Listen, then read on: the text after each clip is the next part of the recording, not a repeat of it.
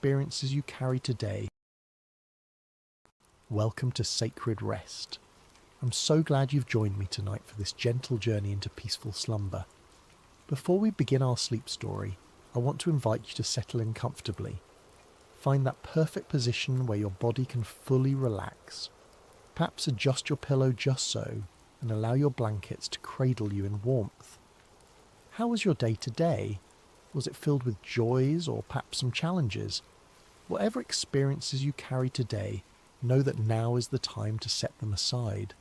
This is your moment for rest and renewal. What time is it for you right now? Late evening? The middle of the night? And where in the world are you resting tonight? Perhaps in a cozy apartment in a bustling city, or maybe a quiet home in the countryside. Wherever you are, I'm grateful that our paths have crossed in this peaceful moment. If you found comfort in tonight's journey, I warmly invite you to subscribe to Sacred Rest.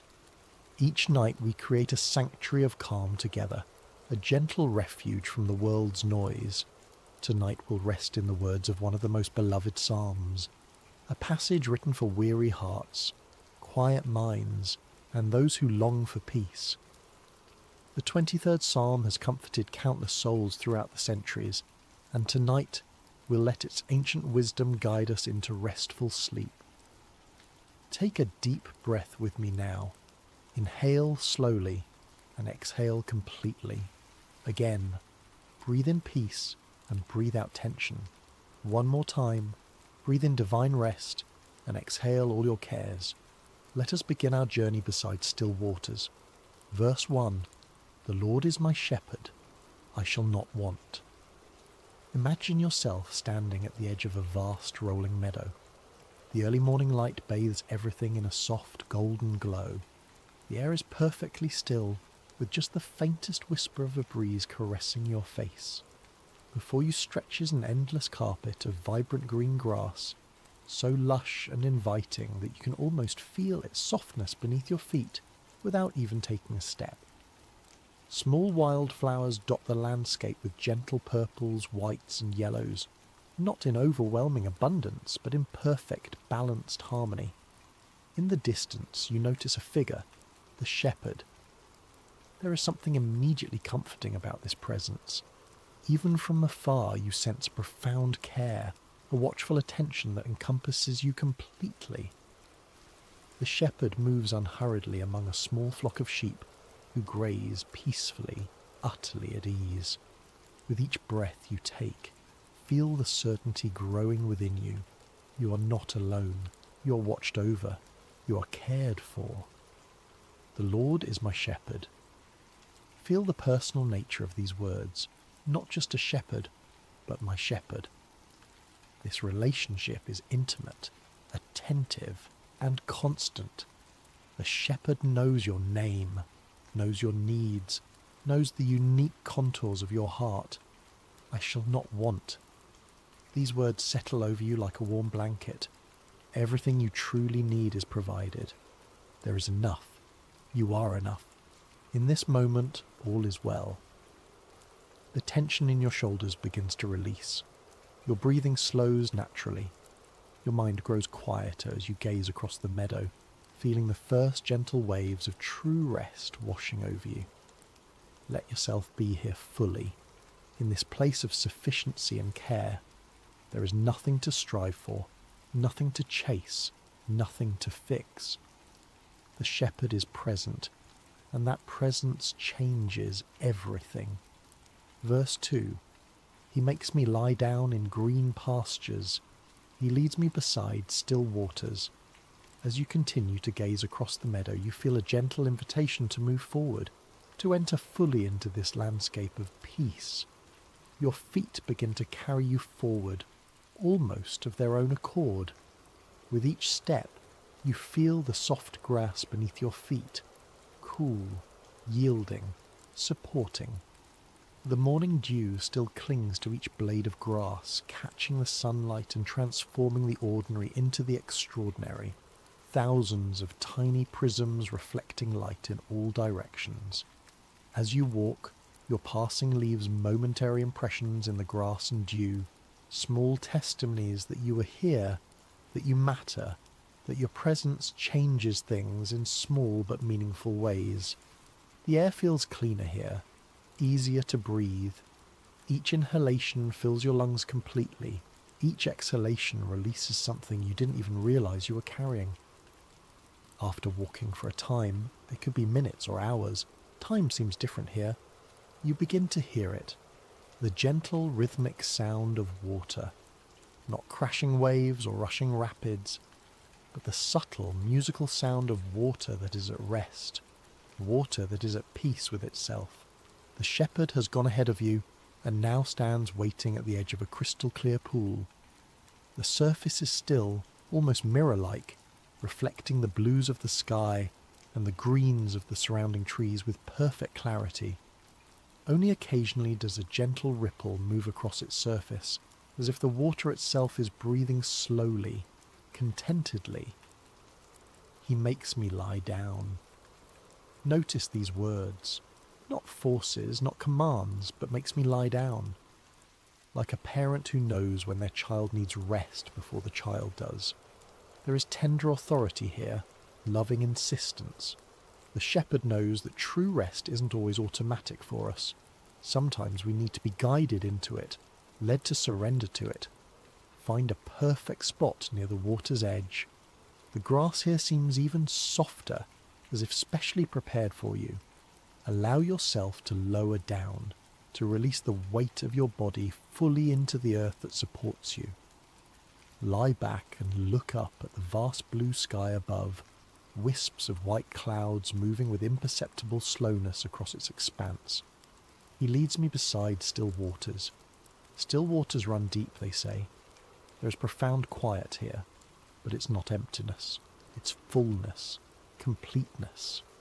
The still waters offer reflection, clarity, and deep refreshment. Listen to the almost imperceptible sounds of the water gently lapping at the shoreline. A rhythm like slow breathing, like a heartbeat.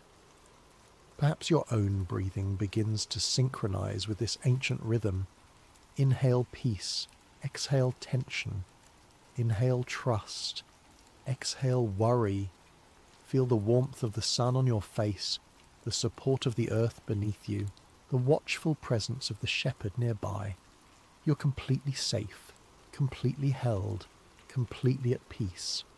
Verse 3, He restores my soul. He leads me in paths of righteousness for his name's sake.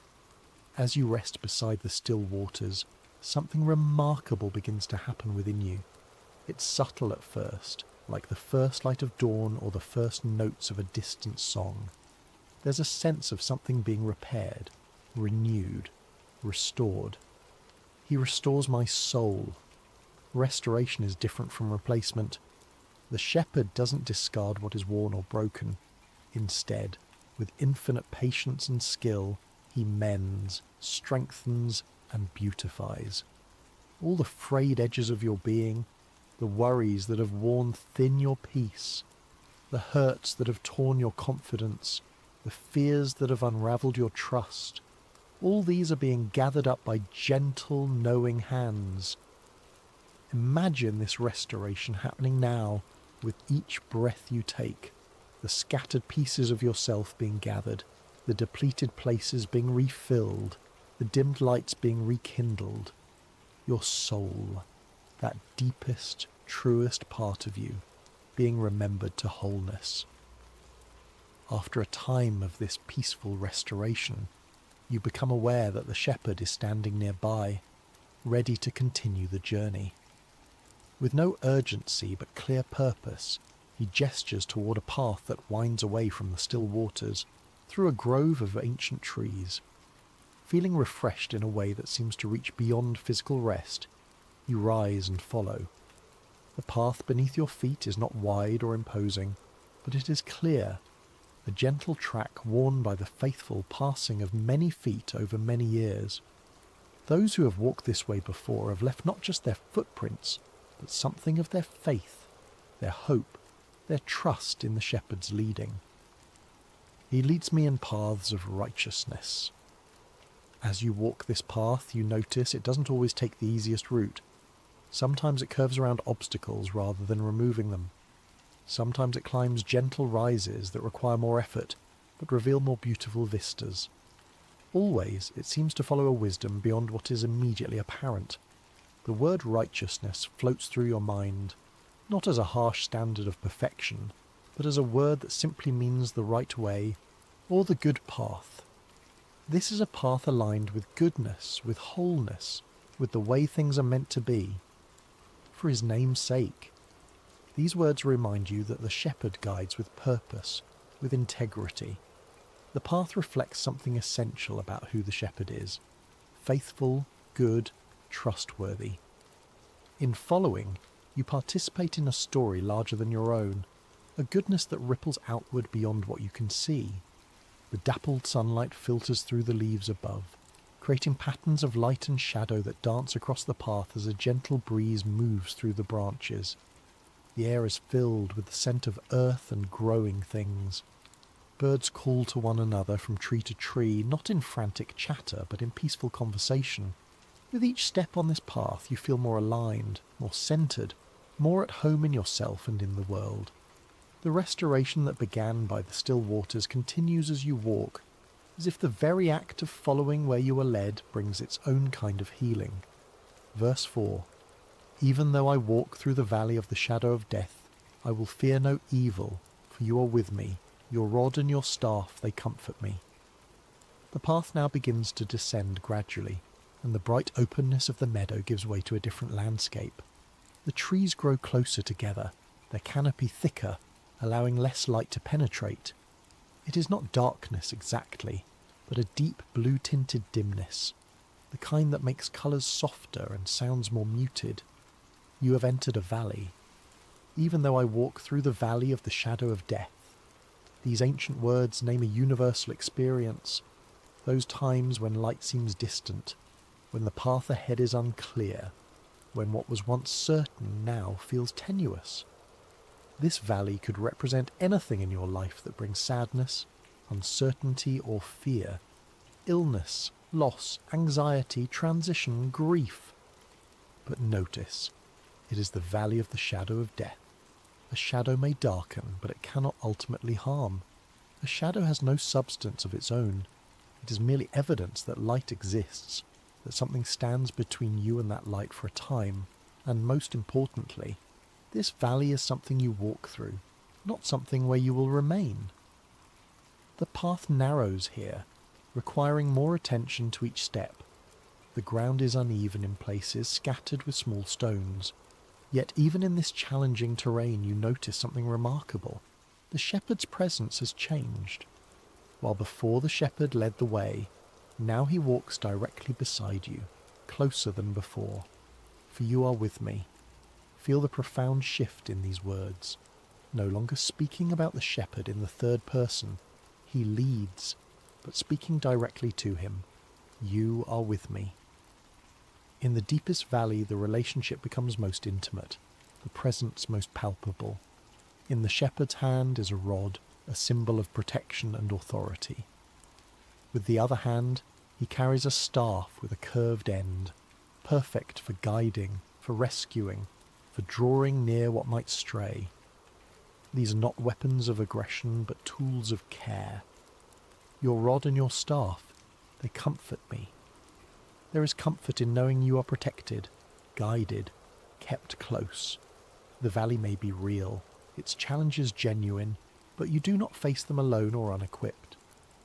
As you continue walking through this valley together, notice that your eyes have adjusted to the dimness.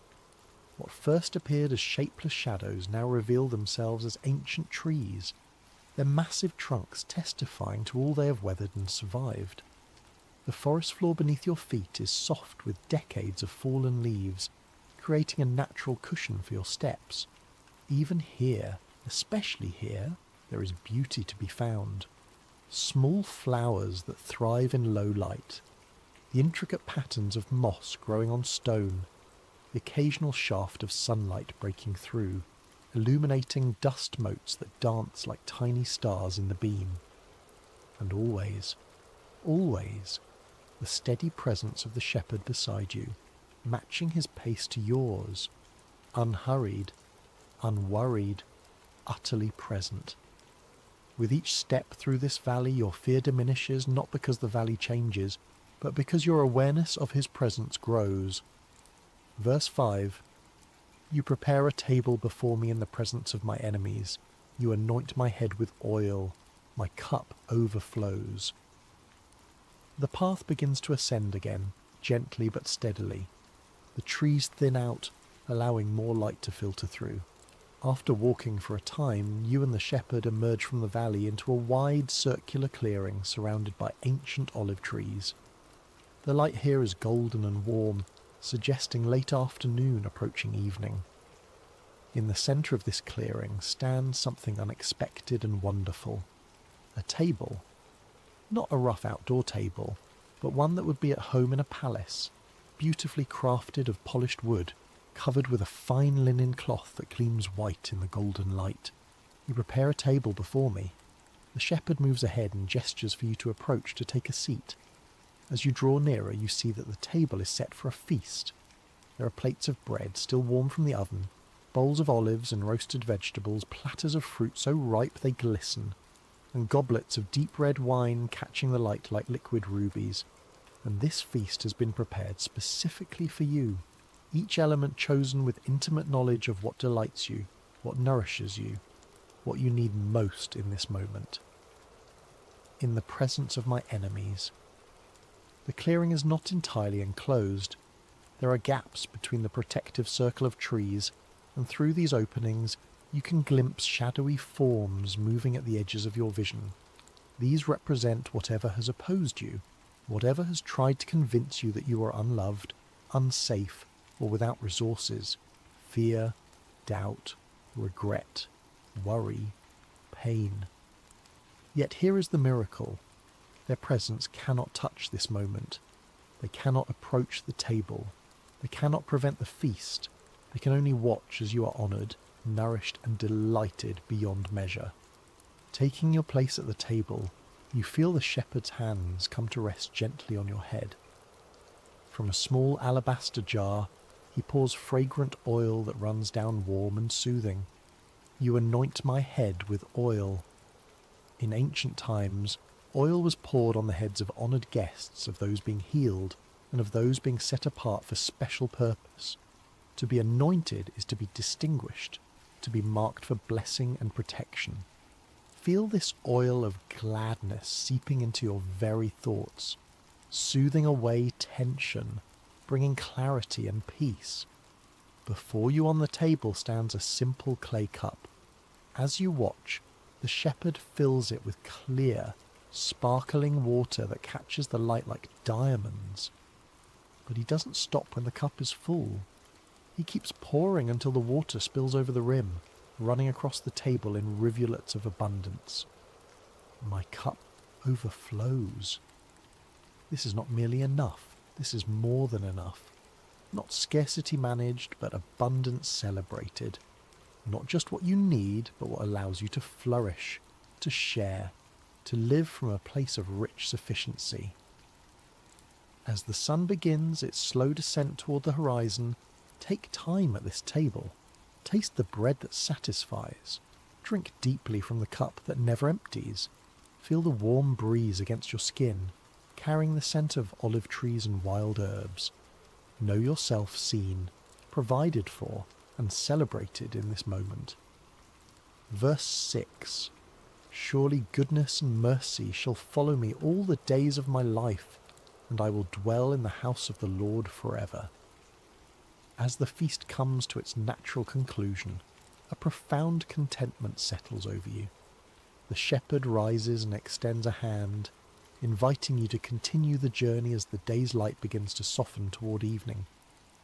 You walk together now along a gently winding path that leads toward a distant hill. The setting sun casts long golden rays across the landscape, illuminating everything with a warm, honeyed glow.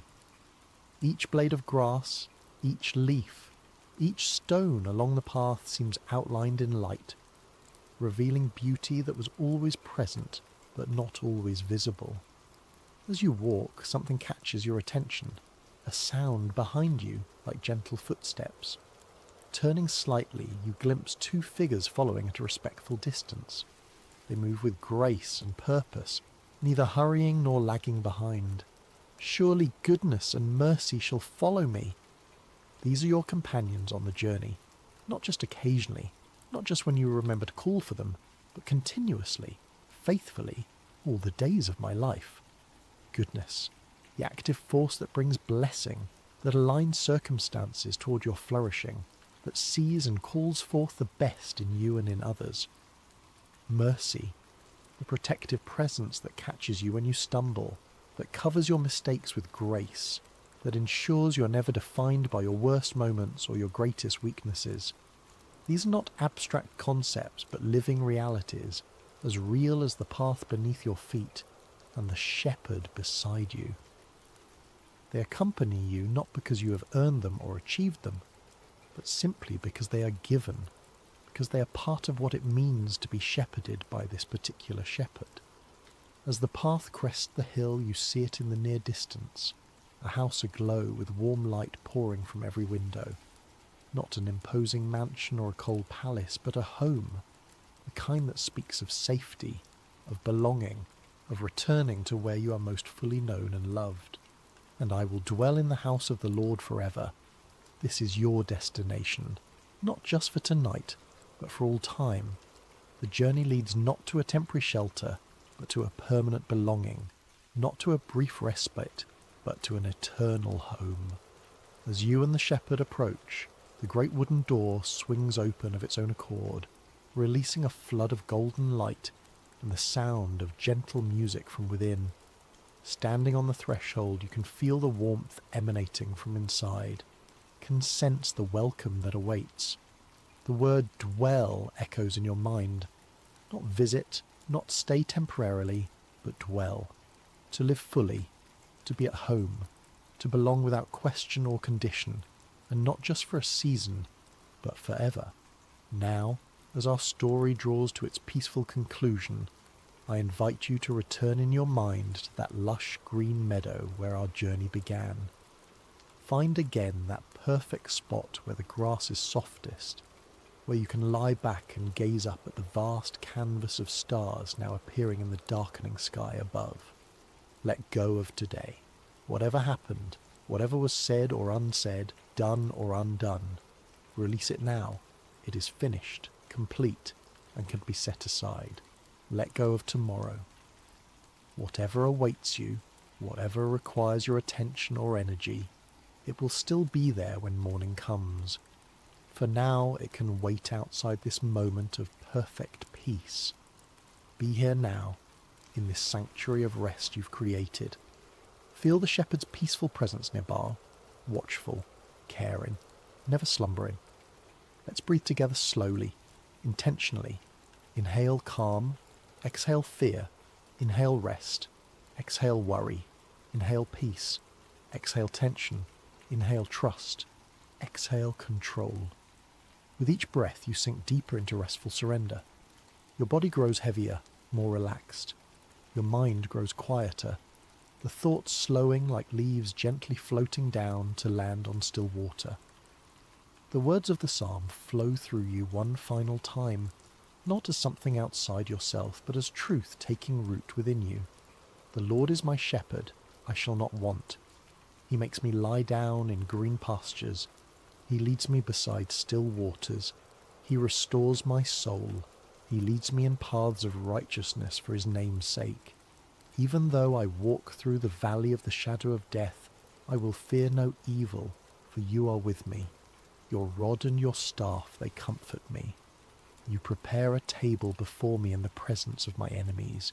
You anoint my head with oil. My cup overflows. Surely goodness and mercy shall follow me all the days of my life, and I will dwell in the house of the Lord forever. Loving shepherd, watch over this precious one as they rest tonight. Guard their dreams, calm their thoughts, and renew their strength through the gift of deep, restorative sleep. May they know your presence even in unconsciousness. May they feel your peace enveloping them through the watches of the night, and may they awaken refreshed, their soul restored by your unfailing care. Thank you for green pastures of rest, for still waters of peace, for paths of righteousness, for comfort in every valley, for tables of abundance, for overflowing cups, for goodness and mercy that never cease, and for the promise of a forever home in your presence. You are loved, you are safe, you are held. Good night. Hello, dear friend. Welcome to Sacred Rest. I'm so glad you've joined me tonight for this time of peaceful reflection and spiritual rest. Wherever you are in the world right now, I hope this finds you settling into a comfortable space. How was your day? Was it filled with joy and laughter, or perhaps challenges that left you weary? Whatever experiences you've carried through your hours, know that this is a safe place to set them down. What time is it where you are? Perhaps it's the deep of night, when the world has grown quiet and stars pepper the sky.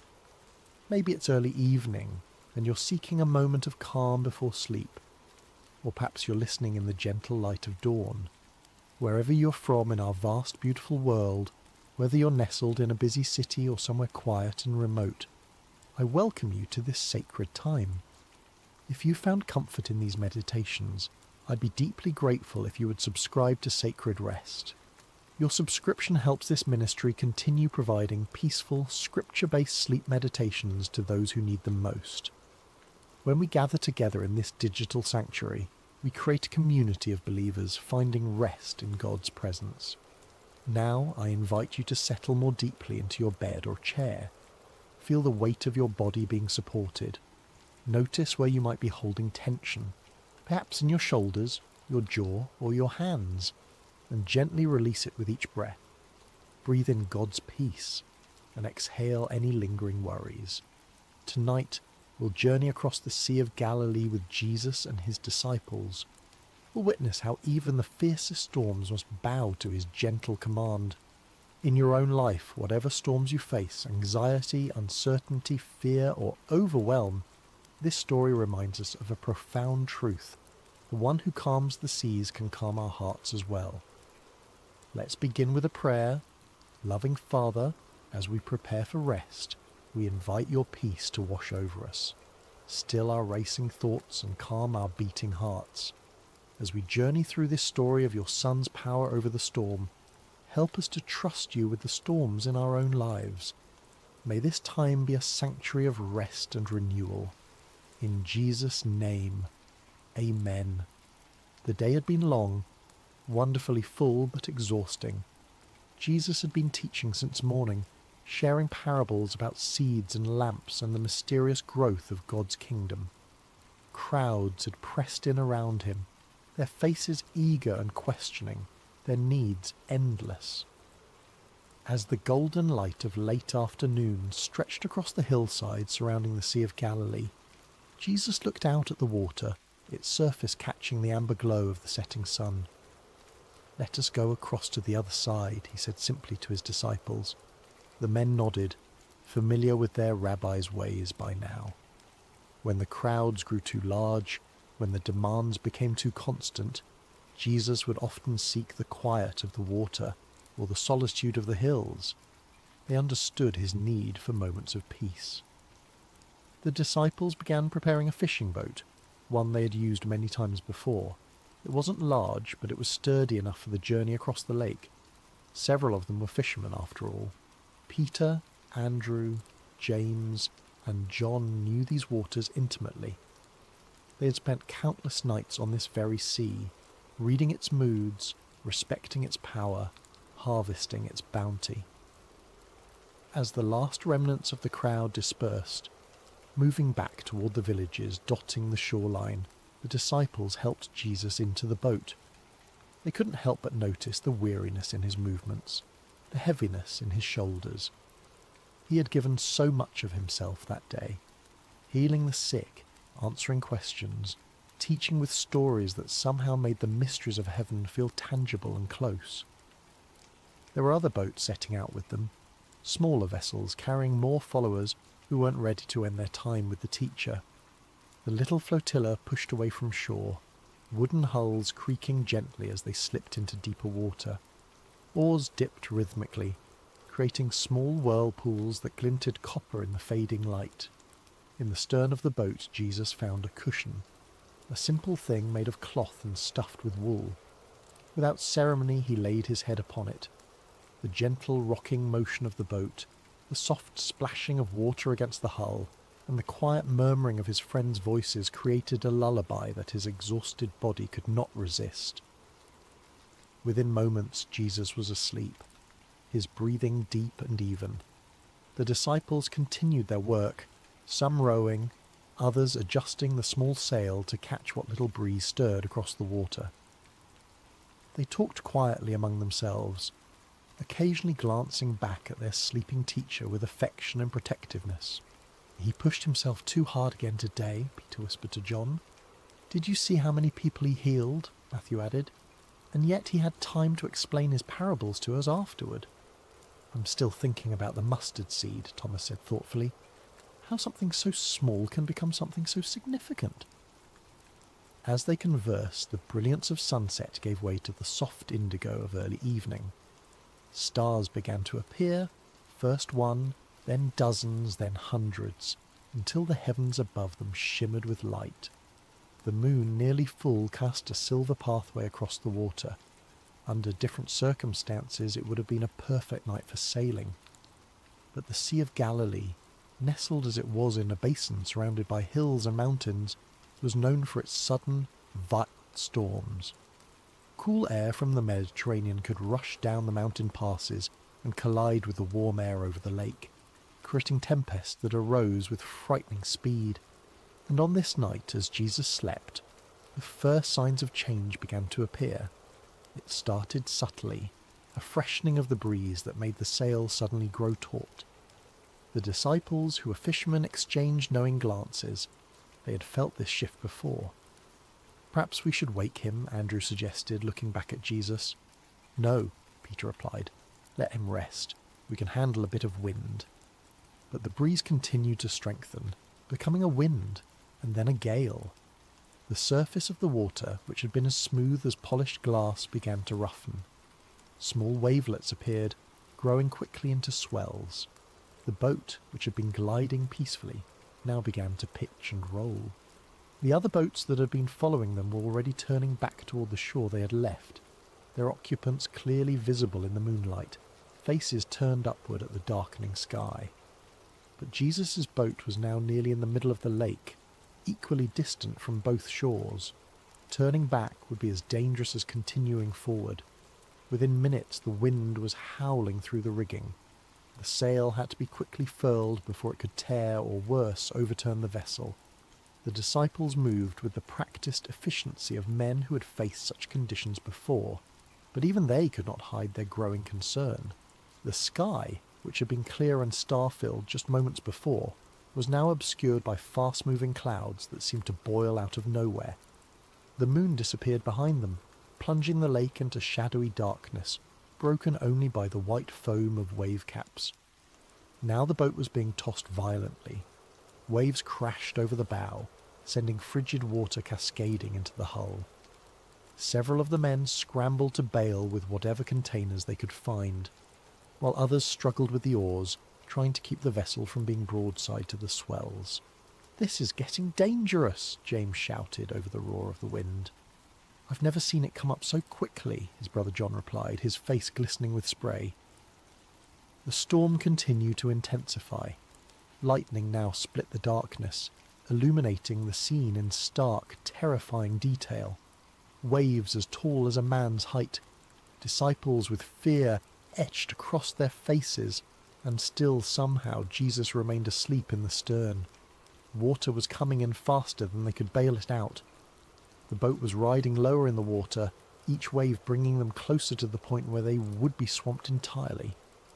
Even Peter, who had weathered countless storms on this lake, felt a cold fear gripping his heart. They were in real danger now. The disciples looked at one another, their expressions reflecting a dawning realization. For all their experience, for all their skill, this storm might be beyond their ability to survive. Death felt suddenly uncomfortably close, a cold presence riding the winds that screamed around them. "Where is your faith in these moments?" a quiet voice might have asked, had anyone been listening? But the disciples could hear only the howling wind, the crashing waves, and the hammering of their own frightened hearts. And still, Jesus slept. It was Philip who finally broke. "We need to wake him," he shouted, gesturing wildly toward the stern. The others nodded in agreement, though none could have articulated exactly what they expected Jesus to do. He was no sailor. He had spent his life as a carpenter, not a fisherman. And yet, in their moment of greatest fear, they turned to him instinctively. Peter struggled toward the stern, fighting to keep his balance as the boat heaved beneath him. He reached Jesus and knelt beside him, placing a hand on his shoulder. Even in the midst of chaos, Peter couldn't help but marvel. How could anyone sleep through such violence? "Master!" Peter called, having to shout to be heard over the storm. "Master, wake up!" Jesus stirred slightly but did not wake. The boat pitched violently, nearly throwing Peter off his feet. He gripped Jesus' robe more firmly. "Teacher," this time it was John who'd made his way to join Peter, "don't you care if we drown?" Those words, spoken from fear rather than faith, seemed to penetrate Jesus' sleep.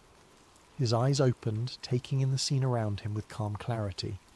The water sloshing in the bottom of the boat, the sail straining against its ties, his friends' faces contorted with fear. There was no disorientation, no moment of confusion or alarm.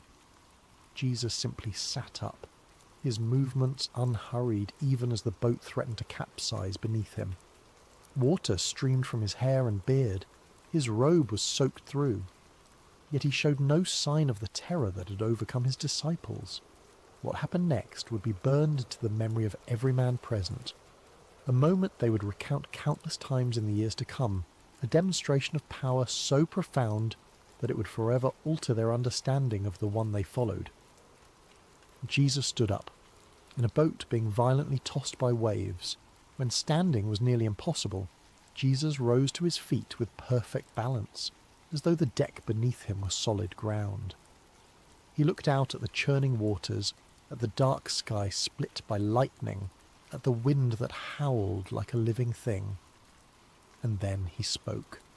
Just 3 words, uttered not in a shout to be heard over the storm, but in a tone of quiet authority, as one who expected to be obeyed. "Peace, be still."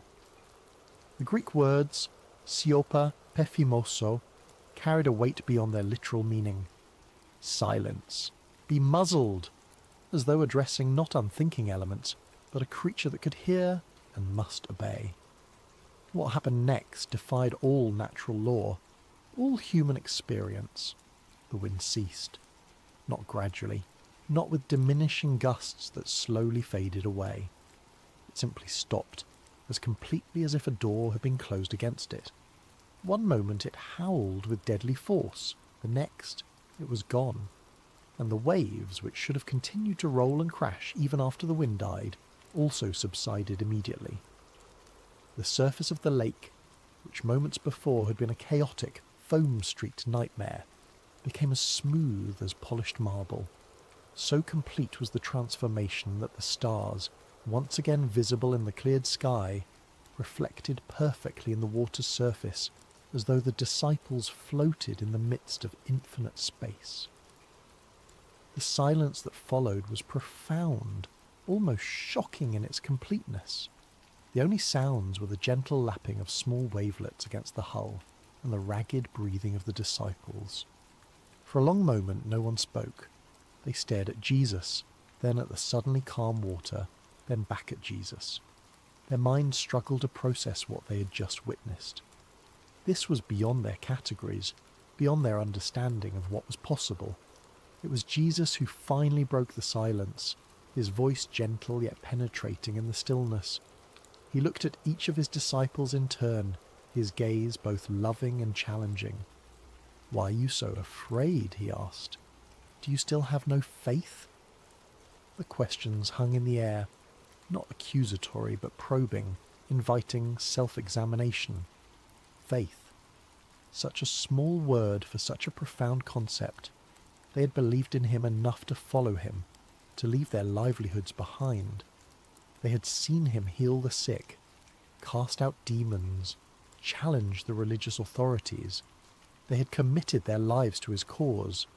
But this kind of faith, faith that remained steady when death seemed certain, faith that trusted even when all evidence suggested they were doomed, this was another level entirely. This was faith that could sleep through a storm. The disciples did not answer Jesus' questions. Instead, they posed their own, speaking in hushed, awestruck tones among themselves.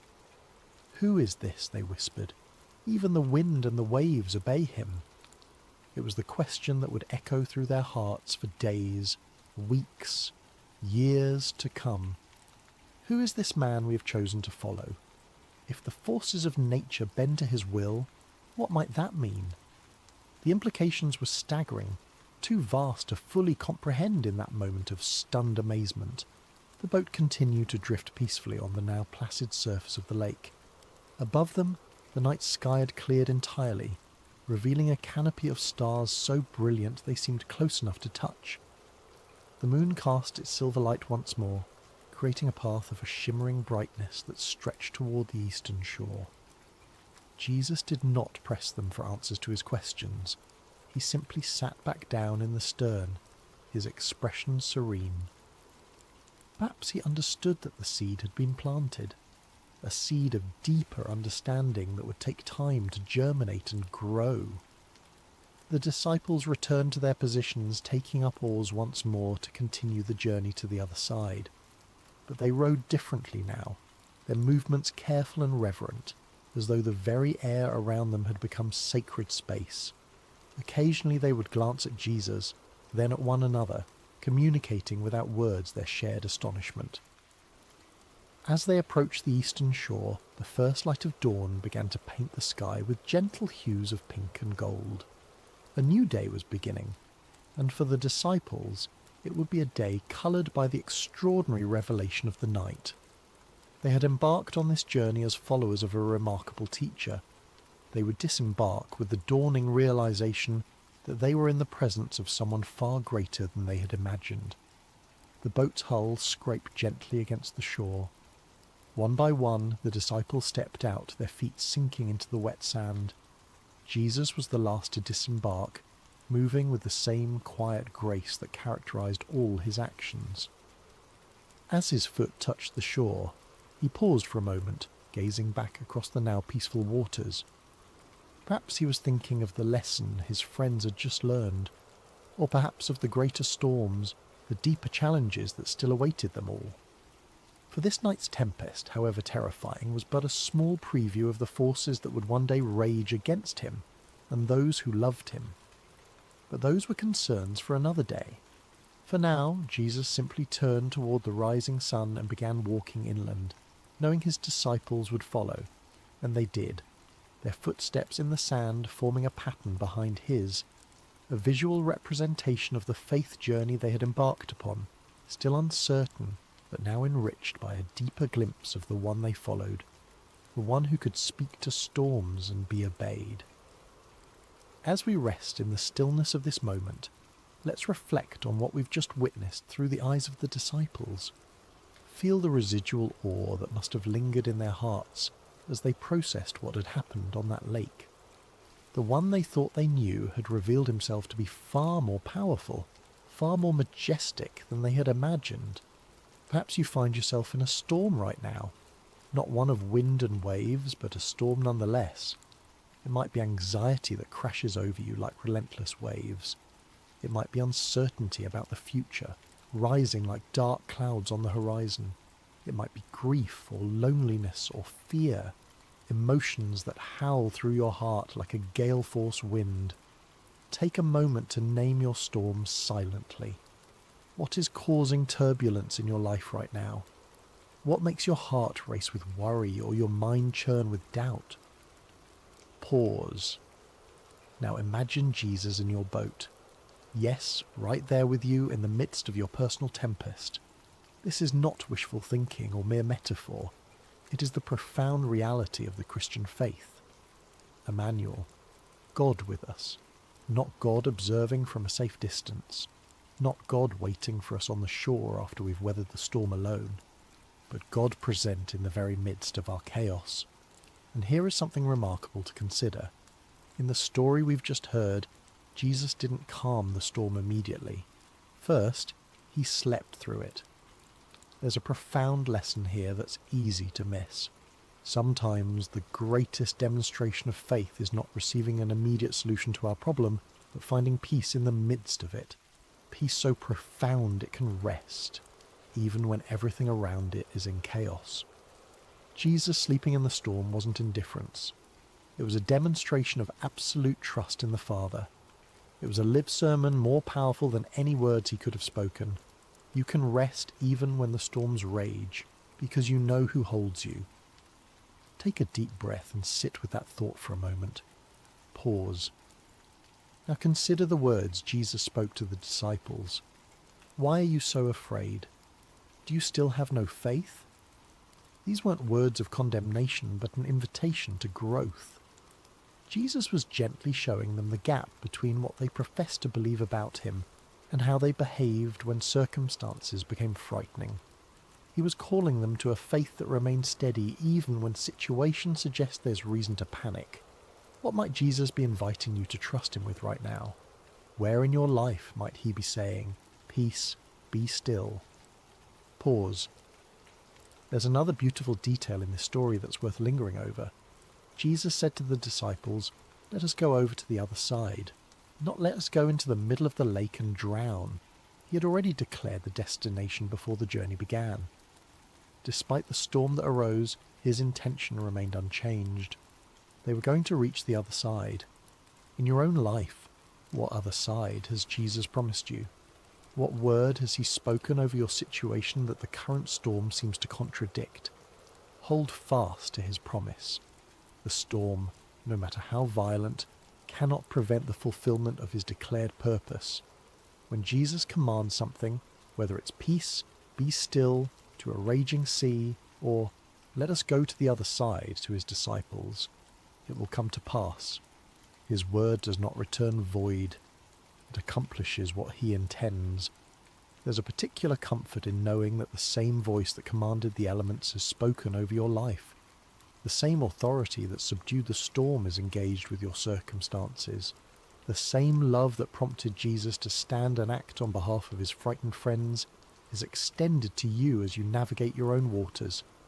Listen now for his voice in the quiet of your heart.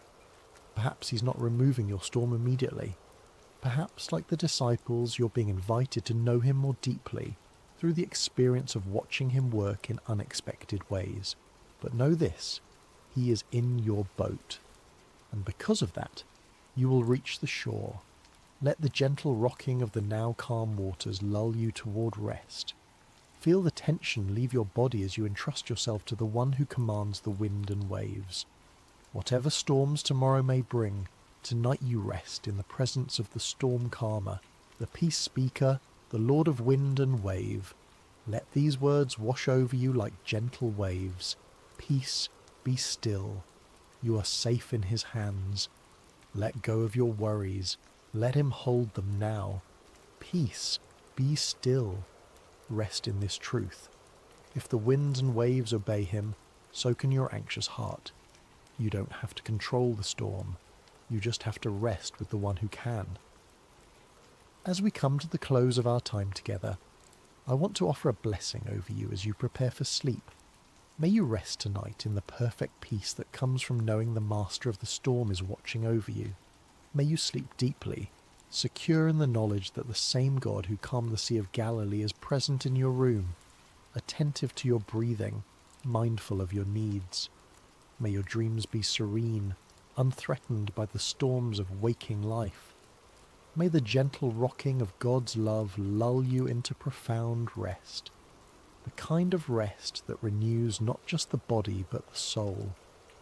May you awaken tomorrow with the disciples' question still echoing in your heart. Who is this? Even the wind and waves obey him. And may that wonder lead you into a day lived with greater trust and deeper peace.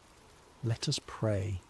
Loving Father, I thank you for the precious soul listening right now. You know their name. their face, their struggles, and their joys.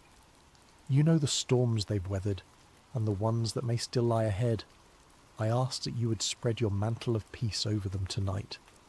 Quiet their racing thoughts, slow their breathing, release the tension from their muscles, guard their mind against anxious ruminations, and fill it instead with the truth of your loving presence. Lord Jesus, just as you stood in authority over the storm on Galilee, I ask you to speak peace, be still over any turbulence in their life. Calm the waters of their circumstances. Quiet the winds of their worry. Help them to rest in the boat with you, trusting that you will bring them safely to the other side. Holy Spirit, be the breath of God in this room tonight. Fill this space with your comforting presence. Minister to the deep places of hurt or fear that conscious thought cannot reach. Repair, restore, and renew as only you can do during the sacred hours of sleep.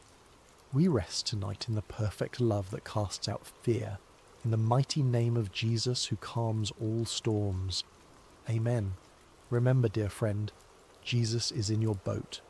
The journey continues tomorrow, but tonight you can sleep in perfect peace. You're watched over. You are loved. You're not alone. Good night, and may God bless your rest. Hello, dear friends, and welcome to Sacred Slumber. Before we begin this beautiful journey together, I'd love to connect with you for just a moment. How has your day been? Whether it's morning, afternoon, or evening where you are in the world, I hope this story finds you in a peaceful place, ready to receive some comfort and inspiration. No matter what corner of the globe you're listening from, you're part of our Sacred Slumber family. If you haven't already, please consider subscribing to Sacred Slumber for more stories like this one that will nourish your soul and bring peace to your heart. Tonight, we're going to journey together through one of the most remarkable stories ever told, the true account of Joseph, a young man whose life teaches us profound lessons about resilience, faith, and the mysterious ways that purpose unfolds even in our darkest moments. This is a story that has inspired millions across centuries, reminding us that no matter how deep our pit may seem, there's always hope for palace moments ahead. In the ancient land of Canaan, where the sun painted golden hues across rolling hills dotted with olive trees and grazing flocks, there lived a patriarch named Jacob. His tents were pitched near Hebron, and his wealth was measured not in gold or silver, but in the size of his herds and the strength of his family. Jacob had 12 sons, but among them all one held a special place in his father's heart. Joseph was 17 years old, with eyes that sparkled with intelligence and a spirit that seemed to dance with dreams. He was the son of Rachel, Jacob's but loved wife, who had died giving birth to Benjamin, Joseph's younger brother. Perhaps it was the memory of Rachel that made Jacob's love for Joseph burn so brightly. Or perhaps it was something else, a recognition of the extraordinary destiny that seemed to hover around this particular son like morning mist around a mountain peak. The favouritism was evident to everyone in the household. While Joseph's older brothers, Reuben, Simeon, Levi, Judah, Dan, Naphtali, Gad, Asher, Issachar and Zebulun worked hard in the fields tending the flocks, Joseph often remained close to home. His brothers wore the simple, practical garments of shepherds, but Joseph wore something entirely different. One day Jacob called Joseph to his tent. The old man's hands, weathered by years of labour and life, held a garment that took Joseph's breath away. It was a coat of many colours, rich blues like the depths of the sea, vibrant reds like the sunset over the desert, brilliant yellows like fields of grain, and deep purples like the robes of kings. The fabric was fine, the workmanship exquisite. It was not the coat of a shepherd, but the robe of a prince. "My son," Jacob said, his voice thick with emotion as he placed the coat on Joseph's shoulders, "this is for you. You are precious to me beyond measure." Joseph felt the weight of the coat, but more than that, he felt the weight of his father's love and the unspoken promise it contained. As he walked among his brothers wearing this magnificent garment, he could feel their eyes following him, eyes that had grown cold with resentment and hard with jealousy. But the coat was only the beginning. Joseph had always been a dreamer, but now his dreams took on a quality that was both wonderful and troubling. One morning, as the family gathered for their meal, Joseph could no longer contain the vision that had visited him in the night. "Listen to this dream I had," Joseph said, his voice bright with excitement and innocence. "We were binding sheaves of grain out in the field, when suddenly my sheaf rose and stood upright, while your sheaves gathered around mine and bowed down to it." The silence that followed was deafening. His brothers exchanged glances that spoke volumes. Reuben's jaw tightened. Simeon's hands clenched into fists. Judah shook his head in disgust. "Do you intend to reign over us?" Simeon asked, his voice dripping with sarcasm. "Will you actually rule us?" But Joseph, in his youthful enthusiasm, seemed oblivious to the storm clouds gathering around him. Soon after he had another dream, even more vivid than the first. "Listen," he said one evening as the family sat around the fire, the flames casting dancing shadows on their faces. "I had another dream, and this time the sun and moon and 11 stars were bowing down to me." Even Jacob was troubled by this dream. "What is this dream you had?" he asked, his voice carrying a note of concern. "Will your mother and I and your brothers actually come and bow down to the ground before you?" Though Jacob rebuked Joseph publicly, privately he pondered these words in his heart. There was something about his son's dreams that felt different from ordinary night visions. They carried the weight of prophecy, the sense of divine purpose. But for Joseph's brothers, these dreams were the final straw. Their hatred for Joseph grew like a cancer, fed by jealousy and watered by resentment. The brothers could hardly speak a civil word to Joseph anymore. When he approached, conversation stopped. When he tried to join their work, they found reasons to send him away. The coat of many colours became a symbol of everything they despised about their father's favouritism and their brother's apparent arrogance. One day, Jacob sent Joseph to check on his brothers who were grazing the flocks near Dothan, several days' journey from home.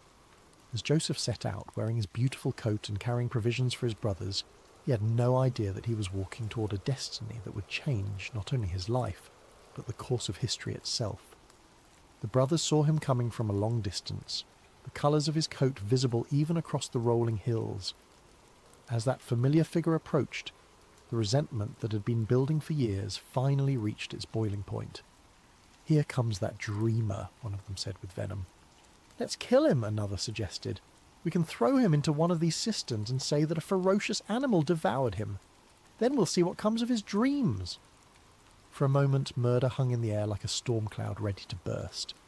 But Reuben, the eldest, felt the weight of responsibility on his shoulders. "Let's not take his life," he said quickly. "Throw him into this cistern here in the wilderness, but don't lay a hand on him." Privately, Reuben planned to rescue Joseph later and return him to their father. When Joseph finally reached his brothers, he greeted them with a smile, completely unaware of the dark thoughts that had been brewing in their hearts. But instead of the warm welcome he expected, they seized him roughly. Hands that should have embraced him tore at his beautiful coat, stripping it from his body. Before he could fully comprehend what was happening, they had grabbed him and thrown him into an empty cistern. The pit was deep and dry, its walls smooth stone that offered no hope of escape. As Joseph hit the bottom, the breath knocked from his lungs. He looked up to see the circle of sky above growing smaller as his brothers walked away. The silence was overwhelming. One moment he had been walking free under the open sky, and the next he was trapped in a hole in the ground, abandoned by his own family. Above him, his brothers sat down to eat their meal as if nothing had happened. The casual way they consumed their bread and cheese while their brother suffered below spoke volumes about how completely their hearts had been hardened by jealousy. But God's purposes are rarely thwarted by human cruelty, and even as Joseph sat in that pit, wondering if he would die there, divine providence was already at work. In the distance, a caravan of Ishmaelite traders appeared on the horizon, their camels loaded with spices, balm, and myrrh bound for Egypt. Judah, perhaps feeling some stirring of conscience, looked at his brothers and said, "What will we gain if we kill our brother and cover up his blood? Come, let's sell him to the Ishmaelites and not lay our hands on him. After all, he is our brother, our own flesh and blood." The brothers agreed, seeing an opportunity to rid themselves of Joseph while making a profit. They pulled Joseph out of the cistern and sold him to the traders for 20 shekels of silver. As the caravan disappeared into the distance with Joseph bound among the slaves, the brothers took his coat of many colours and tore it. Then they killed a goat and dipped the coat in its blood. When they returned home, they presented the bloodied coat to their father. "We found this," they said. "Examine it to see whether it is your son's robe." Jacob recognized it immediately. The colours that had once brought him such joy now brought only anguish. "It is my son's robe," he cried. "Some ferocious animal has devoured him. Joseph has surely been torn to pieces." Jacob tore his clothes in grief and put on sackcloth. He mourned for his son many days, and though all his sons and daughters came to comfort him, he refused to be comforted. "No," he said, "I will continue to mourn until I join my son in the grave."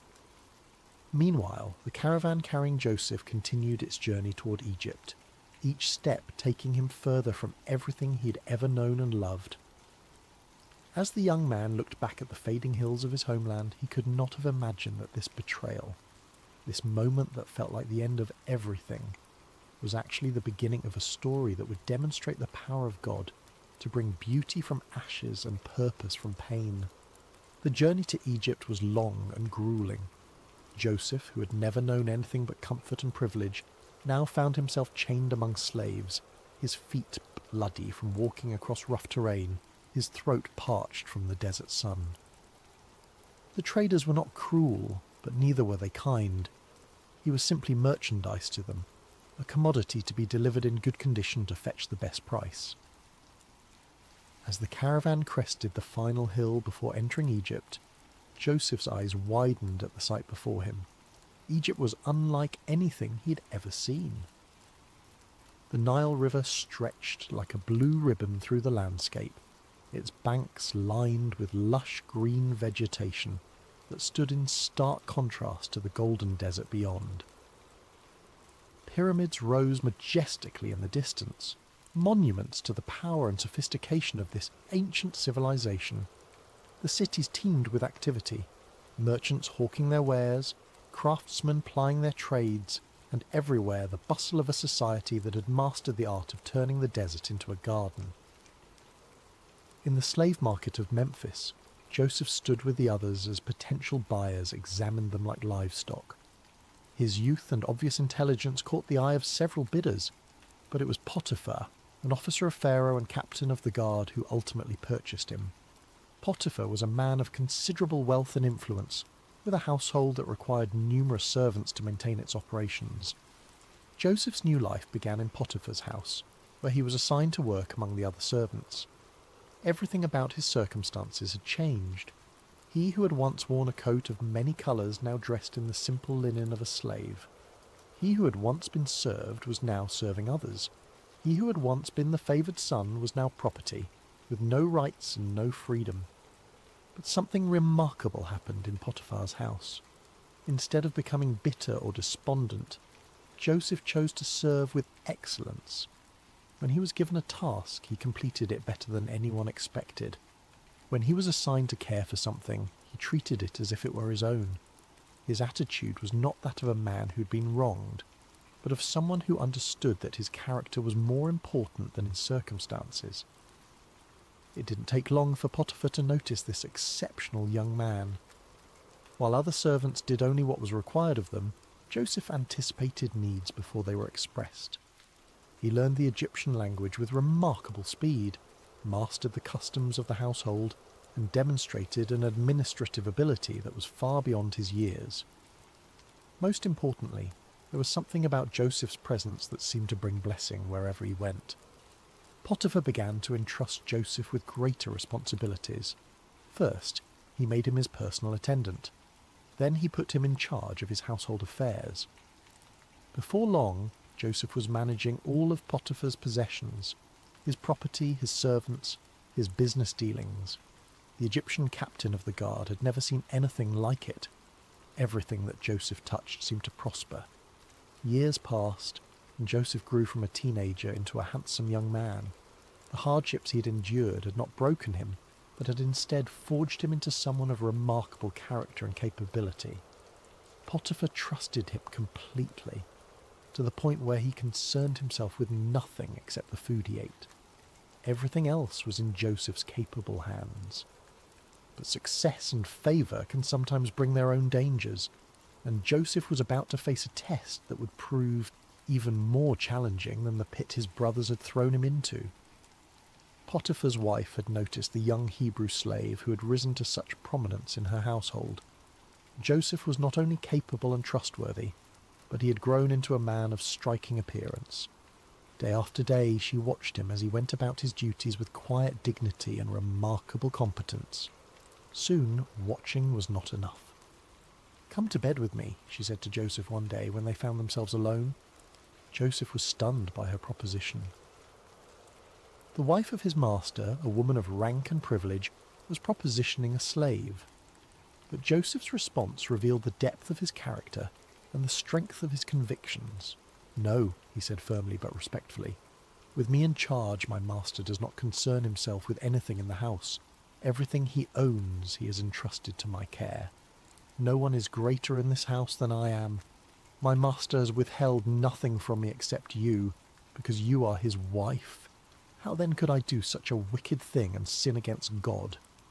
Day after day she spoke to Joseph, but he refused to go to bed with her or even to be with her. Joseph understood that betraying Potiphar's trust would not only be wrong, but it would also be a sin against the God who had been with him through all his trials. His integrity was not for sale, regardless of the price or the pressure, but a person determined to do wrong will often become vindictive when their advances are rejected. Potiphar's wife's desire turned to anger, and her anger to a determination for revenge. She waited for the right opportunity, and one day when Joseph came into the house to attend to his duties, and none of the household servants were inside, she made her move. She caught him by his cloak and said, "Come to bed with me." But Joseph left his cloak in her hand and ran out of the house. Holding his cloak as evidence, Potiphar's wife called to the household servants. "Look," she said, "this Hebrew has been brought to us to make sport of us. He came in here to sleep with me, but I screamed. When he heard me scream for help, he left his cloak beside me and ran out of the house. When Potiphar came home, his wife told him the same story. That Hebrew slave you brought us came to me to make sport of me, but as soon as I screamed for help, he left his cloak beside me and ran out of the house." Potiphar burned with anger. The man he had trusted above all others, the servant who had brought such blessing to his household, had apparently betrayed that trust in the worst possible way. Without investigation, without hearing Joseph's side of the story, Potiphar had Joseph seized and thrown into prison, the same prison where the king's prisoners were confined. Once again, Joseph found himself in a pit, though this time it was made of stone and iron rather than earth. Once again, he had been betrayed by those he had served faithfully. Once again, his circumstances had changed dramatically through no fault of his own. He had done the right thing, had maintained his integrity, had honoured God, and his reward was imprisonment for a crime he had not committed. Many people would have become bitter at this point. They would have questioned why God allowed such injustice, why faithfulness seemed to be rewarded with suffering. They might have decided that integrity was not worth the cost, that doing right was foolish when it led to such consequences. But Joseph was not like most people. Even in prison, even after being falsely accused and unjustly punished, something within him refused to give up hope. He had learned that his circumstances did not define him, his character did. He had discovered that God's presence was not dependent on favourable conditions, but was available even in the darkest places. And remarkably, even in prison, Joseph began to prosper. The warden noticed this unusual prisoner who carried himself with such dignity, who treated others with such respect, who seemed to bring order and blessing wherever he went. Before long, the warden put Joseph in charge of all the other prisoners and made him responsible for all that was done in the prison. The warden paid no attention to anything under Joseph's care because the Lord was with Joseph and gave him success in whatever he did. Once again, Joseph had taken a situation that seemed hopeless and had found a way to serve with excellence, to lead with integrity, and to trust that somehow, in ways he could not yet see, God was working all things together for good. But the greatest tests of Joseph's faith were still ahead, and the prison that seemed like an ending was actually preparing him for a beginning that would astonish the world. Prison has a way of stripping away everything except what truly matters. In the Egyptian jail where Joseph now found himself, surrounded by stone walls and iron bars, the external trappings of success and status meant nothing. Here, in this place reserved for those who had supposedly committed crimes against Pharaoh, Joseph faced the ultimate test of his character. Days turned into months, and months into years. Joseph had now spent more time as a slave and prisoner than he had as the favoured son in his father's house. The dreams of his youth, the sheaves bowing down, the sun and moon and stars paying homage, seemed like the fantasies of another lifetime. If someone had asked him during those long, dark nights whether he still believed in those dreams, he might have wondered himself. But Joseph had learned something profound during his years of hardship, that faith is not about understanding God's timeline, but about trusting God's character. He had seen evidence of divine favour even in the darkest circumstances.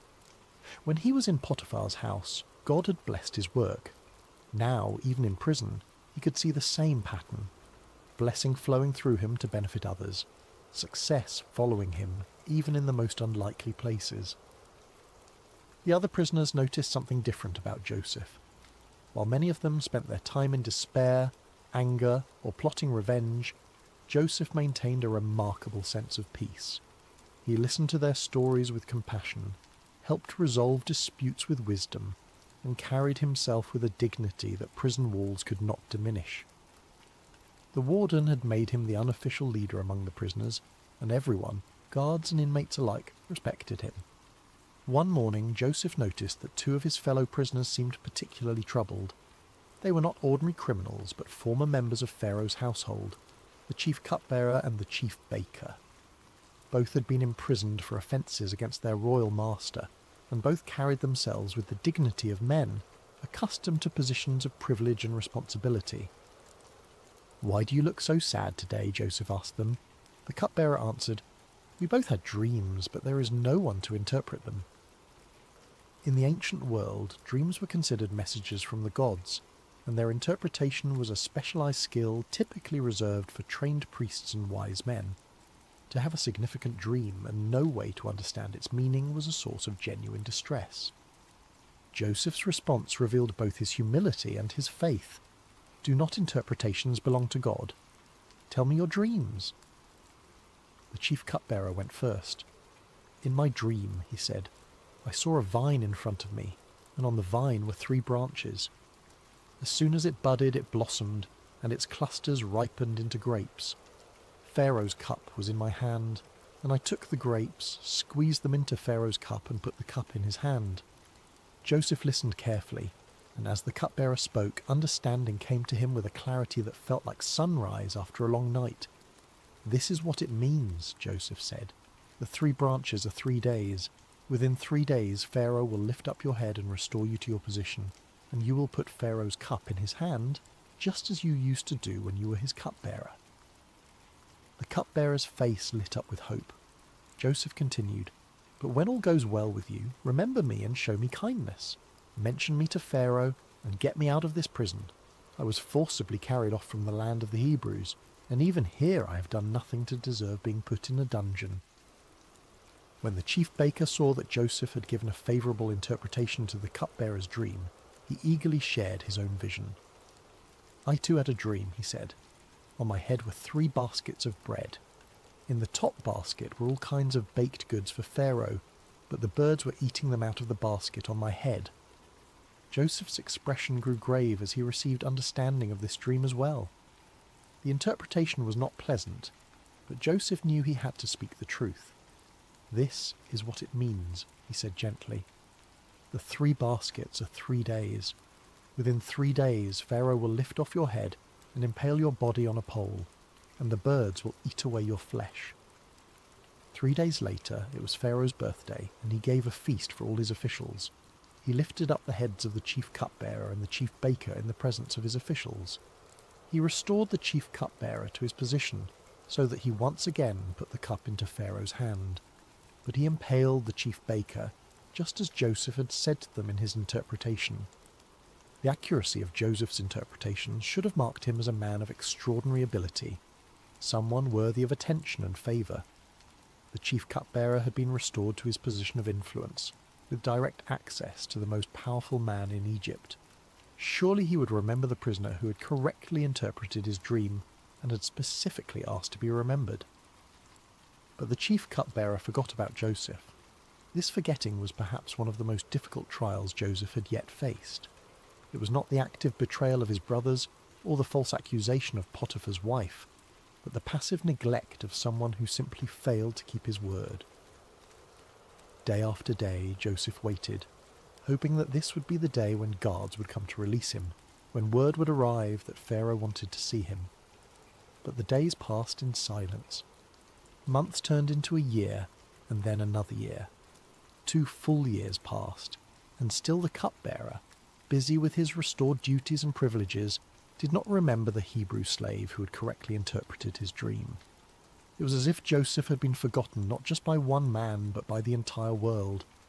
During these 2 years of waiting, Joseph could have become bitter. He could have concluded that helping others was pointless, that kindness was wasted on those who would not return it.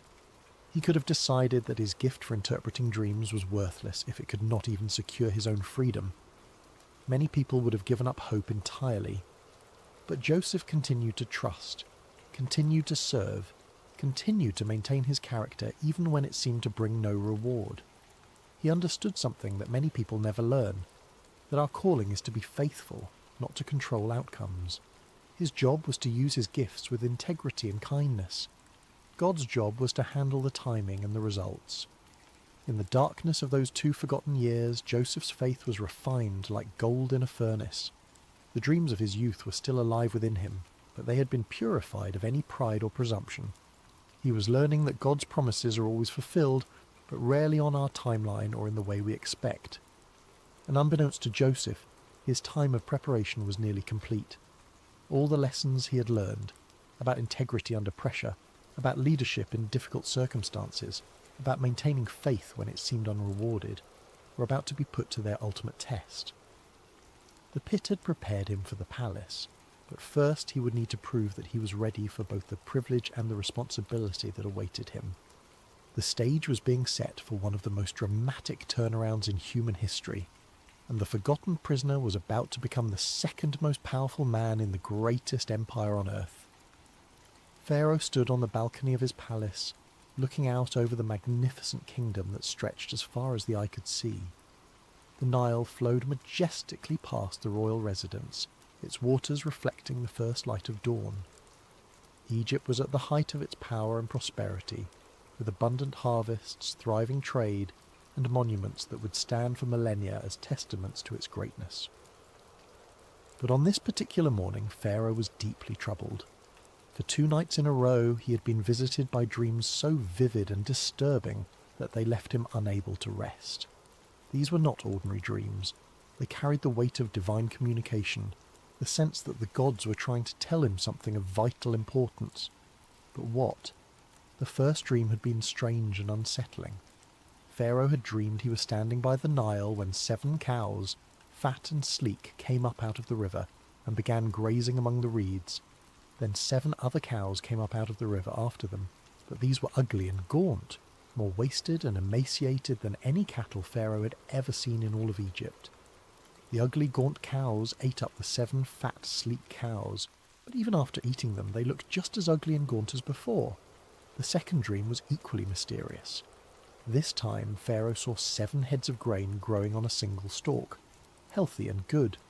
Then 7 other heads sprouted after them, but these were thin and scorched by the east wind. The thin heads of grain swallowed up the 7 healthy full heads. Pharaoh woke from each dream with a sense of foreboding that he could not shake.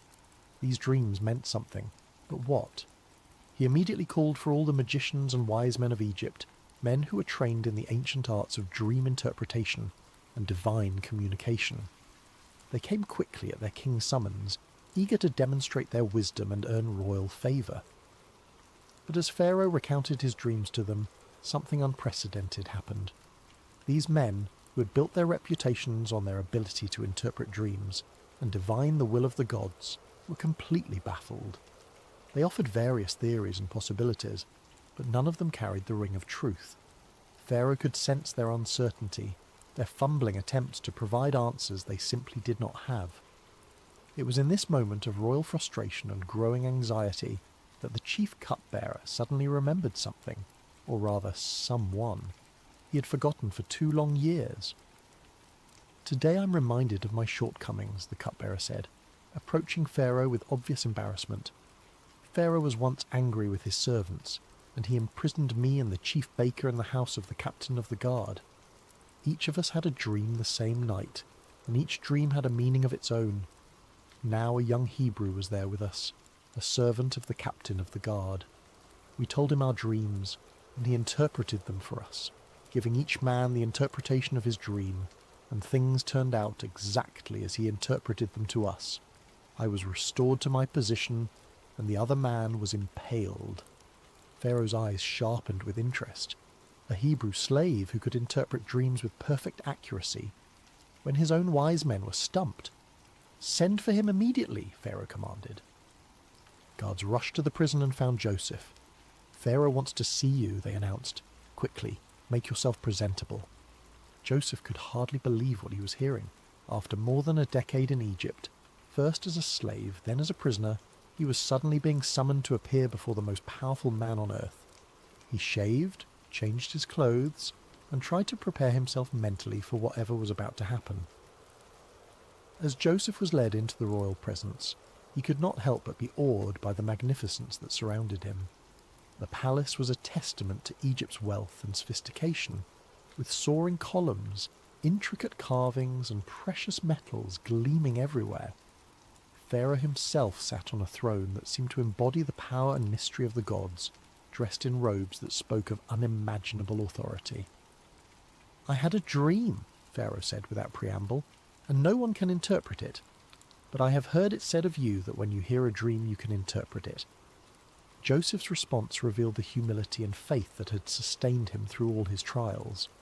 "I cannot do it," Joseph replied, "but God will give Pharaoh the answer he desires." This was a remarkable statement for several reasons. First, Joseph gave no credit to himself, acknowledging that any ability he had came from God. Second, he was confident that God would provide the interpretation, even though he had not yet heard the dreams. Third, he was willing to stand before the most powerful man on earth and speak about his Hebrew God, a courageous act that could have had serious consequences if Pharaoh had taken offense. Pharaoh proceeded to tell Joseph both of his dreams in detail, describing the fat and gaunt cows, the healthy and withered grain. As he spoke, Joseph listened with the same careful attention he had given to the dreams of his fellow prisoners years earlier. When Pharaoh finished, Joseph spoke with clarity and confidence that amazed everyone present. "The dreams of Pharaoh are one and the same," he said. "God has revealed to Pharaoh what he's about to do. The 7 good cows are 7 years, and the 7 good heads of grain are 7 years. It is one and the same dream. The 7 lean, ugly cows that came up afterward are 7 years, and so are the 7 worthless heads of grain scorched by the east wind. They are 7 years of famine." Joseph continued, his voice carrying the authority of divine revelation. "It is just as I said to Pharaoh. God has shown Pharaoh what he's about to do. 7 years of great abundance are coming throughout the land of Egypt, but 7 years of famine will follow them. Then all the abundance in Egypt will be forgotten, and the famine will ravage the land. The abundance in the land will not be remembered, because the famine that follows it will be so severe. The reason the dream was given to Pharaoh in 2 forms is that the matter has been firmly decided by God, and God will do it soon." But Joseph did not stop with the interpretation. Drawing on his years of experience in administration and his natural wisdom, he offered practical advice for dealing with the crisis that was coming. "And now let Pharaoh look for a discerning and wise man and put him in charge of the land of Egypt. Let Pharaoh appoint commissioners over the land to take 1/5 of the harvest of Egypt during the 7 years of abundance. They should collect all the food of these good years that are coming and store up the grain under the authority of Pharaoh, to be kept in the cities for food. This food should be held in reserve for the country, to be used during the 7 years of famine that will come upon Egypt, so that the country may not be ruined by the famine. The plan was brilliant in its simplicity and scope. During the 7 years of abundance, Egypt would systematically store 1/5 of each harvest.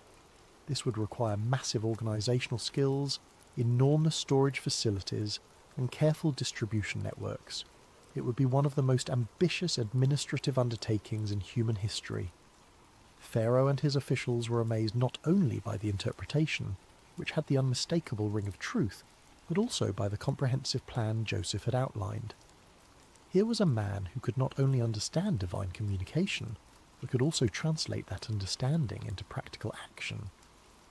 "Can we find anyone like this man?" Pharaoh asked his officials. "One in whom is the Spirit of God?"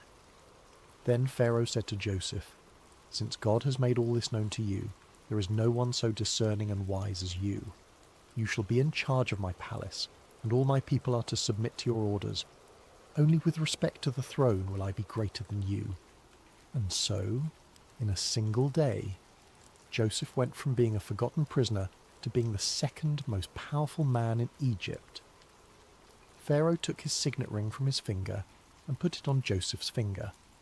He dressed him in robes of fine linen and put a gold chain around his neck. He had him ride in a chariot as his second in command, and people shouted before him, "Make way!" Pharaoh also gave Joseph an Egyptian name, Zaphenath-Paneah, and gave him Asenath, the daughter of Potiphera, priest of On, to be his wife. Joseph was 30 years old when he entered the service of Pharaoh, king of Egypt. 13 years had passed since his brothers had thrown him into that pit in Dothan. 13 years of slavery, false accusation, imprisonment, and being forgotten. But now those years of preparation were revealed as exactly that.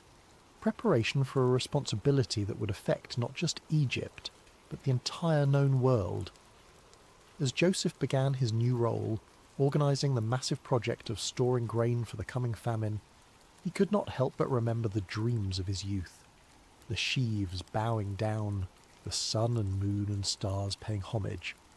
Those dreams had seemed so impossible during the dark years of his trials. But now he was beginning to see how God had been weaving a story of redemption that was far grander than anything he could have imagined as a 17-year-old boy in his father's house. The 7 years of abundance began exactly as Joseph had predicted, and Egypt's harvests were more bountiful than anyone could remember. Under Joseph's careful supervision, vast storehouses were built in every city, and grain was collected and preserved on an unprecedented scale. The administrative system he designed was so efficient and comprehensive that it became a model for future generations. During this time, Joseph and his wife Asenath were blessed with 2 sons. He named the first Manasseh, saying, "It is because God has made me forget all my trouble and all my father's household." The second son he named Ephraim, saying, "It is because God has made me fruitful in the land of my suffering." These names revealed Joseph's heart. He was grateful for the blessing of forgetting the pain of his past, but he also recognized that God had made him fruitful precisely in the place where he had suffered most. His trials had not been meaningless. They had been the very soil in which his greatest purpose had grown. As the 7 years of abundance came to an end and the 7 years of famine began, Joseph's careful preparations proved their worth. While neighbouring countries struggled with crop failures and starvation, Egypt had grain in abundance. People came from all over the known world to buy food from Joseph, and Egypt became the lifeline for countless nations. The famine was severe throughout the world, and it reached even into the land of Canaan where Jacob lived with his family. When Jacob learned that there was grain in Egypt, he said to his sons, "Why do you just keep looking at each other? I have heard that there is grain in Egypt. Go down there and buy some for us so that we may live and not die." So 10 of Joseph's brothers went down to buy grain from Egypt. But Jacob did not send Benjamin, Joseph's younger brother, with the others because he feared that harm might come to him. Benjamin was now the only remaining son of his beloved Rachel, and Jacob could not bear the thought of losing him too. When Joseph's brothers arrived in Egypt and came before him to buy grain, they bowed down to him with their faces to the ground. Joseph recognized them immediately, but they did not recognize him. Here was the fulfillment of his boyhood dreams, his brothers bowing before him. but it came not with triumph, but with the weight of enormous responsibility. Joseph remembered his dreams about them, but he pretended to be a stranger and spoke harshly to them. "Where do you come from?" he demanded. "From the land of Canaan," they replied, "to buy food." Joseph accused them of being spies, testing them to see what kind of men they had become. Through a series of encounters, he kept Simeon as a prisoner and demanded that they bring Benjamin to prove their honesty. When they returned with Benjamin, Joseph's emotions nearly overwhelmed him, but he continued to test them. The final test came when Joseph had his silver cup planted in Benjamin's sack, then accused him of theft. When the cup was found, Joseph declared that Benjamin would become his slave. It was then that Judah, the same brother who had suggested selling Joseph years before, stepped forward and offered to take Benjamin's place as a slave, saying he could not bear to see his father's grief if Benjamin did not return. This act of selfless love broke Joseph's heart. His brothers had changed. The jealous, cruel men who had thrown him into a pit were now willing to sacrifice themselves for each other and for their father's happiness. Joseph could no longer control himself. He sent all his attendants away and revealed himself to his brothers. "I am Joseph. Is my father still living?" he said, weeping so loudly that the Egyptians heard him. His brothers were terrified, but Joseph reassured them, "Come close to me. I am your brother Joseph, the one you sold into Egypt. And now, do not be distressed and do not be angry with yourselves for selling me here, because it was to save lives that God sent me ahead of you. For 2 years now there has been famine in the land, and for the next 5 years there will be no ploughing and reaping. But God sent me ahead of you to preserve for you a remnant on earth, and to save your lives by a great deliverance. So then, it was not you who sent me here, but God." This was the heart of Joseph's story, not revenge, but redemption, not bitterness, but blessing. He had learned to see God's hand even in the betrayal and suffering he had endured. "You intended to harm me," he would later tell them, "but God intended it for good to accomplish what is now being done, the saving of many lives." Joseph brought his entire family to Egypt, where they were given the best land in Goshen. Jacob, who had mourned Joseph as dead for over 20 years, was reunited with his beloved son. The family was restored, the famine was survived, and the promises God had made to Abraham, Isaac, and Jacob continued to unfold through their descendants. When Jacob died years later, Joseph's brothers feared that he might finally take revenge on them. But Joseph wept and said, "Don't be afraid. Am I in the place of God? You intended to harm me, but God intended it for good to accomplish what is now being done, the saving of many lives. So then, don't be afraid. I will provide for you and your children." Joseph lived to be 110 years old, seeing his family multiply and prosper in Egypt. Before he died, he made his brothers promise that when God eventually led them back to the Promised Land, they would carry his bones with them. Even in death, Joseph's faith looked forward to the fulfillment of God's promises. Joseph's story teaches us that God can use even the worst circumstances to accomplish his greatest purposes. The pit prepared Joseph for the palace, but more importantly, it prepared his heart for forgiveness. His sufferings were not meaningless. They were the very experiences that shaped him into a man capable of saving nations and reconciling families. In our own lives, we may face betrayal, false accusations, forgotten promises, and years of waiting that seem endless.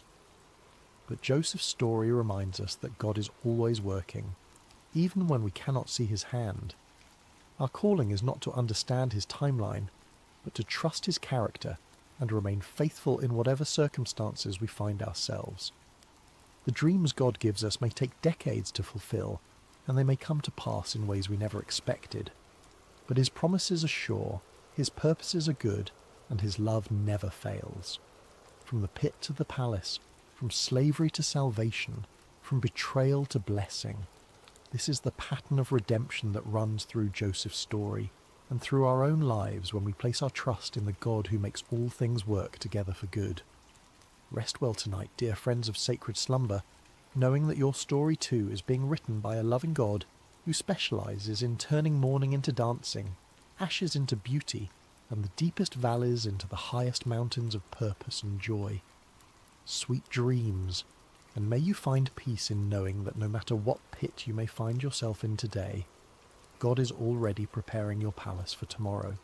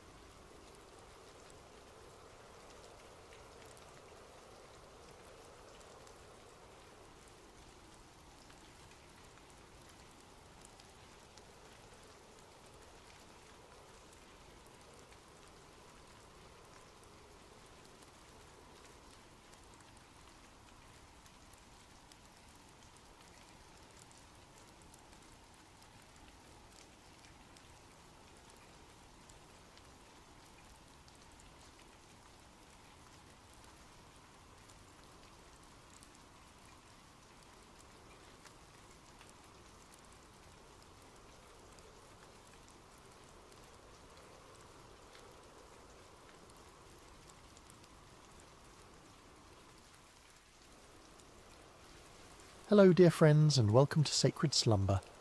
Before we begin tonight's story, I'd love to connect with you for just a moment. How has your day treated you? Perhaps you're settling into evening wherever you are in the world, or maybe you're finding a quiet moment in the middle of your day to pause and breathe. Whether you're listening from a bustling city or a quiet countryside, from the mountains or by the sea, you are welcome here. What time is it where you are right now? Are you watching the sun set through your window, or perhaps the stars are already painting the sky above you? No matter where you find yourself in this beautiful world we share, you've found your way to this sacred space, and I'm so grateful you're here. If this story brings you peace tonight, I'd be honoured if you'd consider subscribing to Sacred Slumber. Your presence in our community means the world to us, and it helps us continue sharing these timeless stories that remind us of hope, faith, and the gentle strength that carries us through life's seasons. Now let's settle in together for tonight's story. Take a deep breath with me. Let your shoulders drop. Let your heart rest. Tonight, we journey to an ancient land, to a time of great drought and scarcity, where we'll meet a widow whose small act of faith would echo through the ages. This is the story of bread in the drought, the story of the widow of Zarephath. The sun beat down mercilessly on the cracked earth of Israel, its rays sharp as bronze swords piercing through air that shimmered with heat. Not a cloud had crossed the sky for months, and the land lay barren and broken, crying out for relief that would not come. This was the drought that Elijah had prophesied, the drought that would bring a proud king to his knees and teach a nation that there was still a God in Israel. Elijah moved like a shadow across the wilderness, his weathered feet finding paths where others saw only desolation. His dark hair hung long and wild, his beard streaked with dust from countless days of wandering. The rough camel's hair that wrapped around his lean frame had become his second skin, and the leather belt at his waist held the simple tools of a man who had learned to survive on little. But Elijah was no ordinary wanderer. He was a prophet of the Most High God, and his words had the power to shut up the heavens themselves. When he had stood before King Ahab in his glittering palace, surrounded by the false prophets of Baal and Asherah, Elijah had spoken with the authority of heaven itself. As the Lord, the God of Israel, lives, whom I serve, there will be neither dew nor rain in the next few years except at my word. Those words had sealed his fate as a fugitive. Ahab's rage had been swift and terrible, and Queen Jezebel's thirst for the prophet's blood was legendary throughout the land. So Elijah had fled, following the voice of God that whispered to him in the wind, that spoke to him in the silence of the wilderness, that guided his steps away from the palaces of men and toward the humble places where faith still flickered like a candle in the darkness. For months God had provided for his prophet in the most unlikely ways. By the brook Cherith, ravens had brought him bread and meat morning and evening, their black wings carrying sustenance from heaven itself. Elijah had learned to read the language of divine provision, to trust in a God who could command the birds of the air and the streams of the earth to serve his purposes. But as the drought deepened and the brook dried up, God's voice came to Elijah again, gentle but unmistakable. Go at once to Zarephath in the region of Sidon and stay there. I have directed a widow there to supply you with food. Zarephath. The name itself meant refining or smelting place, a fitting destination for a prophet who was learning daily what it meant to be refined by fire, to have the dross of self-reliance burned away until only faith remained. It was a small coastal town in Phoenicia, in what we now call Lebanon, far from the borders of Israel and the reach of Ahab's soldiers. As Elijah walked the dusty roads towards Zarephath, his mind turned over the peculiar nature of God's provision. Not to a wealthy merchant's house would he go, not to a palace or a place of abundance. God was sending him to a widow, a woman who in that ancient world would have been among the most vulnerable, the most likely to be in need herself. And she was a Gentile, a foreigner, one who did not worship the God of Israel. Yet this was how the Almighty worked, Elijah had learned. He chose the foolish things of the world to shame the wise, the weak things to shame the strong. He provided for his servants not through the expected channels of power and wealth, but through the humble offerings of those who had little to give but gave it anyway. The journey to Zarephath took Elijah through landscapes that told the story of the drought's devastation. Wells that had once bubbled with clear water stood empty, their stones exposed and cracking in the heat.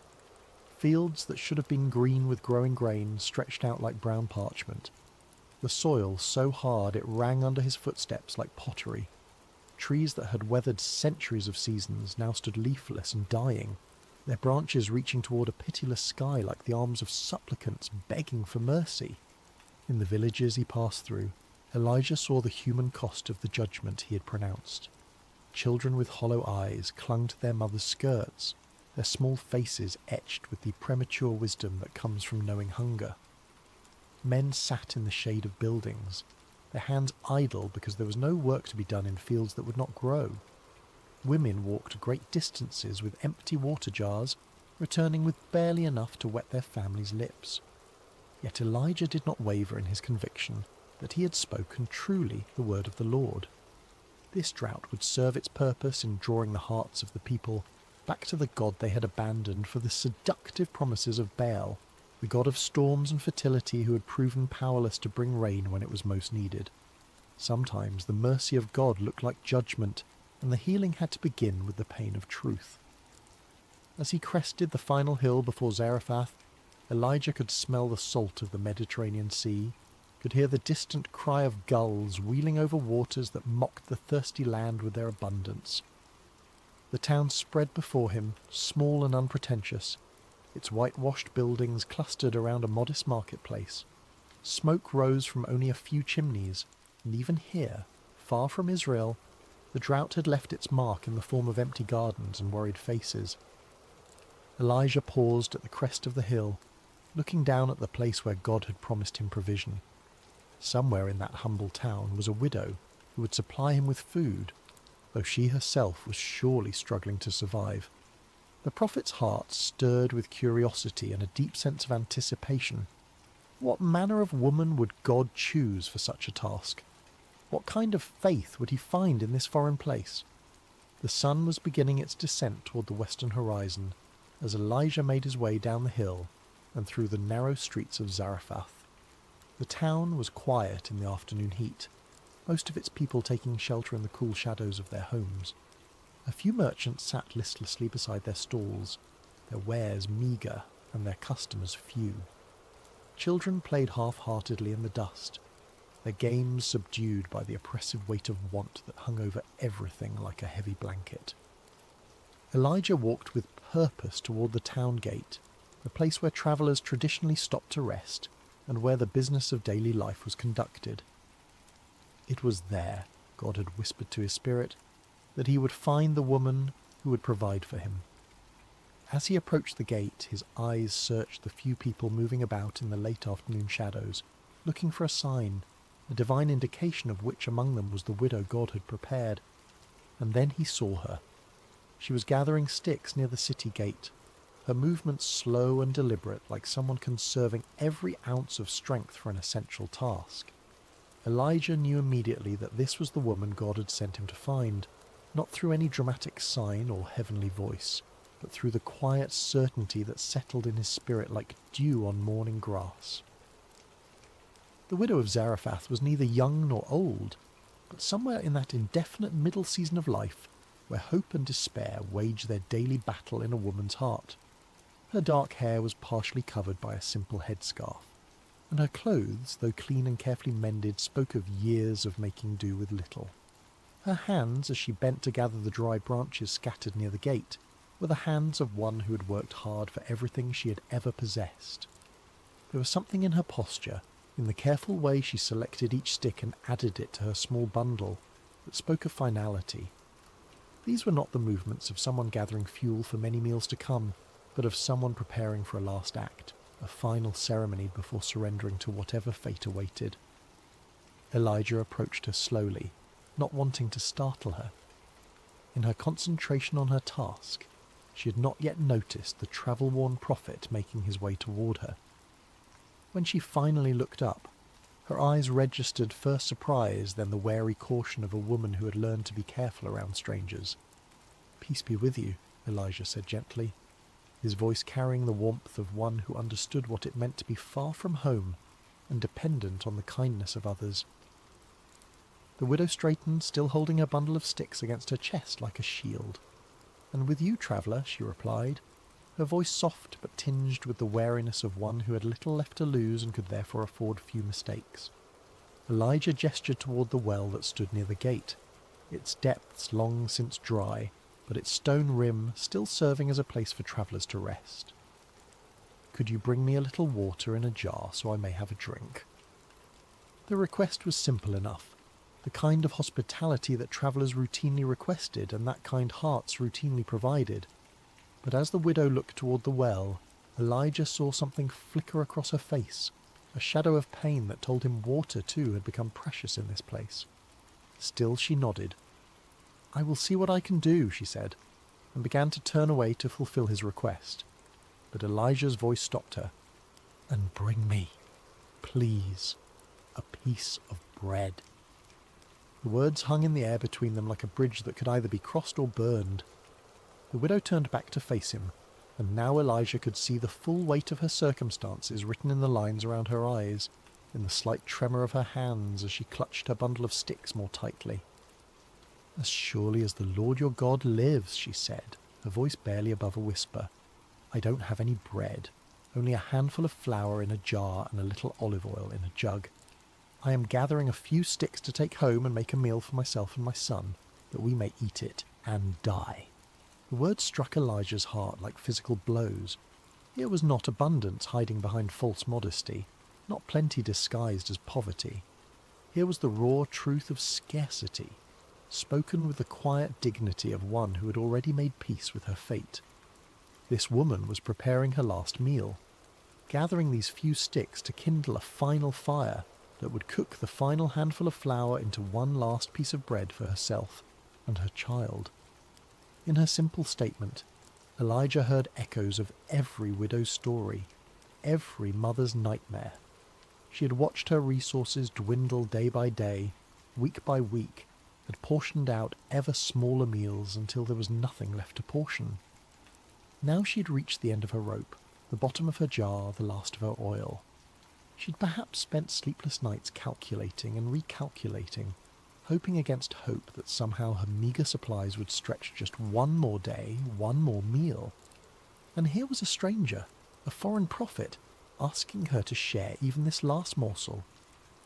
Elijah looked into her eyes and saw not just physical hunger, but the deeper starvation of hope deferred, of prayers that seemed to fall on deaf ears, of a God who had seemed absent in her hour of greatest need. Yet he also saw something else, something that made his heart leap with recognition. He saw faith. Not the bold, declarative faith of those who had much to lose, but the quiet, desperate faith of those who had nothing left but trust. The prophet's next words would either build a bridge of hope or collapse the last foundation of this woman's world. He chose them carefully, knowing that he was not speaking merely his own thoughts, but carrying a message from the heart of God himself. "Don't be afraid," Elijah said, his voice gentle but filled with an authority that seemed to come from somewhere beyond himself. "Go home and do as you have said, but first make a small loaf of bread for me from what you have and bring it to me, and then make something for yourself and your son." The widow's eyes widened. Was this stranger mad? Was he so callous, so utterly without compassion, that he would ask a dying woman to feed him before she fed her own child? The request seemed to defy every principle of human decency, every natural law of survival and maternal love. But Elijah was not finished speaking. "For this is what the Lord, the God of Israel, says, the jar of flour will not be used up, and the jug of oil will not run dry, until the day the Lord sends rain on the land." A promise hung in the air like morning mist, beautiful and insubstantial, the kind of words that could either transform a life or break a heart with false hope. The widow stared at this strange prophet with his wild hair and sun-darkened skin, this man who claimed to speak for the God of Israel, a foreign deity she had heard of but never worshipped. How could she possibly believe such a thing? How could a handful of flour become an endless supply? How could a few drops of oil multiply like the stars of heaven? Every practical bone in her body, every lesson learned through years of careful management and hard-won survival, told her this was impossible.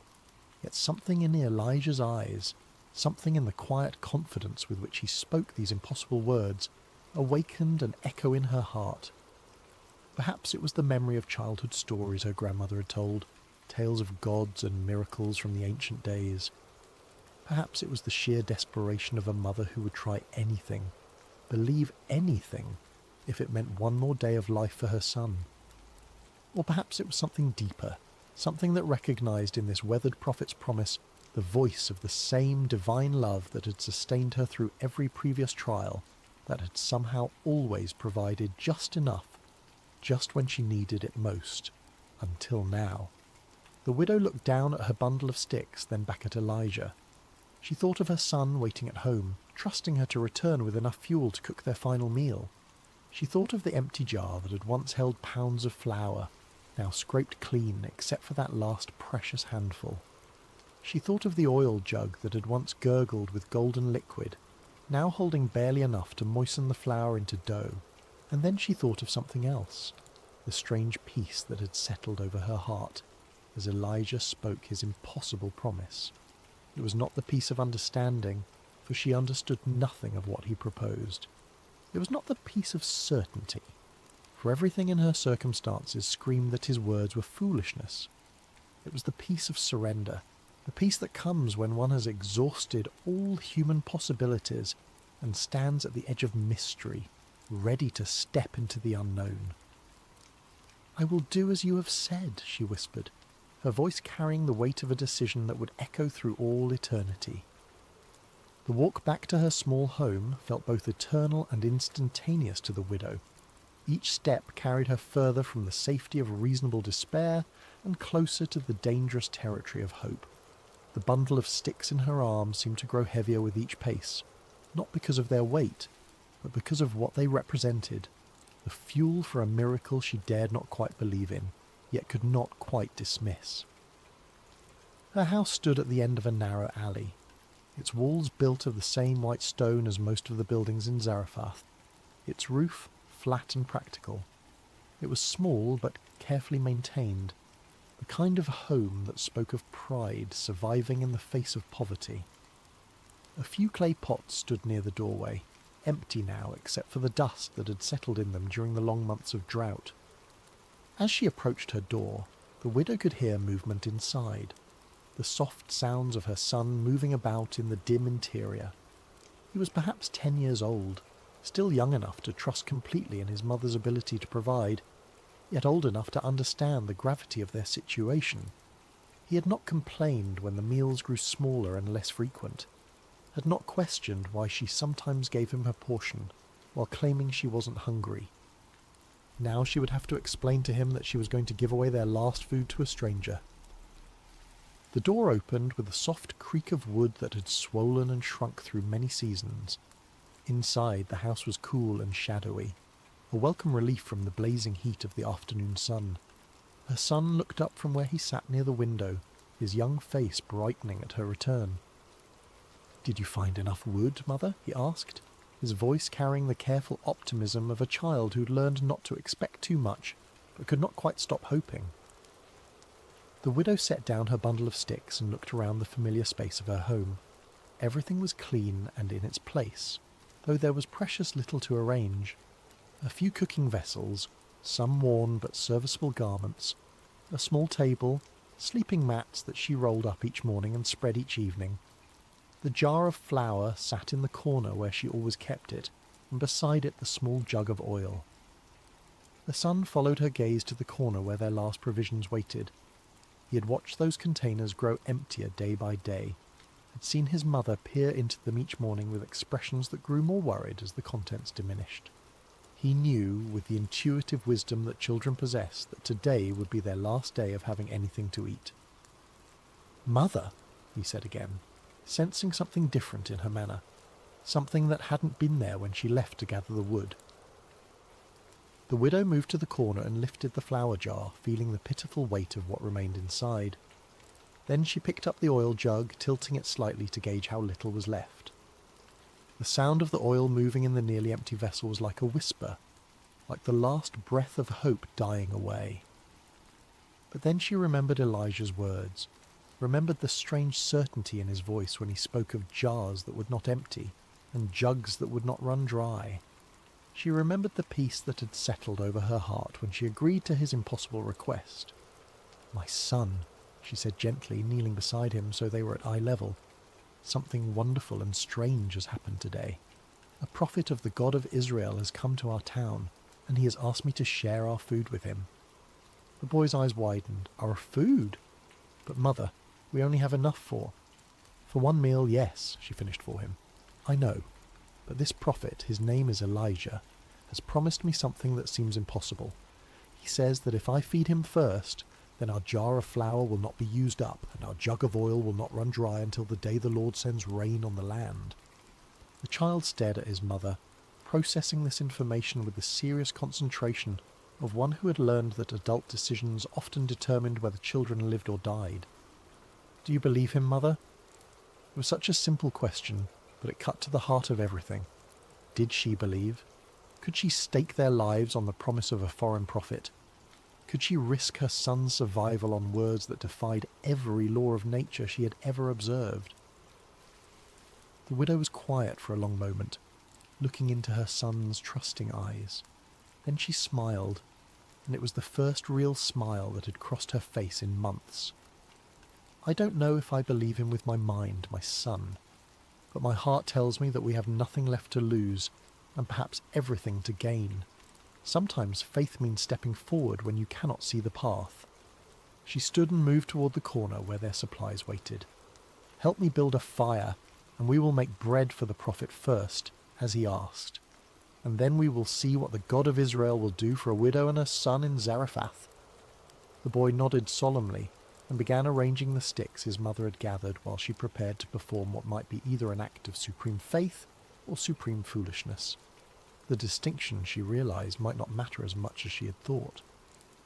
Working together, they built a small fire outside their door, the flames dancing bright against the darkening sky. The widow poured water into her mixing bowl, then opened the flour jar and looked inside. The handful that remained seemed pitifully small, barely enough for one small loaf, certainly not enough for 2 meals as Elijah had promised. But she had given her word, and more than that, she had felt something stir in her heart when the prophet spoke.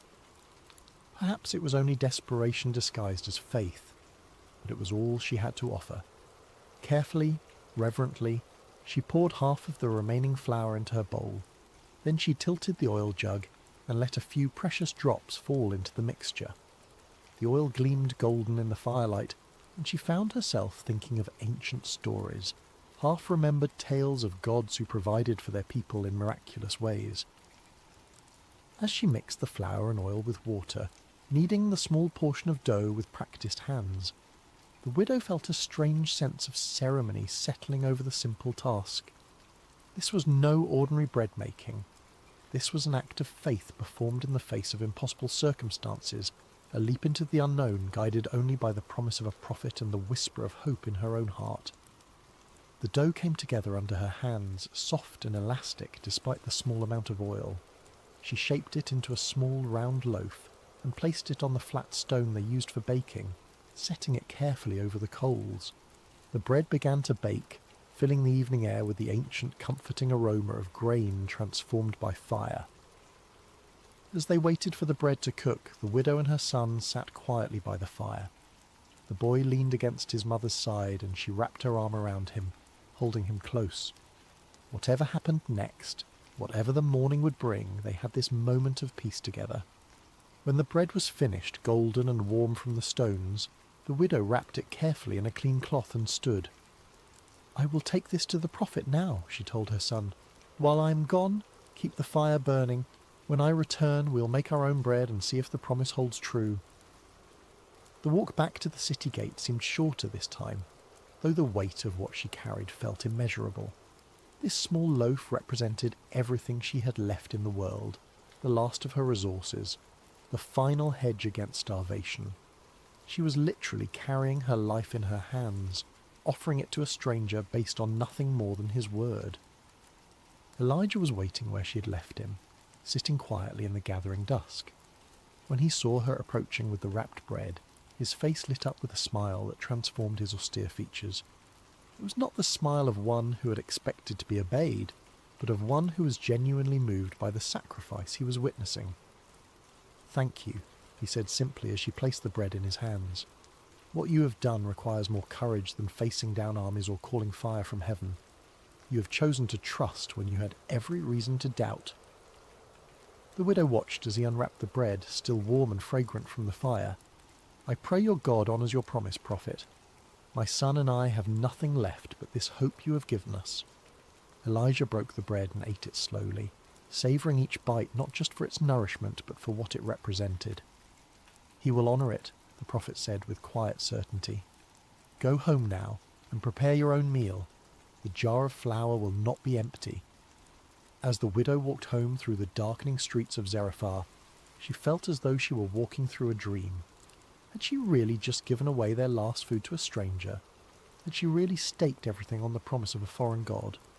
The practical part of her mind screamed that she had made the most foolish decision of her life. But another part of her, a deeper part that had been silent for so long she had almost forgotten it existed, whispered that she had just participated in something holy, something that would echo through eternity. She had chosen faith over fear, trust over self-preservation, hope over despair. Now she would discover whether faith was strong enough to fill an empty jar. The widow's hands trembled slightly as she reached for the flour jar upon returning home. Her son sat by the fire, his young face illuminated by the dancing flames, watching his mother with the intense attention of one whose very life hung in the balance of what would happen next. The jar felt the same in her hands as it had an hour before, neither heavier nor lighter, There was no external sign that anything miraculous had occurred, no glow of divine presence, no heavenly music announcing supernatural intervention, just a simple clay vessel that might contain their salvation or their final disappointment. The widow closed her eyes for a moment, offering a wordless prayer to whatever divine power might be listening. Then she lifted the jar and looked inside. The flour was there, not overflowing, not abundant, but there. The same handful that had been there before, perhaps even a little more. Enough for another small loaf of bread, enough for one more meal. The widow blinked, wondering if her desperate hope was playing tricks on her vision. She reached into the jar with trembling fingers, feeling the soft texture of the flour, confirming that it was real and not some mirage born of starvation and desperation. "Mother," her son whispered, seeing the wonder in her expression. "Is it true? Is the flour still there?" "It's still here," she replied, her voice filled with amazement. "There's enough for our bread." With reverent hands she measured out flour for their evening meal, leaving what appeared to be the same small amount in the bottom of the jar. Then she reached for the oil jug, tilting it carefully to pour just enough to bind the flour into dough.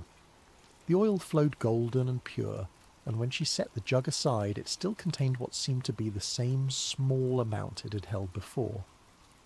As she mixed their bread, the widow felt as though she were participating in something beyond the natural order of things. Each movement of her hands felt sacred, each ingredient holy. This was not just food preparation, this was communion with the divine, a daily miracle made manifest through the simple elements of flour and oil and fire. The bread they ate that night tasted different somehow, though it was made from the same ingredients as countless other loaves she had baked over the years. It tasted of hope, of promise, of a future that extended beyond the next meal. As they shared the warm bread in the light of their small fire, the widow and her son spoke in hushed tones, as if they were in the presence of something too wonderful to fully comprehend. That night, as the widow spread their sleeping mats and prepared for rest, she found herself looking repeatedly toward the corner where the flour jar and oil jug sat. Would they still contain their precious contents in the morning, or would she wake to find them empty, the miracle revealed as nothing more than a cruel dream? But when dawn broke over Zarephath, painting the walls of her small home with gentle rose-coloured light, the widow's first sight was of the flour jar sitting exactly where she had left it. With her heart pounding, she crept quietly across the room, not wanting to wake her son until she knew whether their hope would survive the night. The flour was there, the oil was there, enough for another day, another meal, another small victory against the spectre of starvation that had haunted their home for so long. And so began a rhythm that would sustain them through the long months of drought that followed. Each morning, the widow would check the jar and jug with a mixture of faith and anxiety, never quite able to take the miracle for granted, always amazed to find their supplies replenished. Each day she would measure out enough for their daily bread, always careful to leave something behind, always trusting that tomorrow would bring the same mysterious provision. Word of the miracle did not spread through Zarephath, for the widow was a careful woman who understood that some blessings were meant to be treasured quietly, rather than proclaimed from rooftops. She continued her daily routines, drawing water when it could be found, tending to her small home, caring for her son. To her neighbours she appeared to be surviving the drought no better or worse than anyone else. But those who knew her well began to notice subtle changes. The hollow look of desperate hunger faded from her eyes. Her son grew stronger rather than weaker as the drought continued. There was a peace about her that seemed strange in such difficult times, a quiet confidence that suggested she had found a source of strength that the drought could not touch. Elijah became a regular visitor to their home, though he was careful to come and go discreetly, not wanting to draw attention that might put the widow and her son in danger. The prophet had found lodging in a small room at the edge of town, but he took many of his meals with the family he had come to think of as his own. The widow always set a place for him at their modest table, always insisted that there was enough to share. As the weeks turned to months, the relationship between the prophet, the widow and her son deepened into something resembling family. Elijah told them stories of his travels, of the wonders he had seen, and the voice of God he had learned to recognize in wind and whisper. The widow shared the wisdom she had gleaned from years of making do with little, of finding joy in simple things, of holding on to hope when circumstances suggested it was foolish to do so. The boy, who had initially been shy around the imposing prophet, gradually warmed to Elijah's gentle nature and began to see him as something between a grandfather and a teacher. Elijah taught him to read the Hebrew alphabet, to recognize the patterns of weather and season, to understand that the God of Israel was not just a God of the Israelites, but a God who cared for all his children, regardless of their nationality or circumstances. Through it all, the miracle continued. Day after day, week after week, month after month, the jar of flour did not become empty, and the jug of oil did not run dry. Sometimes the widow would peer into the containers and see what appeared to be exactly the same amount as the day before. Other times there seemed to be a little more, as if the divine provider had sensed their need for extra sustenance, or simply wanted to remind them of his abundant love. The miracle was not one of overwhelming abundance. The widow never found her home suddenly filled with grain sacks or her courtyard overflowing with amphorae of oil. The provision was measured, daily, sufficient. It was the miracle of enough for today, enough for now, enough to take the next step in faith. As the months passed, the widow began to understand that she was living in the midst of a parable, a living illustration of how divine providence works in the world. God did not promise to fill her storehouses with abundance, but he promised that each day would bring what was needed for that day. It was a lesson in trust, in living one day at a time, in believing that the same power that provided today would provide tomorrow. The drought continued to devastate the land around them. Wells dried up completely, rivers became cracked beds of stone, crops failed utterly. Neighbouring towns reported widespread famine, and travellers brought stories of desperation and death from across the region. Yet in the small home at the end of the narrow alley in Zarephath, a widow and her son and a prophet of God continued to eat bread each day, sustained by flour that did not diminish and oil that did not fail. There were moments when the widow found herself wondering if she was dreaming, if the whole experience was some elaborate fantasy created by a mind pushed to the brink by starvation. But then she would see Elijah's weathered face across their simple table, would hear her son's laughter as he played in the courtyard, would taste the reality of the bread in her mouth, and she would know that she was living in the midst of the miraculous. The widow learned to live with wonder as her constant companion. Each morning brought the possibility of disappointment, yet each morning brought instead the confirmation of promise kept. She learned that faith was not a single dramatic leap, but a daily choice to trust, a daily decision to act on belief rather than sight. As the seasons cycled and the drought persisted, the widow's faith deepened from desperate hope to quiet confidence. She had seen the faithfulness of God demonstrated not in spectacular signs and wonders, but in the daily grace of provision, in the steady reliability of a promise kept day after day after day. Her son, too, was changed by their experience. The boy who had faced starvation learned that he served a God who provided for his children, who noticed the needs of the small and insignificant, who could be trusted to keep his word even when all evidence suggested otherwise. The lessons he learned at his mother's table, watching flour and oil multiply through divine grace, would shape his understanding of faith for the rest of his life. And Elijah found his own faith strengthened as he witnessed the widow's daily trust. This foreign woman, this Gentile who had no obligation to believe in the God of Israel, demonstrated a quality of faith that put many of his own countrymen to shame. She trusted not because she understood, but because she chose to believe. She obeyed not because the path was clear, but because she was willing to walk into mystery. The miracle of the flour and oil became more than mere physical provision. It became a daily sacrament, a reminder that the God who made the universe was intimately involved in the details of their lives. Every meal was a communion, every shared bread a celebration of divine faithfulness. Through it all, the rhythm of ordinary life continued. The widow swept her floors, mended their clothes, drew what water could be found. Her son played with other children when energy permitted. helped with household tasks, grew taller and stronger despite the famine that surrounded them. Elijah prayed, studied, taught, and waited for the word of the Lord that would eventually send him back to Israel to confront the king and end the drought. But in the quiet moments, when the work was done and the evening meal was finished and they sat together in the glow of their small fire, all three understood that they were witnessing something eternal.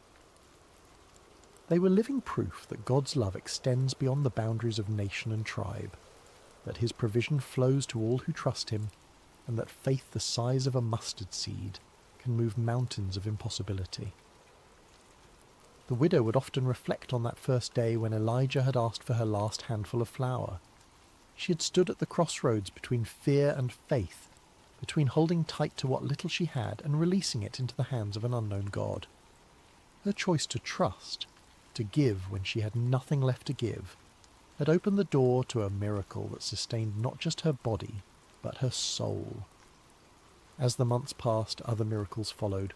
The widow's health improved, her son grew strong, and their small home became a beacon of hope in a drought-stricken land.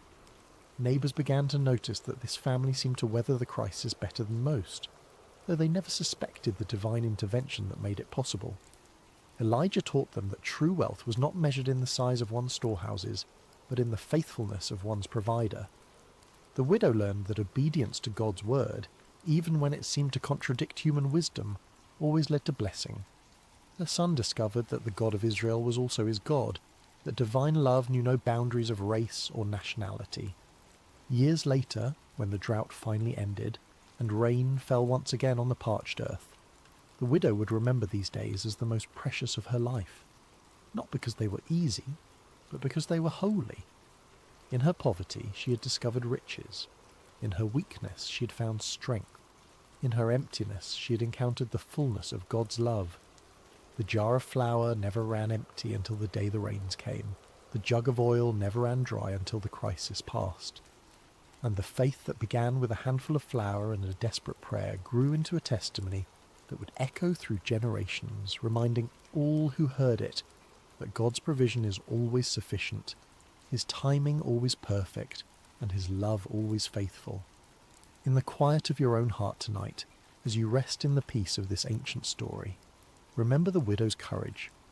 Remember that sometimes faith looks like giving when you have nothing left to give, trusting when you cannot see the way forward, believing when all evidence suggests you should despair. Remember that the same God who provided for a widow in Zarephath provides for you today. He sees your needs, knows your fears, and holds your tomorrow in his hands. Sleep now in the assurance that his love surrounds you, his grace sustains you, and his faithfulness will carry you through every season of your life. The jar of flour will not be empty, the jug of oil will not run dry, and the God who multiplied a widow's faith will multiply yours as well, one day at a time, one meal at a time, one breath at a time. Rest well, dear friend. Tomorrow brings new mercies, fresh provision, and the continued unfolding of God's perfect plan for your life. Like the widow of Zarephath, you can trust that there will always be enough. As we close this sacred story tonight, let your heart rest in the truth that the same God who provided for the widow provides for you. In your own seasons of scarcity, whether of resources or hope or strength, remember that divine provision often comes not as abundance but as enough. Enough for today, enough for now. Enough to take the next step in faith. The widow's miracle was not that her cupboards overflowed, but that they never emptied. Sometimes God's greatest gift is not more, but sufficient. Not wealth, but provision. Not ease, but sustenance for the journey. Sleep now, knowing that the keeper of Israel neither slumbers nor sleeps, and that his eye is upon you with the same loving attention he showed to a foreign widow in an ancient town. Your jar will not be empty. Your jug will not run dry. His faithfulness endures forever. Rest well, dear soul, rest well. Hello, dear friends, and welcome to Sacred Slumber. Before we begin tonight's story, I'd love to know, how has your day been? Whether it's evening where you are, or perhaps the middle of the night, or even early morning on the other side of the world, you are so welcome here. What time is it in your corner of the world right now? And where are you listening from tonight? Whether you're in a bustling city or a quiet countryside, in the mountains or by the ocean, you belong in this peaceful space we're creating together. If this is your first time with us, welcome to our community of seekers finding rest in ancient wisdom. And if you're returning, thank you for being part of this journey. Don't forget to subscribe to Sacred Slumber so you never miss these moments of peace and reflection that we share together. Now let's settle in as we travel back to ancient Israel, to a time of prophets and miracles, to discover a story about trust, provision, and the surprising ways that hope can multiply in our darkest hours. The morning sun cast long shadows across the dusty village streets, but Miriam barely noticed its warmth. She stood in the doorway of her small stone house, watching her 2 young sons sleep on their woven mats, their faces peaceful in the golden light. For a moment she allowed herself to pretend that everything was as it had been before the illness took her husband, before the debts mounted like stones upon her chest, before the collectors began their visits with increasingly stern voices and hardening faces. But pretending was a luxury she could no longer afford. The sound of approaching footsteps made her stomach clench with familiar dread. She knew that measured pace, those heavy sandals against the packed earth. The debt collectors had returned, and this time she knew they would not leave empty-handed. Miriam's husband, Obadiah, had been a good man, a servant in the school of prophets, devoted to following Elisha and learning the ways of the Lord. But goodness, she had learned, did not always translate to prosperity. When the drought had stretched on for months, when the harvest had failed, Obadiah had borrowed money to keep food on their table and oil in their lamps. He had been certain that better times were coming, that the Lord would provide as he always had. Then the fever came, swift and merciless, taking Obadiah before the rains returned, before the debts could be repaid, before he could see his sons grow into men. Now 3 men stood at her threshold, their faces grim with business. The lead collector, a man named Josiah with calculating eyes and soft hands that had never known hard labour, stepped forward. Miriam, widow of Obadiah, he announced formally, though they all knew each other's names in this small village. The time for payment has come and gone. Your husband's debts must be settled. Miriam's throat felt as dry as sand. Please, I have explained our situation. I am a widow with nothing. Give me more time, and I will find a way. Time is a luxury that costs money, Josiah interrupted, his voice neither cruel nor kind, simply matter-of-fact. We have been patient, but patience does not feed our families, or pay our own obligations. The law is clear about what must be done when debts cannot be paid. Behind him, the other 2 men shifted uncomfortably. They knew what came next, and while they might not relish it, they would not hesitate to carry out what the law demanded. Your sons, Josiah continued, his eyes flicking toward the doorway where the boys still slept. They will come with us. 7 years of service will settle your husband's debt. It is more merciful than we are required to be. The words hit Miriam like a physical blow. She gripped the door frame to keep from falling, her knuckles white against the worn wood. 7 years. Her sons were only 8 and 10 years old. By the time they returned, they would be grown men who barely remembered their mother's face. No, she whispered, then louder. No, please. They're all I have left. There must be another way.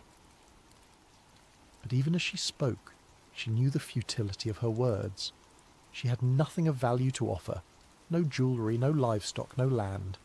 The house itself belonged to her husband's brother, who had graciously allowed her to remain but could offer no financial help of his own. I will give you until tomorrow morning to say your goodbyes, Josiah said, and there was perhaps the smallest note of sympathy in his voice. We will return at sunrise.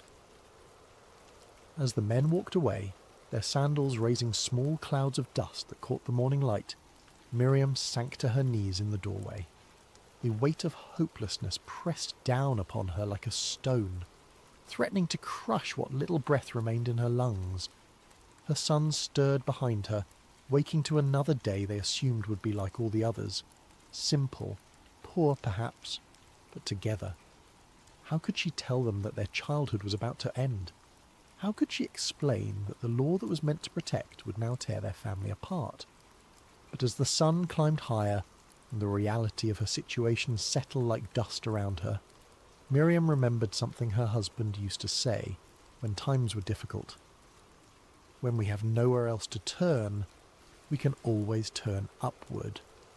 Obadiah had learned this truth in his years following the prophet Elisha, and even in death, his faith whispered to her across the veil of grief, Elisha. The prophet was still in the region, still teaching and performing the wonders that had made him famous throughout Israel and beyond. If anyone could help her, if anyone might know a way where there seemed to be no way, it would be the man of God who had been her husband's teacher and guide. Miriam rose to her feet, dust falling from her simple brown robe. She looked back at her sons, now awake and eating the last of their bread, with the unconscious contentment of children who trust that tomorrow will somehow provide for itself. Aaron, Micah, she called softly, I must go into the village. Stay close to home and watch out for each other. The boys nodded, accustomed to their mother's brief errands, unaware that she was about to embark on a journey that would either save their family or confirm their worst fears. As Miriam walked through the village streets, her heart hammered against her ribs like a caged bird. The prophet Elisha was known to be staying with a family on the far side of the village, and with each step she rehearsed what she would say, how she would explain their desperate situation without sounding like she was demanding a miracle. But by the time she reached the modest house where Elisha was lodging, all her carefully planned words had evaporated like morning dew. She stood at the gate, paralysed by the enormity of what she was about to ask and the crushing possibility that even a prophet might not be able to help her. The courtyard was quiet except for the gentle murmur of voices from within the house. Miriam could see Elisha through the open doorway, seated on a low cushion with several young men gathered around him, students perhaps, or local villagers seeking wisdom. His presence was immediately recognisable, not because of any physical grandeur, but because of a quality of stillness that seemed to radiate from him like heat from a hearth. Miriam had seen the prophet before, of course. In a village this small, everyone knew when such a significant figure was present. She had watched from a distance as people brought their sick children for healing, their troubled hearts for counsel, their impossible situations for divine intervention. But she had never imagined herself among their number, never thought her own need would drive her to such a desperate act. A woman emerged from the house, evidently the hostess, and noticed Miriam standing uncertainly at the gate. "Can I help you, sister?" the woman asked kindly, but there was a protective quality in her voice. She had probably dealt with many people seeking the prophet's attention. Before Miriam could answer, Elisha's voice came from within. "Let her come. The Lord has brought her here for a reason." The woman's expression immediately softened, and she gestured for Miriam to enter. "Come, the prophet will see you." Miriam's legs felt unsteady as she crossed the threshold. The young men who had been listening to Elisha's teaching respectfully moved aside, creating a space for her to approach. The prophet's eyes, kind but penetrating, met hers, and she felt as though he could see not just her present desperation, but the entire story of her life written in her face. "You are Obadiah's widow," Elisha said gently. It was not a question. Miriam nodded, surprised that he knew her by sight. "Yes, my lord. I am Miriam. Your husband was a faithful servant, both to the Lord and to this community. His loss has been felt by many." Elisha's words were spoken with genuine warmth, and Miriam felt tears prick at her eyes, partly from grief that was still fresh, partly from gratitude that someone remembered her husband's worth. "Thank you, my lord," she managed, "but I have come because—" The words stuck in her throat like thorns. How did one ask a holy man to solve what seemed unsolvable? "Speak freely, daughter.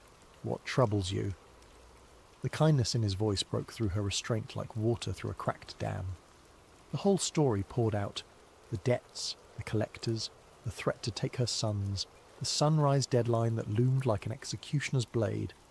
She spoke of her husband's faithful service, of their family's long devotion to the Lord, of her complete bewilderment at how faithfulness could lead to such devastating circumstances.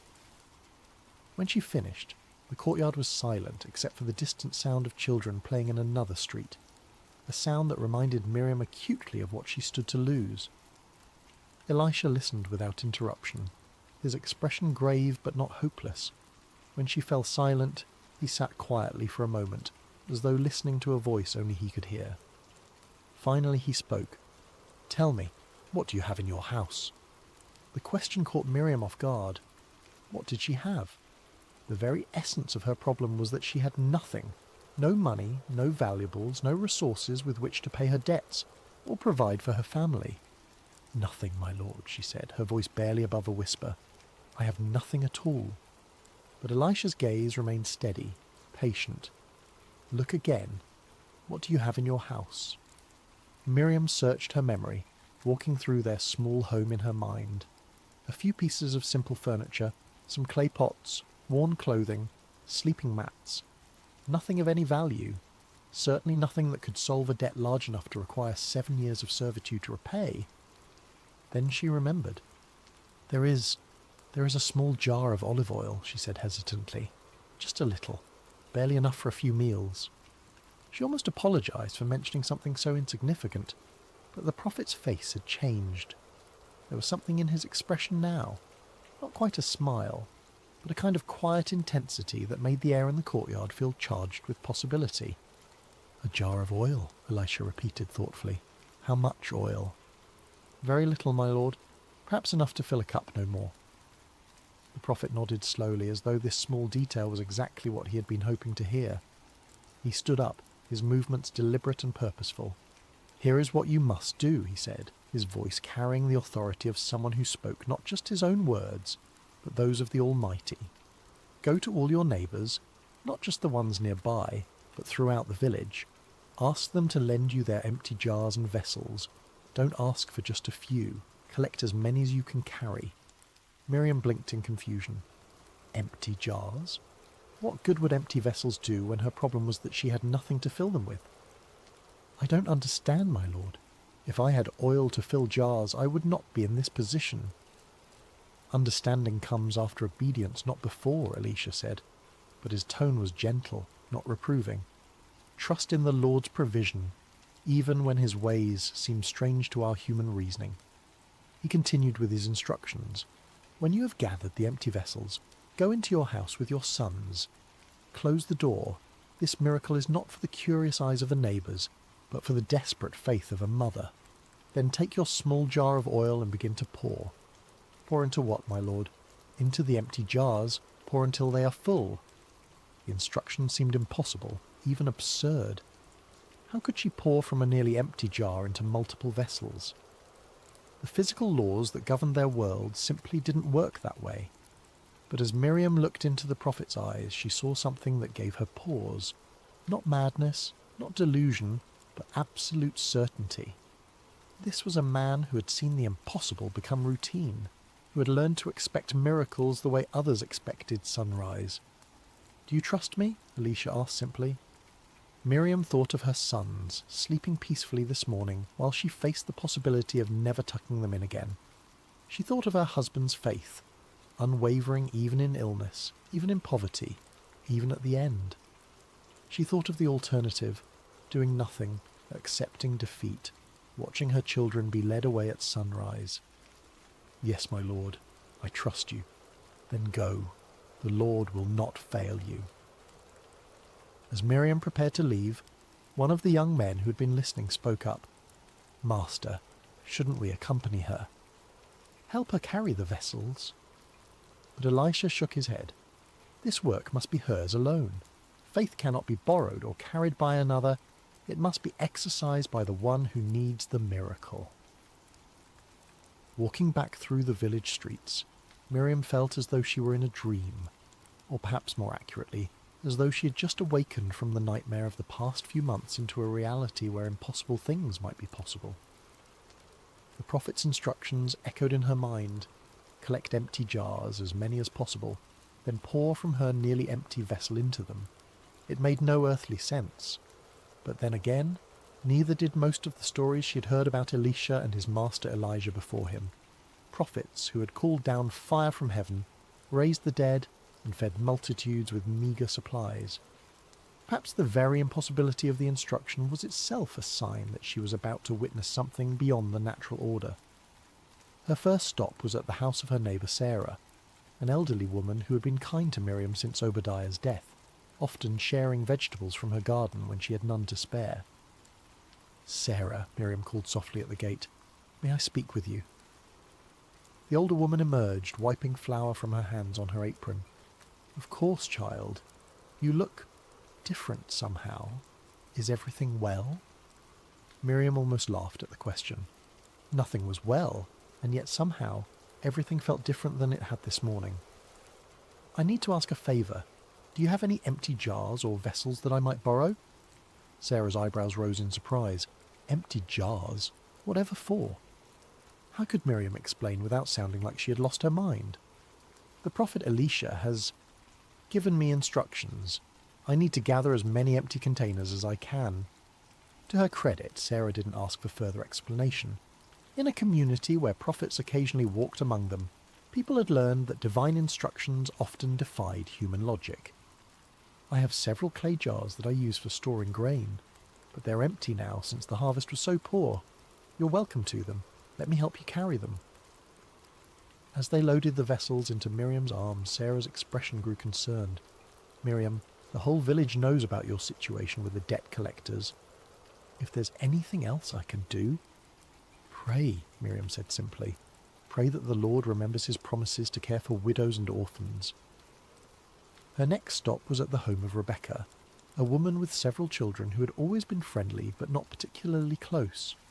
Here, Miriam felt more nervous about making her request. "Rebecca, I know this will sound strange, but I need to borrow any empty jars or pots you might have." Rebecca looked puzzled but not unfriendly. "Empty jars? Are you planning to store something? I heard about your troubles. Surely you're not thinking of buying oil or grain?" "No, nothing like that. The prophet Elisha has asked me to collect empty vessels. I'm not entirely sure why, but I trust that he knows what he's doing." At the mention of Elisha's name, Rebecca's demeanour changed immediately. "The prophet gave you instructions? Of course, take whatever you need." "Children," she called into the house, "bring out all the jars and pots we're not using, quickly now." Soon Miriam's arms were full again, and Rebecca's children were helping to carry the additional vessels. Word seemed to be spreading through the village. She could see neighbours emerging from their houses, curious about the unusual activity. By the time she reached the house of David the Potter, she didn't even need to make her request. He was already waiting with an armload of clay vessels, not his finest work, but good serviceable jars in various sizes. "I heard you were collecting empties on the prophet's instructions," he said with a grin. "I've got plenty of these. Consider it my contribution to whatever miracle is about to happen." "You really think there will be a miracle?" Miriam asked, suddenly feeling the weight of what she was attempting. So many people were now involved, so many witnesses to what would either be a tremendous demonstration of God's power or a devastating display of her own foolishness. David's expression grew serious. "I've lived in this village for 40 years, and I've seen 3 different prophets pass through. Not once have I seen one of them give instructions that didn't lead to something remarkable. The real question isn't whether there will be a miracle, it's whether we'll have enough faith to receive it." As Miriam continued through the village, she was amazed by the response. People she barely knew were offering their vessels, and those who had no jars to spare were spreading the word to others who might. Children ran ahead of her, announcing to each household what was needed. Even some of the village elders, usually stern and cautious about anything that disrupted the normal order, were nodding their approval and contributing what they could. By mid-afternoon, Miriam's small house was surrounded by more clay vessels than she had ever seen in one place. There were large storage jars that could hold enough oil for a family for months, medium-sized pitchers perfect for daily use, and small vessels suitable for lamps and cooking. Some were beautifully crafted, others rough and practical. Some were new, others showed the wear of years of faithful service.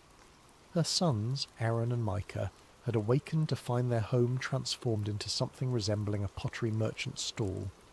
They helped carry the vessels inside, their eyes wide with excitement and confusion. "Mother, what are all these for?" Aaron asked. At 10, he was old enough to sense that something significant was happening, but young enough to find it more exciting than frightening. "We're going to fill them," Miriam said, the words sounding even stranger when spoken aloud to her children. Fill them with what? 8-year-old Micah wanted to know. Miriam looked at the small jar of oil sitting on their simple wooden table, the same jar she had mentioned to the prophet, containing perhaps a cup's worth of precious olive oil.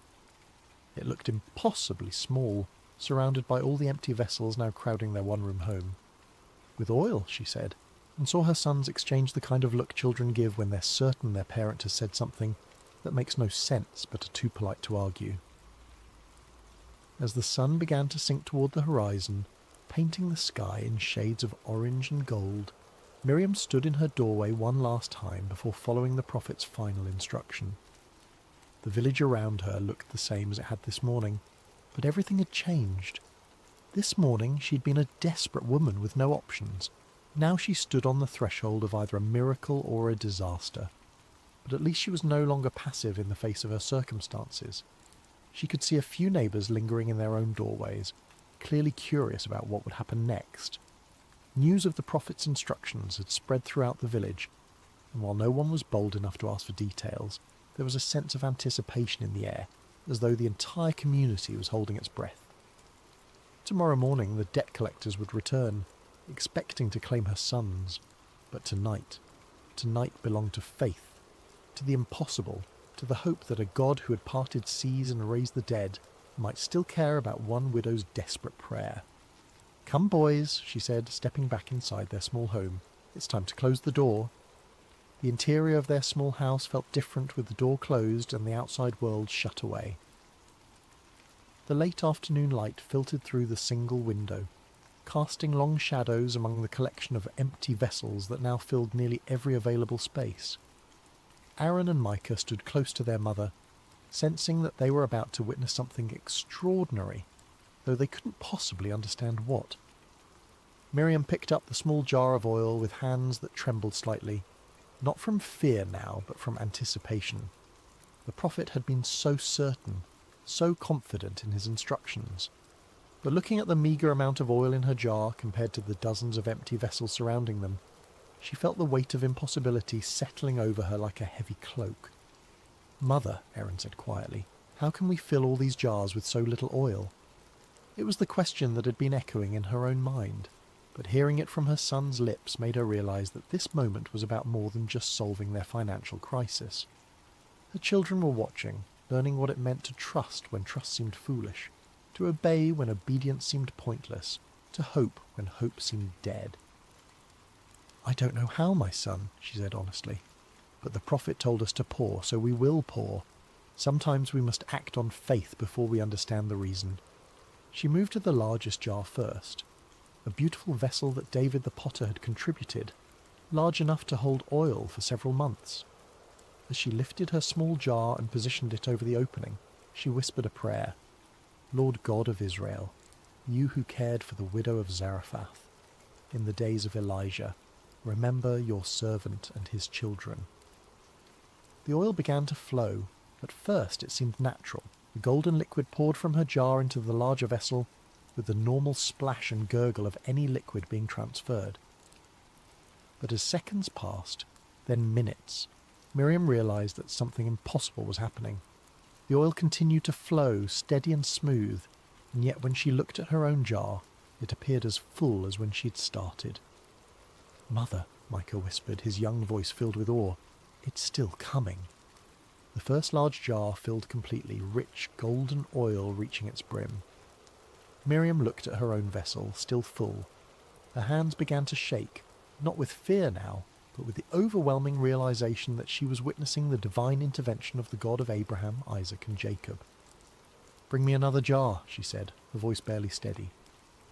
Aaron quickly positioned a medium-sized pitcher beside her, and Miriam continued to pour. Again the oil flowed freely, filling the second vessel completely, while her own jar remained miraculously replenished. "Another," she said, and now her voice carried a note of growing excitement. Micah dragged over a small storage jar, and the process repeated. The oil flowed, the vessel filled, and still her small jar remained full to the brim. As they continued, a rhythm developed. The boys would position each new vessel, Miriam would pour until it was full, then they would move it aside and bring the next one. With each jar they filled, their excitement grew, and what had begun as nervous obedience transformed into joyful celebration. "It's not stopping," Aaron laughed, no longer trying to whisper in the presence of miracle. "Mother, it's really not stopping."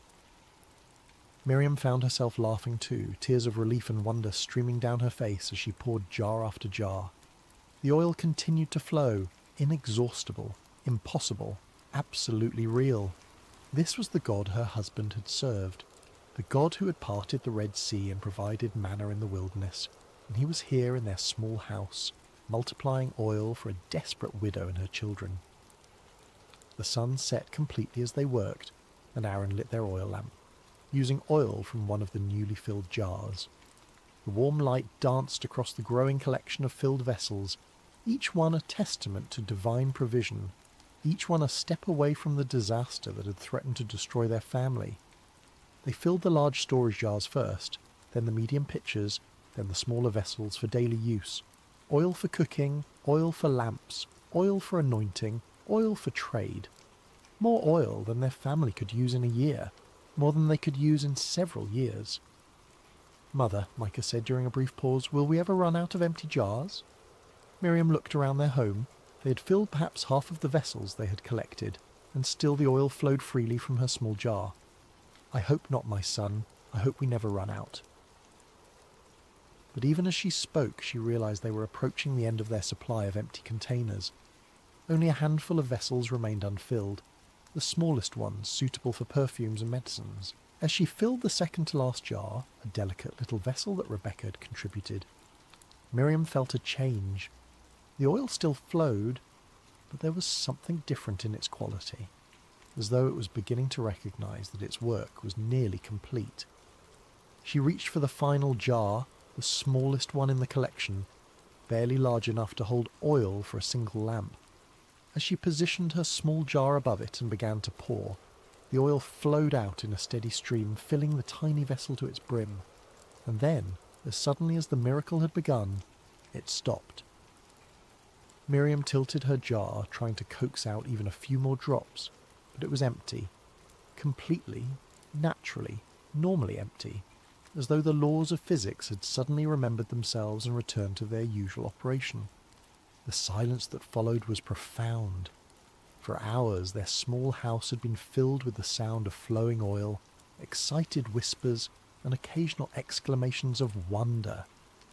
Now, surrounded by dozens of filled vessels, they stood in the golden lamplight and absorbed the magnitude of what had just occurred. Aaron was the first to speak. "Is it over?" Miriam looked at her empty jar, then at the abundance surrounding them. "Yes, my son. It's over because we have no more empty vessels to fill." "What does that mean?" Micah asked. Before Miriam could answer, she remembered something the prophet had implied in his instructions. The miracle was not limited by the amount of oil God could provide, but by the amount of faith they could exercise, represented by the number of empty vessels they had been able to gather. "It means," she said slowly, understanding dawning on her like sunrise, "that God's provision is only limited by our capacity to receive it. If we had gathered 100 jars, he would have filled 100 jars. If we had gathered 1,000... The implications took her breath away. They had gathered many vessels, yes, but now she wondered, could they have gathered more? Had their own limited vision constrained the miracle? It was a question that would follow her for the rest of her life, a reminder to always ask for more, expect more, prepare for more when seeking God's intervention. But such thoughts were for later reflection. Tonight, surrounded by the tangible evidence of divine love and provision, there was only gratitude and wonder. "Tomorrow," she told her sons as they prepared for sleep among the filled vessels, "we will go to the prophet and then to the marketplace. We will sell this oil, pay our debts, and secure our future." As her boys settled onto their sleeping mats, their faces glowing with excitement and the security of knowing they would not be taken away, Miriam sat beside the window and looked out at the village where she had lived her entire life. Tomorrow she would no longer be known as the desperate widow who had nothing. She would be the woman whom God had remembered, the mother whose children had been saved, the recipient of a miracle that would be told and retold for generations. But tonight she was simply a woman who had learned that emptiness was not the absence of provision, but the presence of possibility, and that sometimes the most important thing you can bring to God is not what you have, but what you lack. The oil lamps flickered gently in the darkness, fueled by the miracle oil casting dancing shadows on the walls of their transformed home, and in the quiet of the night Miriam whispered prayers of thanksgiving to the God who multiplies hope in the hands of those who dare to pour out their faith, one empty jar at a time. Morning came with a gentle golden light that seemed especially bright as it streamed through the window of their small house. Miriam awakened to a sight that confirmed the previous evening had not been a dream. Dozens of clay vessels filled with rich golden olive oil crowded every surface and corner of their home. Aaron and Micah were already awake, sitting among the jars with expressions of continued amazement, as though they expected the oil to disappear with the sunrise. "It's still here," Aaron said wonderingly. "All of it." "Did you think it wouldn't be?" Miriam asked, though she understood his disbelief. Miracles had a quality of unreality about them, even to those who experienced them directly.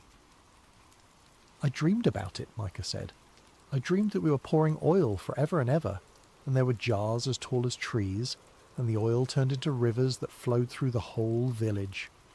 Miriam smiled at her younger son's imagination, but then paused to consider his words. In a way, wasn't that exactly what had happened? The oil had flowed beyond their immediate need, beyond their ability to contain it all, beyond what seemed possible in their small, constrained world. A knock at their door interrupted her thoughts. Through the window she could see the familiar figure of Elisha standing in their courtyard, his presence as calm and assured as it had been the day before. "The prophet," Aaron whispered excitedly. Miriam quickly adjusted her headscarf and opened the door, her heart racing with anticipation and gratitude. "My lord," she said, bowing respectfully, "please come in and see what the Lord has done." Elisha entered their transformed home, his eyes taking in the abundance with what appeared to be satisfaction, but not surprise. This was clearly not the first time he had witnessed the Lord's provision in response to desperate faith. "It is well," he said simply, then looked directly at Miriam. "Tell me what happened." Though he had given the instructions and surely knew what to expect, Miriam realized he wanted to hear her testimony, to let her put into words the miracle she had experienced. So she told him everything: the gathering of vessels, the closing of the door, the first hesitant pour, the growing amazement as jar after jar filled with oil that seemed to come from an inexhaustible source. "We filled every vessel we had collected," she concluded. "When the last jar was full, the oil stopped flowing." Elisha nodded thoughtfully. "And what do you understand from this?" The question surprised her. She had expected congratulations, perhaps instructions for what to do next, but not an examination of her theological understanding. I understand that the Lord remembers his promises to care for widows and orphans," she said slowly, "and that his provision is beyond what we can imagine or contain." "Yes," Elisha agreed. "And what else?"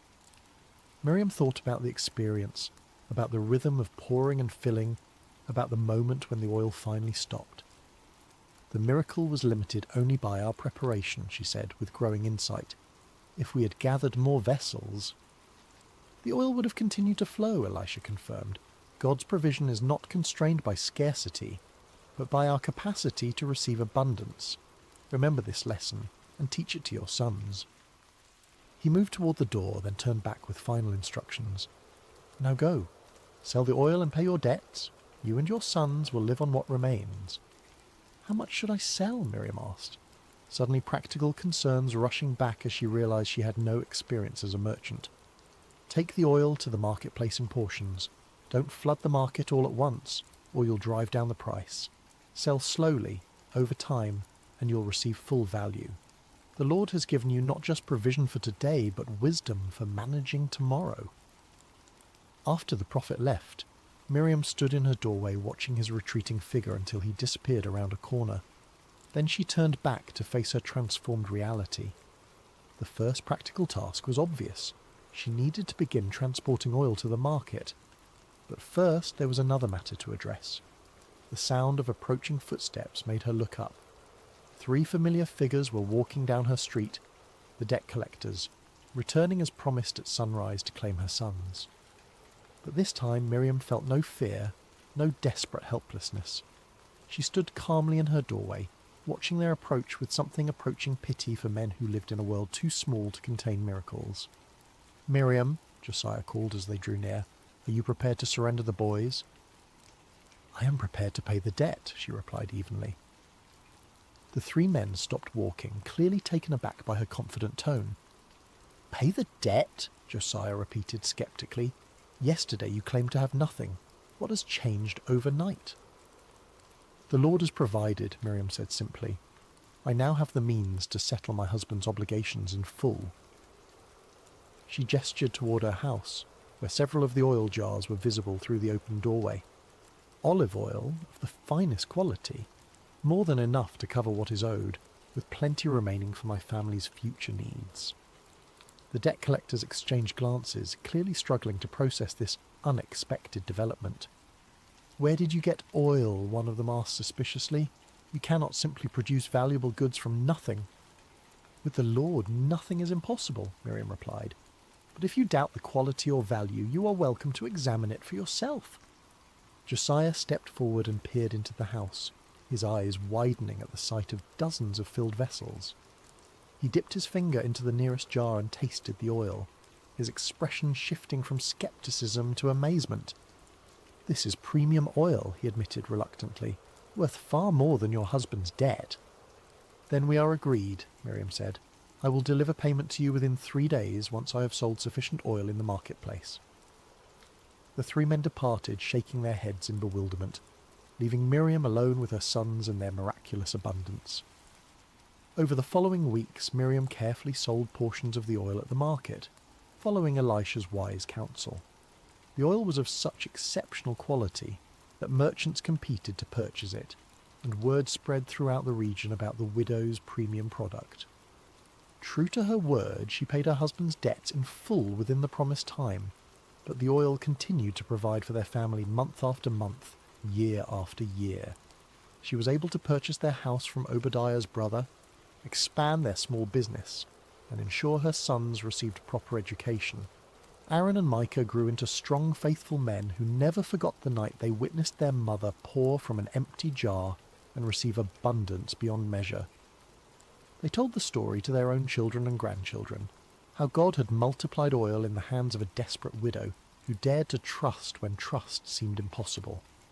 Years later, when Miriam was an old woman surrounded by prosperity and family, people would ask her about the secret of her success.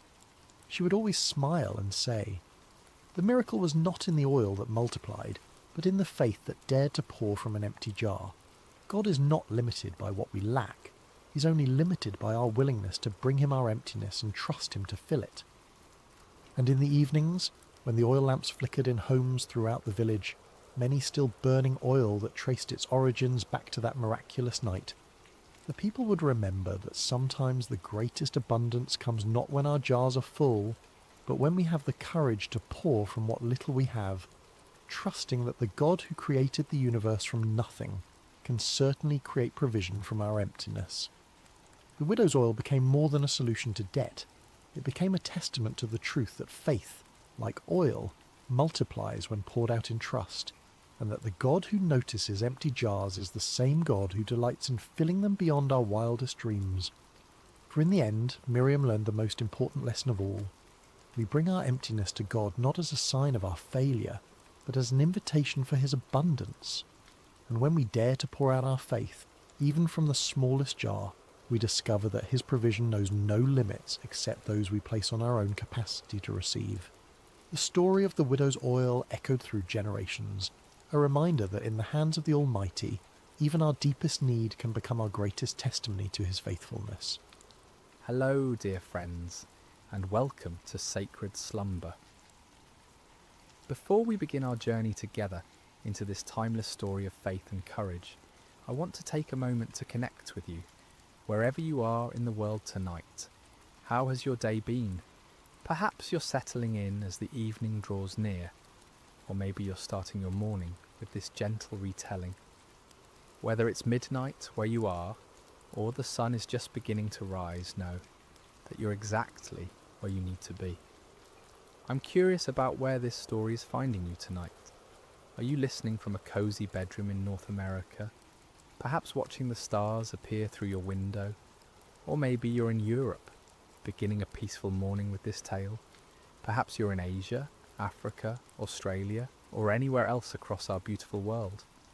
Wherever you are, you're part of our global sacred slumber family, and we're so grateful to have you here. If this is your first time joining us, or if you've been with us before, we invite you to subscribe to Sacred Slumber, where we bring you gentle Bible stories and peaceful reflections designed to encourage your heart and strengthen your faith. Now let's settle in together as we journey to ancient Israel, to a valley where faith would triumph over fear, and where a young shepherd boy would show the world that with God all things are possible. The golden sun rises slowly over the valley of Elah, casting long shadows across the rocky terrain. The air is crisp with morning dew, and a gentle breeze carries the scent of wild flowers that dot the hillsides. This valley, nestled between rolling hills covered with olive trees and scattered stones, would soon become the stage for one of history's most remarkable displays of faith. On the eastern ridge, the armies of Israel have made their camp.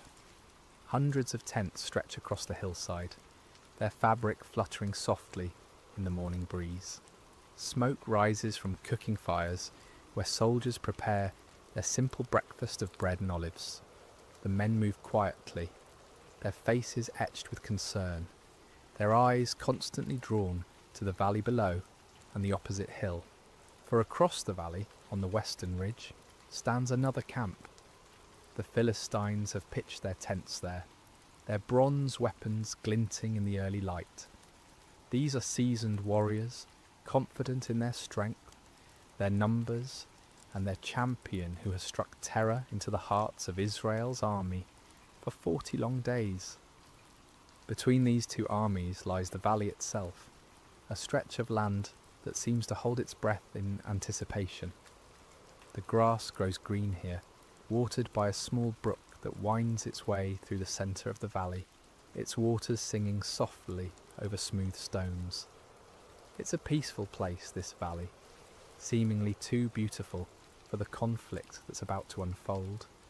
But it's here, in this quiet valley, that we find a young man who will change everything. His name is David, and he's not a soldier at all. He's a shepherd from the small town of Bethlehem, the youngest of 8 brothers. While his older brothers serve in King Saul's army, David tends his father's sheep on the hillsides near his home. David has olive skin bronzed by countless hours under the Palestinian sun, and eyes that sparkle with life, an unwavering trust in the God of Israel. His hands, though young, are strong from years of guiding sheep, playing his harp and practicing with his simple shepherd's sling. He's small in stature compared to the warriors in both camps, but there's something different about David, something that sets him apart. It's not his size or his strength, but the quiet confidence that comes from knowing that the God who created the heavens and earth is also the God who watches over him as he watches over his sheep. As the sun climbs higher, painting the valley in shades of gold and amber, a stirring begins in both camps. The day's challenge is about to begin, and David, though he doesn't know it yet, is about to step into a moment that will echo through eternity. For 39 days, the same terrifying scene has played out in the valley of Elah.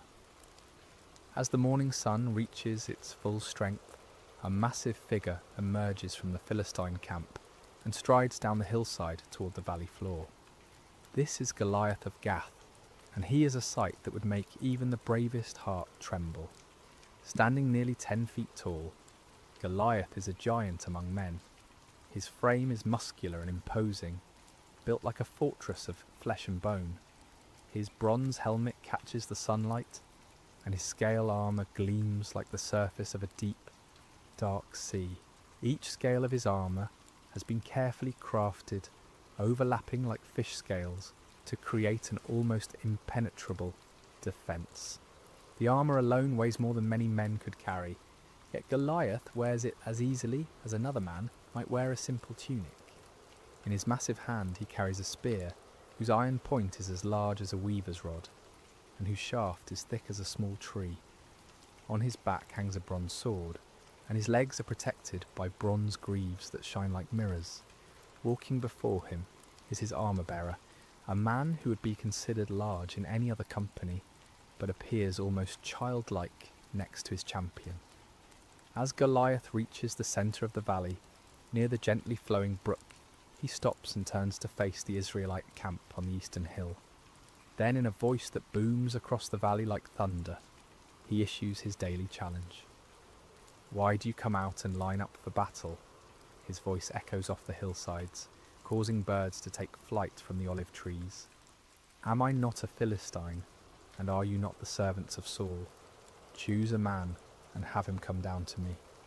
If he is able to fight and kill me, we will become your subjects. But if I overcome him and kill him, you will become our subjects and serve us." He pauses, letting his words sink in, and then continues with a sneer that the Israelite soldiers can hear even from their distant positions. "This day I defy the armies of Israel. Give me a man and let us fight each other." The challenge hangs in the morning air like a dark cloud. On the hillside, King Saul's army shifts nervously. These are not cowards, these soldiers of Israel. They are men who have fought battles and defended their homeland with courage. But Goliath represents something beyond normal warfare. He is not just a man. He seems like a force of nature, an unstoppable mountain of bronze and flesh. Among the Israelite ranks are three brothers, Eliab, Abinadab, and Shammah, sons of Jesse from Bethlehem. They stand with their fellow soldiers, feeling the same chill of fear that grips every man present. They've heard stories of giants in the land, descendants of the Anakim, who struck terror in the hearts of their forefathers. But seeing Goliath is different from hearing stories. His very presence seems to drain the courage from their hearts. King Saul himself, who stands head and shoulders above most men, feels small in comparison to this Philistine champion. The king who once stood fearlessly against Israel's enemies now finds himself at a loss. He has offered great rewards to any man who will face Goliath, riches beyond measure, his own daughter in marriage, and exemption from taxes for the victor's family. But for 39 days, no man has stepped forward. As Goliath's voice fades across the valley, an oppressive silence settles over both camps. The Philistines are confident, almost jovial in their certainty. Their champion is invincible, and they know it. Soon all of Israel will bow before their might. But in the Israelite camp, fear has taken root like a poisonous vine. With each passing day, with each repeated challenge, that fear grows stronger. The soldiers begin to whisper among themselves. Some wonder if they should retreat. Others question whether God has abandoned them. The shadow of one man, one giant, is darkening the faith of an entire nation.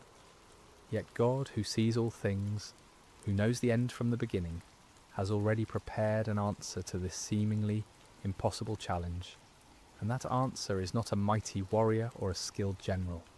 It's a young shepherd boy who at this very moment is walking the dusty roads that lead to the valley of Elah, carrying nothing more threatening than food for his brothers and cheese for their commander.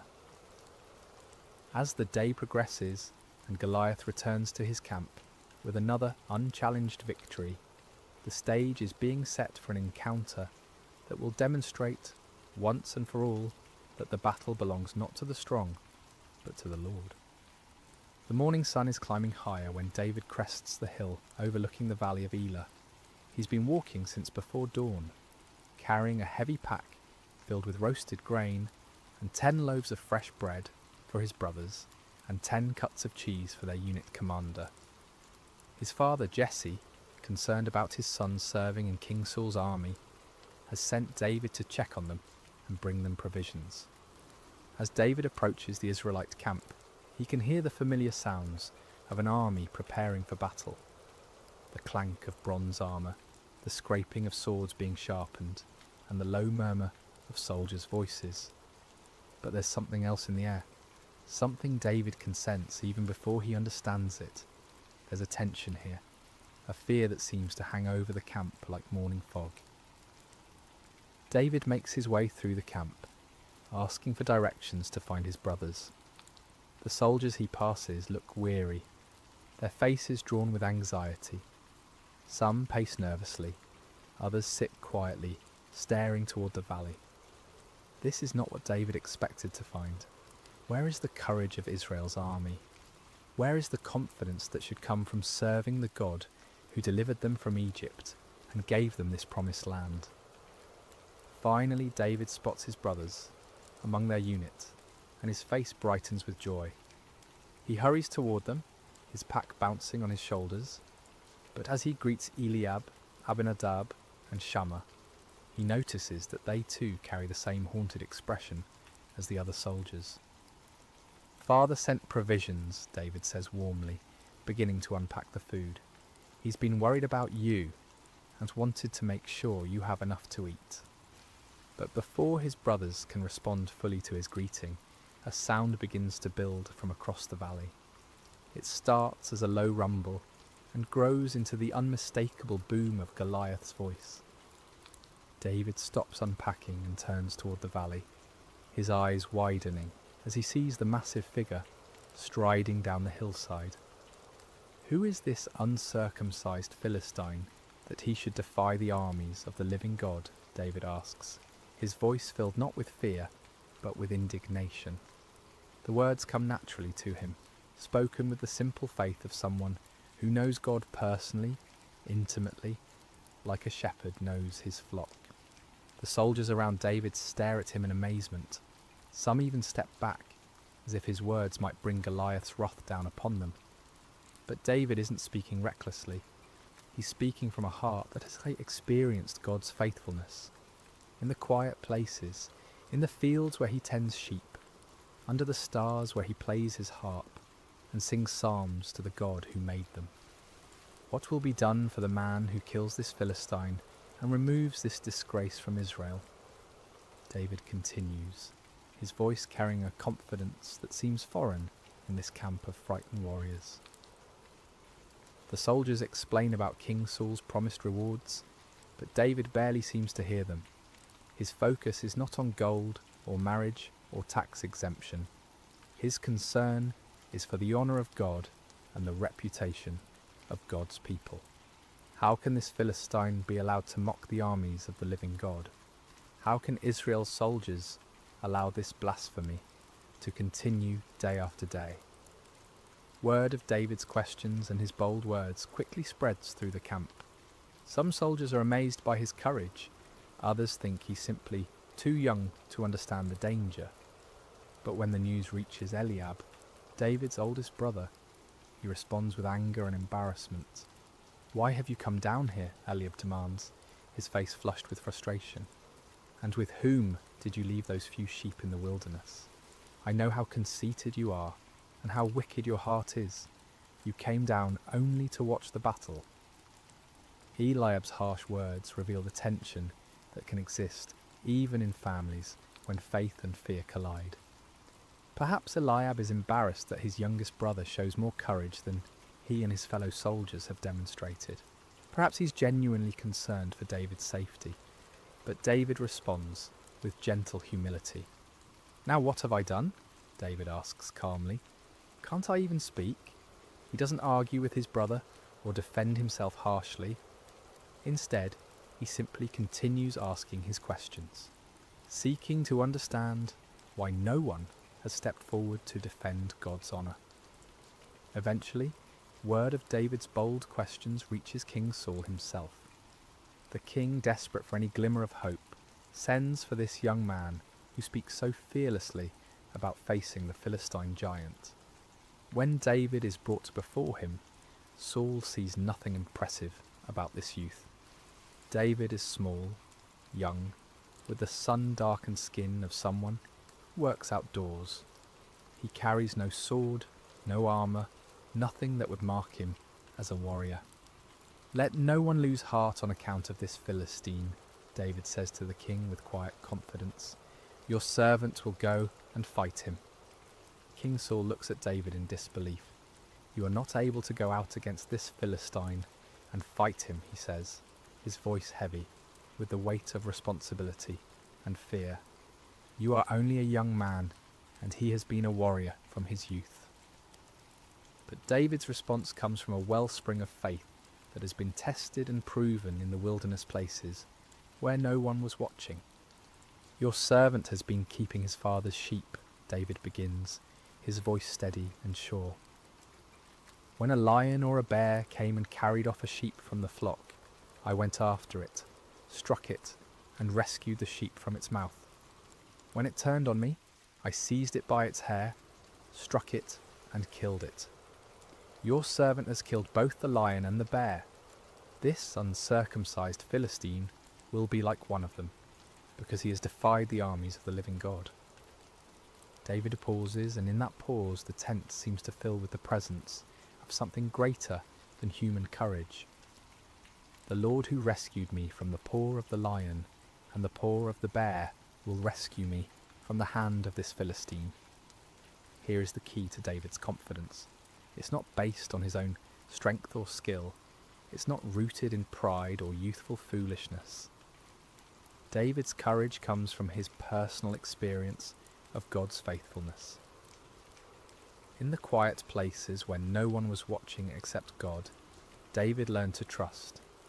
When wild beasts threatened his father's sheep, David didn't run. He stood and fought, not in his own strength, but trusting in the God who had called him to be a shepherd. King Saul, moved by David's faith, and perhaps remembering his own younger days when he trusted God more completely, finally gives his consent. "Go," he says, "and the Lord be with you." Wanting to give David every possible advantage, Saul dresses him in his own tunic and puts a bronze helmet on his head and a coat of armour on his body. He gives David his own sword to carry, but when David tries to walk in all this military gear, he finds he can hardly move. "I cannot go in these," David says to Saul, "because I am not used to them." So he takes off the armour, removes the helmet, and sets aside the sword. He will not try to become something he's not, or fight in a way that's foreign to him. David will face Goliath as himself, a shepherd boy who trusts in the living God. Instead, David picks up his staff, the simple wooden rod that has been his companion through countless days in the fields. He goes to the brook that runs through the valley and carefully selects 5 smooth stones, stones worn perfectly round by the flowing water. He places these in his shepherd's bag and takes his sling in his hand. As David walks toward the valley, he carries with him something more powerful than any bronze armour or iron sword. He carries the confidence that comes from knowing God personally, from experiencing his faithfulness in the quiet places of life. And he carries the understanding that this battle is not really between David and Goliath at all. This is a battle between the God of Israel and the false gods of the Philistines, between truth and blasphemy, between faith and fear. The young shepherd is ready to face the giant, not because he is strong, but because he knows the one who is stronger than any earthly power. The afternoon sun hangs bright and warm over the valley of Elah as 2 figures begin their approach toward each other across the grassy floor of the valley. The contrast between them could not be more dramatic, and yet it's precisely in this contrast that God's glory will be revealed. From the western hill, Goliath begins his descent, his bronze armour catching and reflecting the sunlight like a beacon. Each step he takes shakes the ground slightly, and the sound of his armour clanking echoes across the valley. He moves with the confidence of someone who has never known defeat, never felt the sting of uncertainty. His armour-bearer walks before him, carrying the massive shield that will protect the giant from any arrows that might be fired from the Israelite lines. From the eastern hill, David begins his own journey down into the valley. He walks with a steady, purposeful gait, his simple shepherd's clothing a stark contrast to the military spectacle approaching from the other side. In one hand he carries his staff, worn smooth by years of use. In the other, he holds his sling, a simple leather pouch attached to 2 cords, the kind of weapon that shepherds have used for generations to protect their flocks from predators. Behind David on the hillside, the entire Israelite army watches in stunned silence. Thousands of seasoned warriors stand motionless, their eyes fixed on the small figure walking steadily towards certain death. Some of them pray silently, asking God to protect this brave boy. Others shake their heads in disbelief at what they perceive as pointless sacrifice. King Saul watches from his position among his officers, his heart heavy with the responsibility for sending a youth to face a giant. On the opposite hill, the Philistine army watches with amusement and anticipation. They point at David and laugh among themselves, joking about how quickly their champion will dispatch this boy. Some of them are already making plans for the victory celebration they'll hold after Israel surrenders, as surely they must, after witnessing their champion's inevitable defeat. But as David walks down the hillside, his heart is neither fearful nor boastful. Instead, it's filled with a quiet confidence that comes from knowing he is not walking into this valley alone. The same God who helped him rescue sheep from the mouths of lions and bears is with him now. The same God who has been his shepherd will be his strength. As the 2 figures draw closer together, in the centre of the valley, near the gently flowing brook, Goliath gets his first clear look at his opponent. What he sees fills him with contempt and rage. This is not a warrior, this is just a boy, ruddy and handsome, carrying a shepherd's simple tools instead of weapons of war. "Am I a dog," Goliath roars, his voice booming across the valley, "that you come at me with sticks?" His anger at what he perceives as an insult burns hot. He expected Israel to send their greatest warrior, someone worthy of his attention. Instead, they've sent a child. Goliath continues his verbal assault, his voice carrying clearly to both armies. "Come here, and I'll give your flesh to the birds and the wild animals." The threat hangs in the air like the cry of a predator, and even some of the Philistine soldiers feel a chill at the cruelty in their champion's voice. But David, standing in the valley with the afternoon sun behind him, casting his shadow long across the grass, remains unshaken. When he speaks, his voice carries clearly across the valley, and every word is heard by both armies. "You come against me with sword and spear and javelin," David calls out, his young voice strong and clear, "but I come against you in the name of the Lord Almighty, the God of the armies of Israel, whom you have defied." The words echo across the valley like a bell ringing, clear and pure and full of power. David continues, and as he speaks, something changes in the atmosphere of the valley. The mocking laughter from the Philistine hill begins to fade. On the Israelite side, soldiers lean forward, straining to hear every word. "This day the Lord will deliver you into my hands, and I'll strike you down and cut off your head. This very day I will give the carcasses of the Philistine army to the birds and the wild animals, and the whole world will know that there is a God in Israel. All those gathered here will know that it is not by sword or spear that the Lord saves. For the battle is the Lord's, and he will give all of you into our hands." David's words ring with prophetic power and absolute certainty. He's not boasting in his own strength or skill. Instead, he's making a declaration of faith, a a public testimony to the power and faithfulness of the God of Israel. This battle, David understands, is not ultimately about military might or human courage. It's about the honour of God and the revelation of his power to both Israel and the surrounding nations.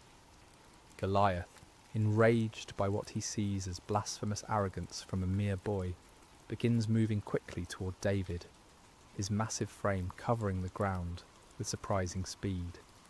His armour clanks and his weapons gleam as he bears down on his small opponent like an avalanche of bronze and iron. But David doesn't flee. Instead, he runs toward Goliath, closing the distance between them with swift, determined steps. As he runs, he reaches into his shepherd's bag and takes out one of the smooth stones he selected from the brook. With practiced ease, born of countless hours protecting sheep, he places the stone in his sling.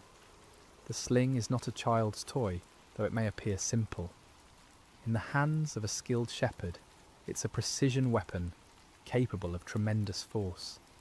David has used his sling to drive off wolves and bears, to guide wandering sheep, and to strike targets with accuracy at considerable distances.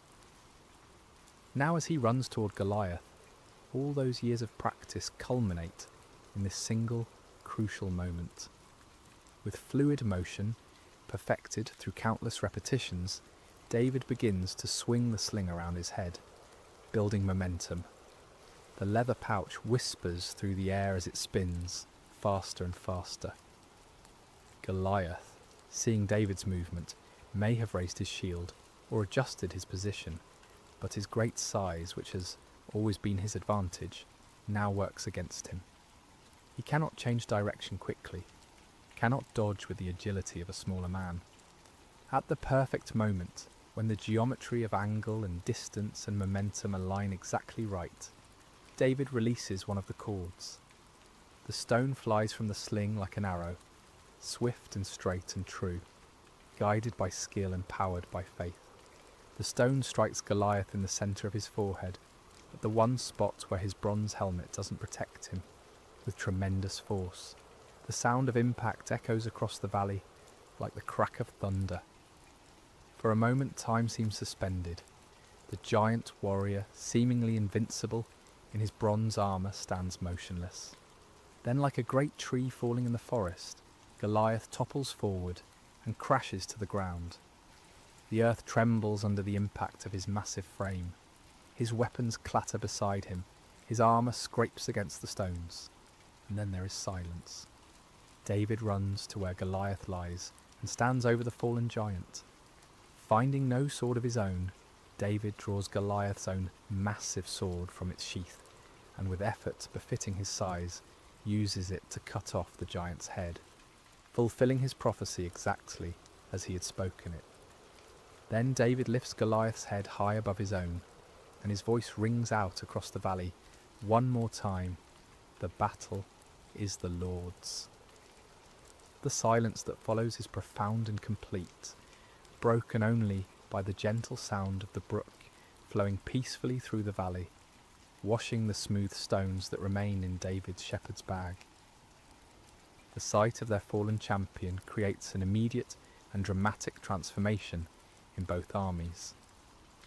On the Philistine hillside, the confident laughter and casual conversation die away instantly, replaced by stunned silence and then growing panic. These seasoned warriors, who moments before were planning their victory celebration, now stare in disbelief at the impossible scene in the valley below. Their champion, their giant, their seemingly invincible Goliath lies motionless in the grass, his own sword in the hands of the shepherd boy, who stands triumphant beside his massive form. The psychological impact is devastating. If Goliath could fall to this young Israelite, what protection did they have? What power could stand against the God of Israel? On the eastern hillside, the transformation is equally dramatic, but runs in the opposite direction. The Israelite soldiers, who have been paralysed by fear for 40 days, suddenly find their voices in a great roar of triumph that echoes off the surrounding hills. The sound builds and builds, a crescendo of relief and joy and renewed confidence that seems to shake the very foundations of the valley. "The Lord has given us victories," they cry. "God has delivered the Philistines into our hands." Swords are drawn from sheaths, not in fear this time, but in confidence. Spears are raised high, and the entire army begins to surge down the hillside like a mighty river breaking through a dam. King Saul, watching from his position among his officers, feels his own heart lift with amazement and gratitude. The burden of fear that has pressed down on him for weeks suddenly lifts, replaced by the returning memory of what it means to serve the living God.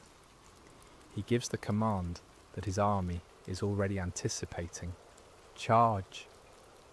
The Philistine army, seeing the Israelites rushing toward them and having lost their champion and their confidence in a single moment, turns and flees.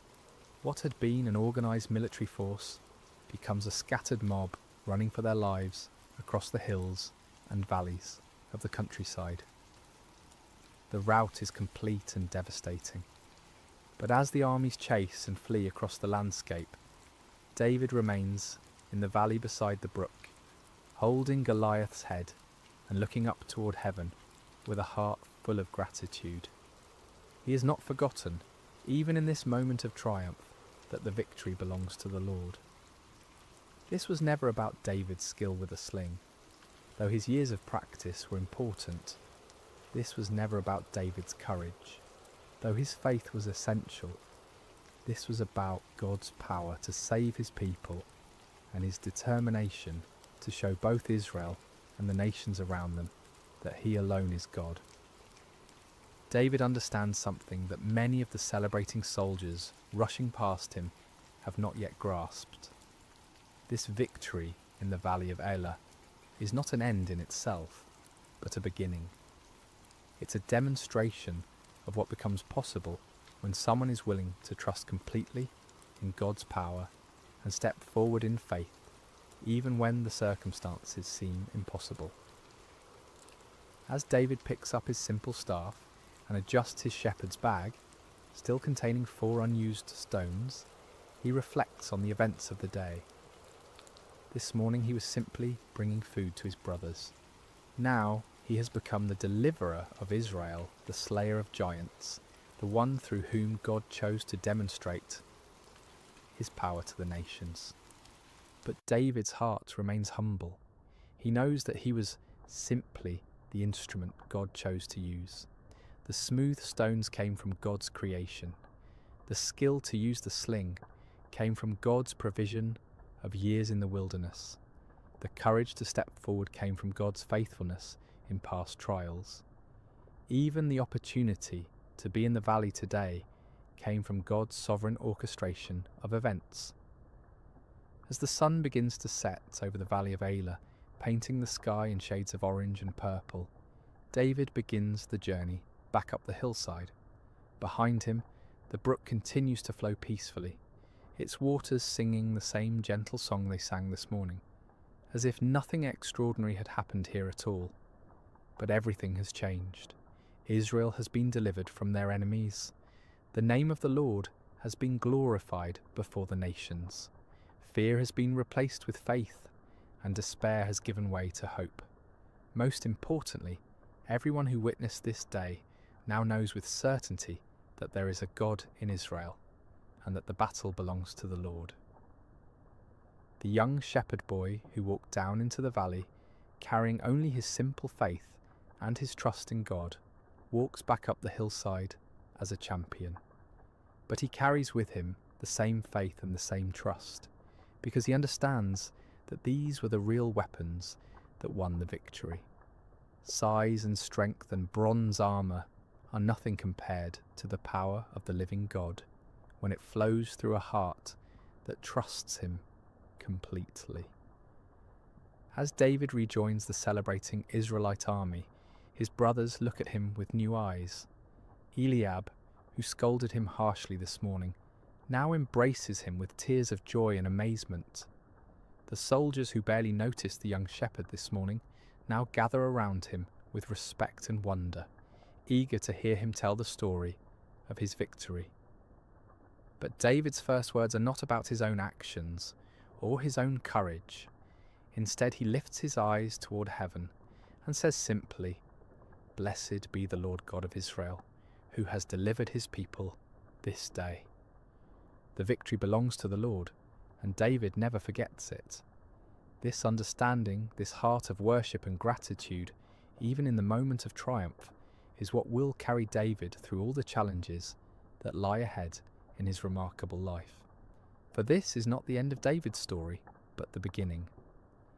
This day in the valley of Elah reveals the heart of a shepherd who will one day be king, a man after God's own heart who will lead Israel with the same faith and trust he showed when facing a giant with nothing but a sling and the name of the Lord. As we reflect on this timeless story of David and Goliath, we discover that it offers us profound truths that speak directly to our own lives and challenges. The Valley of Elah becomes a classroom where God teaches us about faith, courage, preparation, and the source of true victory. Let's explore these lessons together, allowing them to settle into our hearts like seeds planted in good soil. One of the most striking aspects of David's story is how thoroughly unlikely he seems as a champion. When the prophet Samuel came to Jesse's house to anoint the next king of Israel, Jesse didn't even bother to call David in from the fields at first. David was the youngest, the smallest, the one everyone overlooked. Even his own brothers saw him as insignificant, more of an annoyance than a hero. Yet God specifically chose this overlooked shepherd boy to accomplish what none of Israel's mighty warriors dared attempt. This pattern runs throughout Scripture and continues in our world today. God delights in using people the world considers insignificant to accomplish his greatest purposes. He chooses the weak to shame the strong, the foolish to confound the wise, the humble to teach the proud. This truth offers tremendous encouragement to anyone who has ever felt overlooked, undervalued, or insignificant. Perhaps you feel too young, too old, too inexperienced, or too ordinary to make a difference. Perhaps others have dismissed your dreams or minimized your contributions. If so, you're in excellent company. Moses felt too inadequate to speak for God. Gideon felt too weak to lead an army. Esther felt too powerless to influence a king. Mary felt too young to bear the Messiah. But God sees what others miss. He looks at the heart while others focus on outward appearances. He values faithfulness over fame, character over credentials, availability over ability. When you feel small in the eyes of the world, remember that you serve a God who specializes in doing extraordinary things through ordinary people who trust him completely. The key is not to become someone else, but to offer who you already are to God with complete surrender.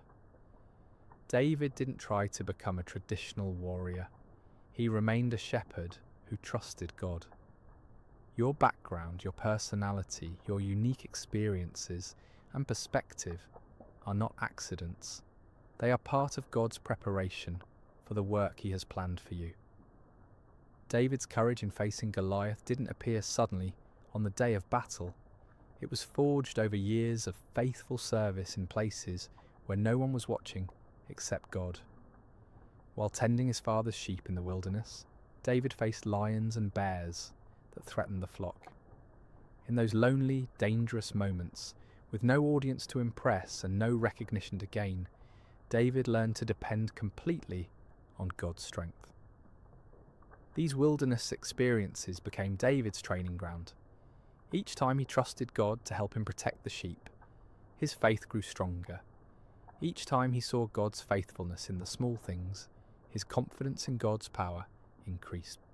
By the time he faced Goliath, David had a history with God, a track record of divine assistance that gave him unshakable confidence.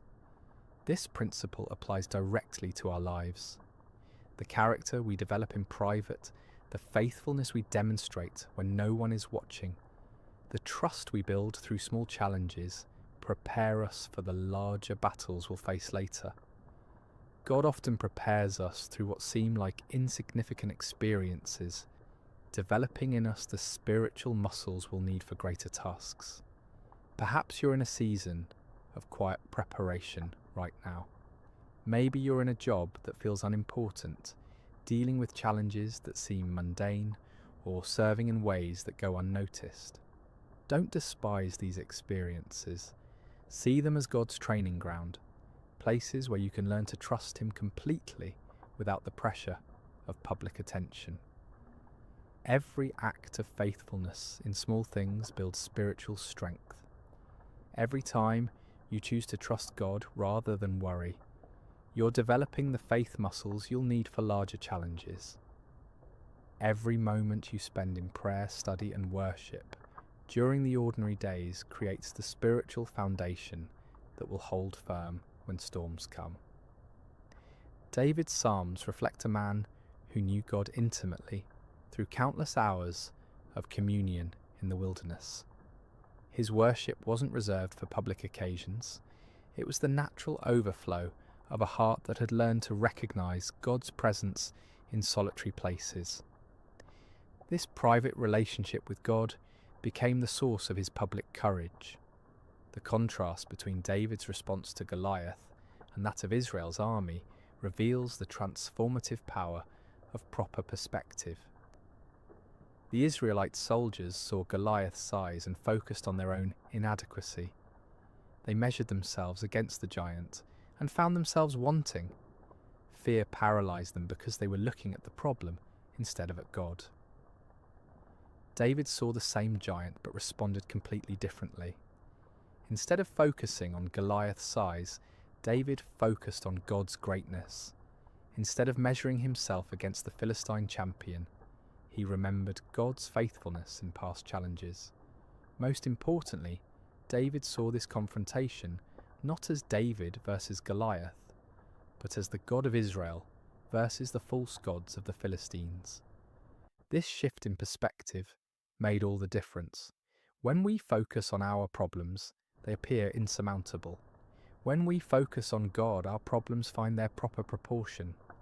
The same challenge that paralyzes us with fear can become an opportunity to witness God's power when we view it through the lens of faith. Your Goliath may not be a 9-foot giant in bronze armor, but it's probably just as real and just as intimidating.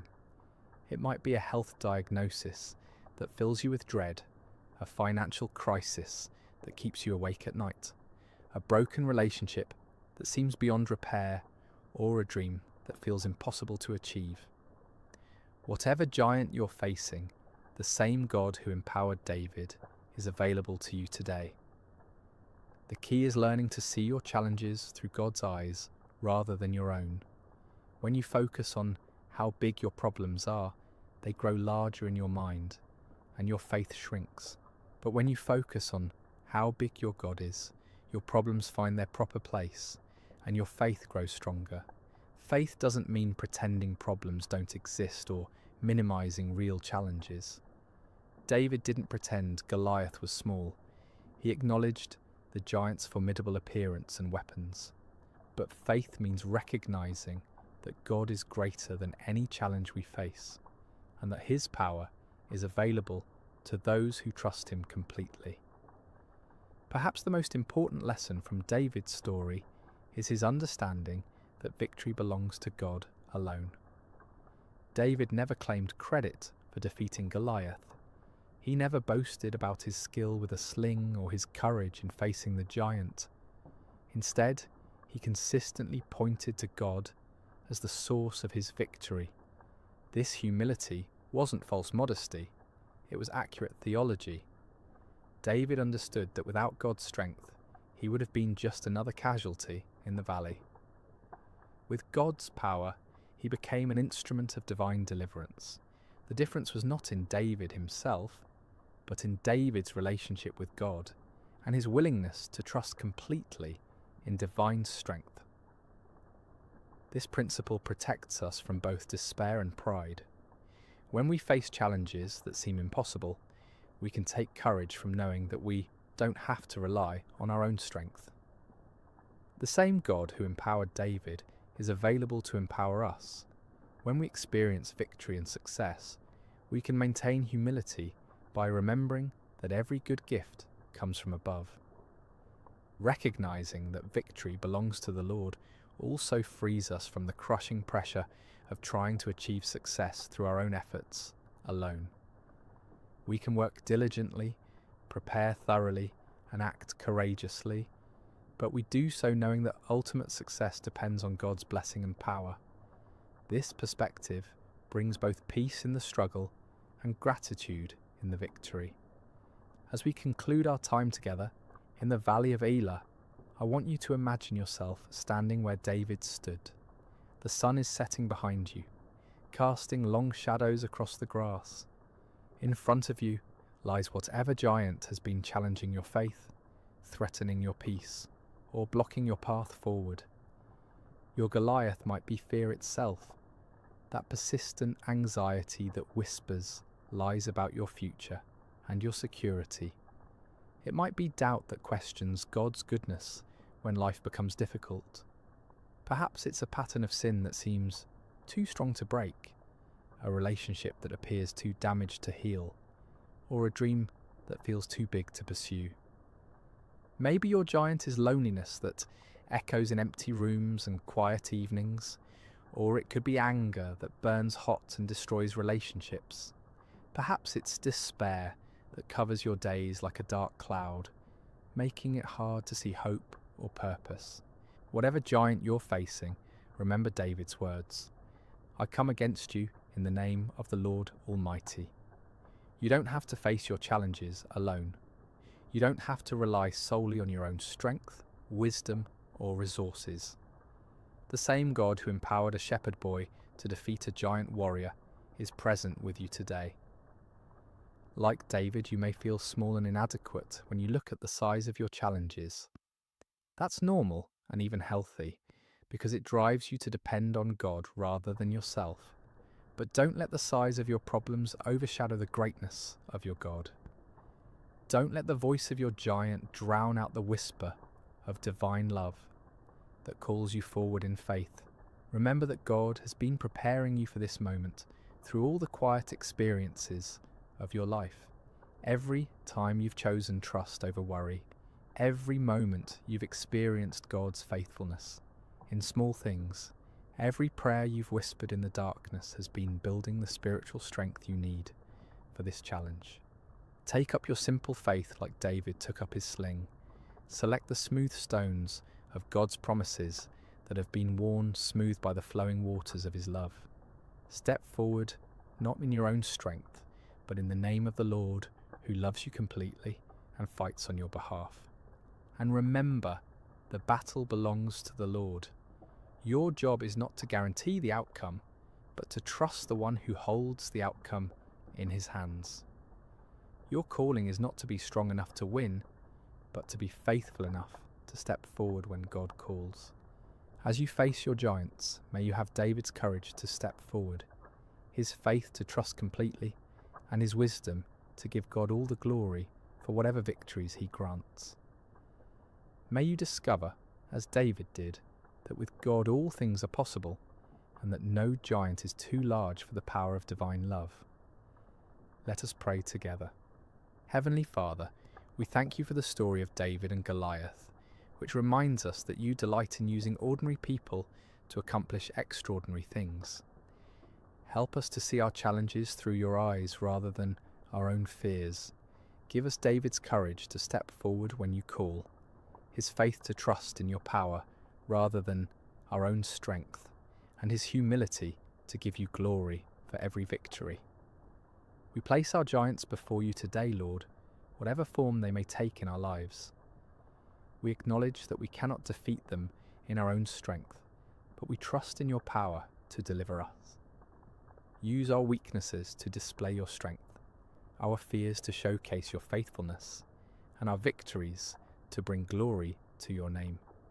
Help us to be faithful in the quiet places of preparation, knowing that you are building in us the character and faith we'll need for the challenges ahead. May we never forget that the battle belongs to you, and may we always be quick to give you praise for your goodness and mercy in our lives. In the name of Jesus, our Good Shepherd and mighty champion, we pray. Amen. Sleep well, dear friends, knowing that the same God who was with David in the valley is with you wherever your journey leads. May his peace guard your hearts and minds, and may you wake tomorrow with renewed faith to face whatever giants await. Until we meet again in another story, may God's love surround you like a shepherd's care, and may his strength be your portion in every season. Thank you for joining us at Sacred Slumber, where every story reminds us that we are deeply loved and never alone. Hello, beloved friends. Before we begin tonight's journey into peaceful rest, I'd love to know where in the world you're joining from and what time it is in your corner of creation. The gentle voice of the shepherd reaches across all borders and time zones. If these stories bring you comfort and peace, please remember to subscribe to Sacred Rest for more scripture-inspired sleep journeys. Now, let us quiet our minds and open our hearts as we listen for the voice of the Good Shepherd. In the quiet of this moment, I invite you to find a comfortable position. Perhaps you're already settled in bed, your head resting on your pillow, or maybe you're preparing for rest after a long day. Wherever you are, however you've arrived at this moment, know that you are welcomed here with tenderness and care. Close your eyes if you haven't already. Feel the weight of your body surrendering to the support beneath you. Notice how your shoulders can soften, how your hands can rest without grasping, how your face can release any tension it's been holding. There's nothing you need to do right now except breathe and listen. Let's breathe together for a moment. Inhale slowly through your nose, feeling the cool air fill your lungs. Hold it gently for just a moment, and then exhale through your mouth, releasing anything that doesn't serve your peace. Inhale comfort. Exhale worry. Inhale divine peace. Exhale human striving. Inhale rest. Exhale burden. With each breath, you're creating space within yourself. Space for stillness, space for quiet, space for the gentle voice that calls you by name. I invite you now to begin visualizing a journey. As you continue breathing slowly and deeply, imagine yourself walking along a narrow country path. It's late afternoon, and the golden light of the setting sun bathes everything in a warm glow. The air is perfect, not too warm, not too cool, and carries the sweet scent of wildflowers and fresh grass. The path winds gently through rolling hills. With each step you feel more of your daily concerns falling away.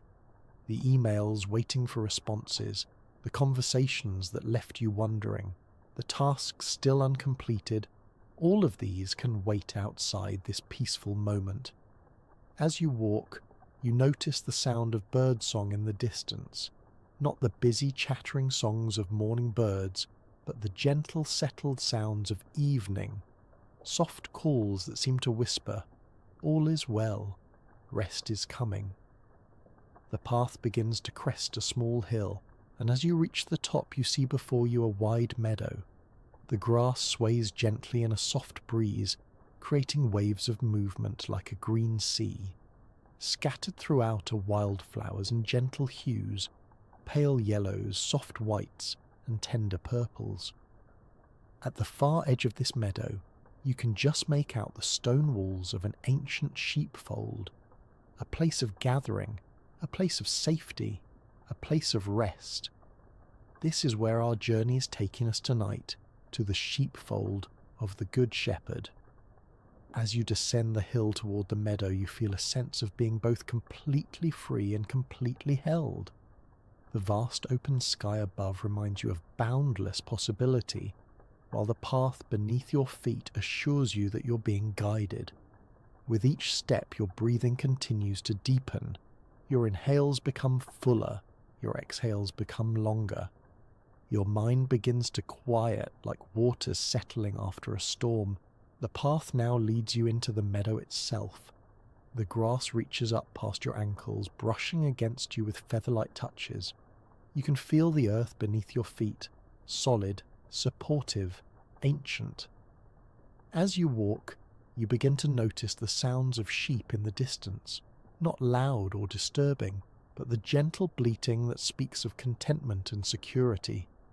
They're calling to one another as they make their way toward the sheepfold for the night. And then you hear something else, a voice. Low and warm, it carries across the meadow with remarkable clarity. It's not calling to you, not yet, but to the sheep. And you notice how they respond, turning their heads, adjusting their path, moving with purpose toward the voice. This is the voice of the shepherd, calling his sheep to evening rest. Each one knows this voice intimately. Each one trusts this voice implicitly. Each one follows this voice instinctively.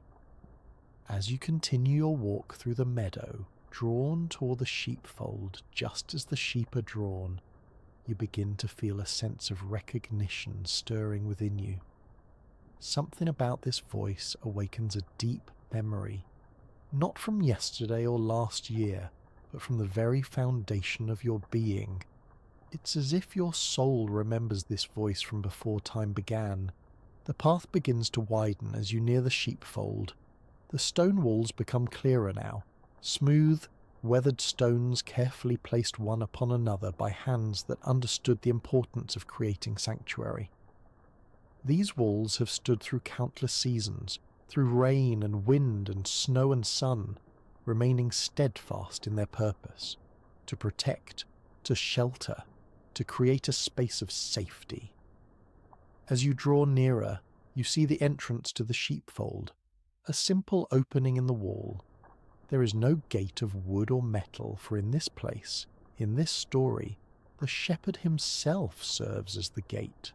Nothing enters that is not first approved by him. Nothing threatens that is not first faced by him. The voice continues to call, naming each sheep individually, knowing each one's unique needs, tendencies, and nature. And as the sun begins to sink lower in the sky, casting long golden shadows across the meadow, you find yourself at the entrance to the sheepfold, ready to cross the threshold into deeper rest. As you stand at the entrance to the sheepfold, you pause to take in its simple beauty. The circular stone walls rise about 4 feet high, tall enough to keep the sheep secure, yet low enough that the shepherd can see over them to watch for any approach of danger. The stones themselves seem to hold stories, their surfaces marked by time and weather, yet their arrangement remains sturdy and true. The ground inside the sheepfold has been softened by the passage of countless sheep over many years.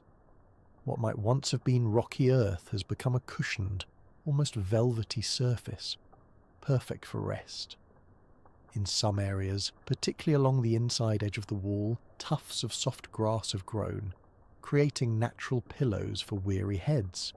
You notice that while the day remains warm, there is a coolness gathered in the shadows of the walls, a reminder that night approaches and with it the deeper rest that darkness brings. The air here carries a different quality. Sheltered from the breeze that moves across the open meadow, it feels somehow more concentrated, more present. As you step inside, crossing the threshold where the shepherd stands watch, you feel a subtle shift in your awareness. The sounds of the wider world seem to soften. The concerns that normally occupy your thoughts recede further. Here, within these ancient walls, existence becomes simpler. There is no need to navigate complex decisions or manage difficult relationships. There's only the present moment, the approaching night, and the protective presence of the shepherd. You find a place to sit against the wall where the last rays of sunlight still warm the stones. From here, you can watch as the sheep continue to arrive, each responding to its name when called, each receiving a gentle touch from the shepherd as it passes by him into the fold. This is how it has been done for thousands of years in the hill country. This ancient rhythm of call and response, of leaving the wide pastures for the secure fold, of trusting the one who leads and protects. Nothing about this scene would look unfamiliar to someone from centuries past. The relationship between shepherd and sheep transcends time, speaking to something essential about care and trust. In ancient times, you remember hearing, shepherds would often combine their flocks during the day, allowing the sheep to graze together in larger numbers. But when evening came, each shepherd would call only to his own sheep, using distinctive sounds or words that only his flock recognized. Remarkably, the sheep would separate themselves, following only the voice they knew, never confused by the calls of other shepherds. As you observe this evening gathering, you notice the care with which the shepherd examines each sheep as it enters. His hands move gently over wool and skin, checking for injuries or thorns that might have been gathered during the day's wandering. For one sheep, he removes a small burr caught in the thick wool. For another, he applies a soothing balm to a minor scrape. No need goes unnoticed, no discomfort goes untended. The sheep themselves seem to welcome this attention. Though some are clearly tired from the day's grazing, they pause willingly for the shepherd's examination. There is trust in their stillness, contentment in their patience. They know these hands, they know this voice, they know they are cared for individually, specifically, attentively. As the fold fills with more sheep, you notice the distinctive sounds they make. Not the loud bleating of alarm, but the soft, low sounds of recognition and settlement. They are talking to each other and to the shepherd in their own language of belonging. The air begins to cool more noticeably as the sun touches the horizon. Long shadows stretch across the sheepfold, and the stone walls now provide not just security, but shelter from the light evening breeze. The shepherd moves among the gathered sheep, his presence clearly bringing them comfort. Some draw closer to him as he passes, seeking the reassurance of proximity. You watch as he kneels beside one sheep that seems particularly restless. He speaks softly to it, words you cannot quite hear from where you sit, but you can see the effect. The sheep's breathing slows, its movements still, its eyes close in what can only be described as surrender to care. This, you realize, is what true safety looks like. Not the absence of all threat, but the presence of one who is trustworthy enough to allow complete vulnerability. The sheep do not need to remain vigilant because the shepherd stays watchful. They do not need to worry about provision because the shepherd knows where the sweet water flows and the tender grass grows. They do not need to fear the darkness because the shepherd's sight penetrates what they cannot see. As twilight deepens into early evening, a profound quiet descends upon the sheepfold. The activities of the day, the walking, the grazing, the occasional startled running, have given way to stillness. Energy spent has prepared the way for deep restoration. The shepherd now sits at the entrance to the fold, his back against one of the stone walls, his staff across his lap. From this position, he can see both outward across the meadow and inward to the gathered flock. Nothing approaches without his knowledge. Nothing disturbs without his permission. In this ancient pattern, in this timeless scene, you feel your own breathing continuing to slow, your own thoughts continuing to quiet. The simple rightness of this place seeps into your awareness. The stone walls that have sheltered generations, the soft earth that welcomes rest, the attentive presence that makes vulnerability safe. As night begins to embrace the world outside the fold, you feel yourself drawn deeper into the peace of this sanctuary. The voice of the shepherd, which first called across the meadow, now speaks in the silence of complete trust. And though no words are spoken aloud, you understand with perfect clarity. You are known. You are seen. You are safe. As the night deepens around the sheepfold, the stars begin to appear overhead. First one, then another. Then suddenly a multitude, transforming the darkness into a vast canvas of light. The shepherd remains at his post, a silhouette of watchful presence against the night sky. In this moment of perfect stillness, words from ancient scripture rise in your mind, words that have brought comfort to countless souls through the centuries. The 10th chapter of John's Gospel, where Jesus describes himself as the Good Shepherd, speaks with particular resonance in this place of safety and rest. Listen now as the words flow gently into your consciousness. Very truly I tell you, I am the gate for the sheep. All who have come before me are thieves and robbers, but the sheep have not listened to them. I am the gate. Whoever enters through me will be saved. They will come in and go out and find pasture. Pause and consider this image of the gate. In ancient sheepfolds like this one, the shepherd would often position himself in the opening of the wall, literally becoming the gate. Nothing could enter without passing by him first. No predator could threaten, no thief could steal, no sheep could wander away without encountering the shepherd's watchful presence. Imagine now what it means to have such protection. Not a cold barrier of wood or metal, but a living, attentive guardian who knows each one by name. This is not distant security, but intimate care. This is not impersonal safety, but relationship-based protection. The words continue to unfold. I am the Good Shepherd. The Good Shepherd lays down his life for the sheep. The hired hand is not the shepherd, and does not own the sheep. So when he sees the wolf coming, he abandons the sheep and runs away. Then the wolf attacks the flock and scatters it. The man runs away because he is a hired hand and cares nothing for the sheep. Reflect on the difference between hired protection and devoted care. The difference is not in skill or strength, but in relationship and commitment.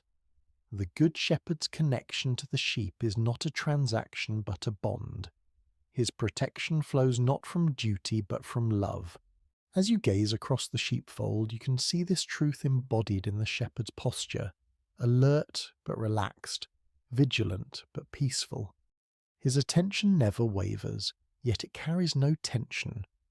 This is the watching that comes from love rather than obligation. The sacred text continues, I am the Good Shepherd. I know my sheep, and my sheep know me, just as the Father knows me, and I know the Father, and I lay down my life for the sheep.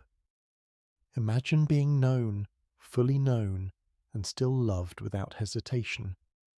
Not the surface knowing of casual acquaintance, but the deep knowing that sees every fear, every hope, every quiet corner of your heart. The shepherd knows when you are afraid, when you are lonely, when you are in pain. He knows when you have wandered, when you have stumbled, when you have fallen, and still he calls your name with tenderness. This knowing is not one-directional. The sheep also know their shepherd. They recognize his voice among all others. They trust his guidance without question. They follow his leading with confidence because experience has taught them that he brings them to good places, to fresh water, to green pastures, to safe rest. As these words settle into your spirit, another passage emerges. My sheep listen to my voice. I know them, and they follow me. I give them eternal life, and they shall never perish. No one will snatch them out of my hand.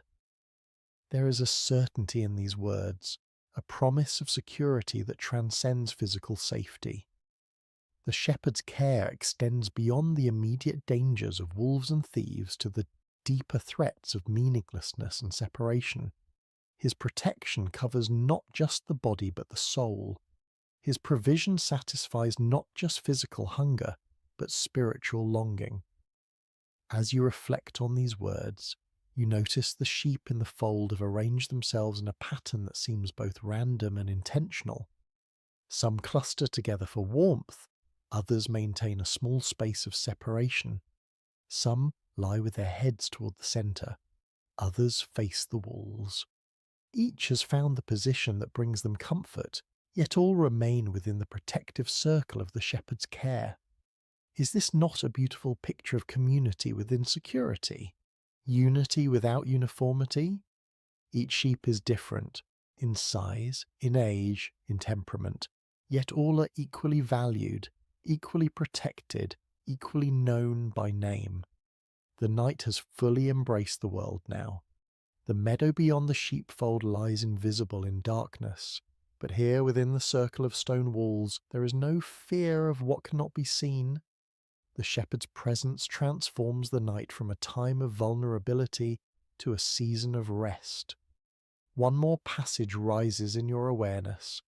I have other sheep that are not of this sheep pen. I must bring them also. They too will listen to my voice, and there shall be one flock and one shepherd. These words speak of expansion, of inclusion, of a circle of care that continues to widen. The shepherd's heart is not limited to those already gathered, but extends to those still wandering, still searching, still unsure of where they belong. As you let these ancient words settle deeply into your consciousness, you notice that the rhythm of your breathing is synchronized with the gentle rise and fall of the sleeping sheep around you. There is a harmony here, a natural community formed not by effortful connection, but by shared trust in the one who watches over all. The shepherd's eyes meet yours across the sheepfold, and in that glance you understand you too are invited into this circle of care. You too are known by name. You too are welcome to rest under the watchflies of the one who never slumbers. As the night grows deeper, something remarkable happens. The scene around you begins to shift, not in a jarring way, but with the gentle transformation of a dream unfolding. The walls of the sheepfold seem to dissolve, and you find yourself no longer sitting against the stones, but standing in an open field just as dawn begins to break on the horizon. The sheep are rising from their rest, stretching and shaking the night stillness from their bodies. The shepherd moves among them, speaking softly to each one, calling names that sound like music in the morning air. He turns to you now, his eyes finding yours with a gaze that feels at once ancient and immediate. With a small gesture of his hand, he invites you to join him as he prepares to lead the flock to fresh pastures. You rise and move toward him, feeling neither rushed nor hesitant. There is a rightness to this moment, as if it has been waiting for you through all the days of your life. "Come," he says, his voice both gentler and more compelling than you imagined. "Walk with me a while." As the sheep begin to follow the shepherd out into the wider fields, you find yourself walking alongside him, not ahead, not behind, but beside, close enough to hear his breathing, to notice the deliberate placement of his feet on the earth, to feel the subtle movements of the air as he lifts his staff to guide the way. The morning unfolds around you in a symphony of sensory experiences. The earth beneath your feet feels solid yet yielding, supporting each step without resistance. The cool morning air carries the mingled scents of grass, wild flowers, and the earthy wool of the sheep. Light increases gradually as the sun climbs higher, illuminating the landscape in stages, first outlining the hills in gold, then filling the valleys with amber light, finally bathing everything in the clear radiance of full morning. You notice that the shepherd does not hurry. His pace is steady but unhurried, considerate of the youngest lambs and the oldest ewes. There is no sense of urgency, no anxiety about reaching a destination by a certain time. The journey itself holds as much importance as the arrival. The sheep need movement, the shepherd explains, seeming to read your thoughts, but they also need to feel secure in that movement. Too fast and they become anxious. Too slow and they begin to wander. The right pace creates both progress and peace. As you walk, you begin to notice how the sheep respond to the shepherd's voice. When he calls to one that has strayed too near a thorny thicket, it immediately adjusts its path. When he makes a particular clicking sound, the entire flock knows to pause and wait. When he sings a low melodic note, they gather more tightly together. "They know my voice," he says simply, "not just its sound, but its meaning." The path begins to ascend a gentle hill, As you climb, you notice how the shepherd positions himself, sometimes ahead to lead the way, sometimes behind to encourage those who lag, sometimes at the side to prevent wandering toward unseen dangers. The greatest deception, he comments, is the belief that freedom means absence of guidance. True freedom comes from trusting the one who sees what you cannot see. From the top of the hill, you can see the landscape spread out in all directions. To the east, where you've come from, the sheepfold stands solid and familiar. To the west, your direction of travel, a wide valley opens up, green with the new grass and dotted with the blue of morning flowers. To the north and south, other hills rise, creating a natural corridor for your journey. The shepherd pauses here, allowing the sheep to rest for a moment and take in the wider view. He stands slightly apart, his eyes scanning the horizon with attentive care. You understand that he is looking for signs of danger, assessing weather patterns, planning the safest route forward. Every step we take has been imagined before we take it, he says, again responding to your unspoken thoughts. I walk these paths in my mind before I walk them with my feet. That is how I can lead with confidence even into new territories. As the journey resumes, you begin to notice the distinct personalities of the sheep around you. Some walk with the confidence of experience, staying close to the shepherd out of choice rather than fear. Others move with the uncertainty of youth, sometimes darting ahead, sometimes falling behind, requiring more of the shepherd's attention.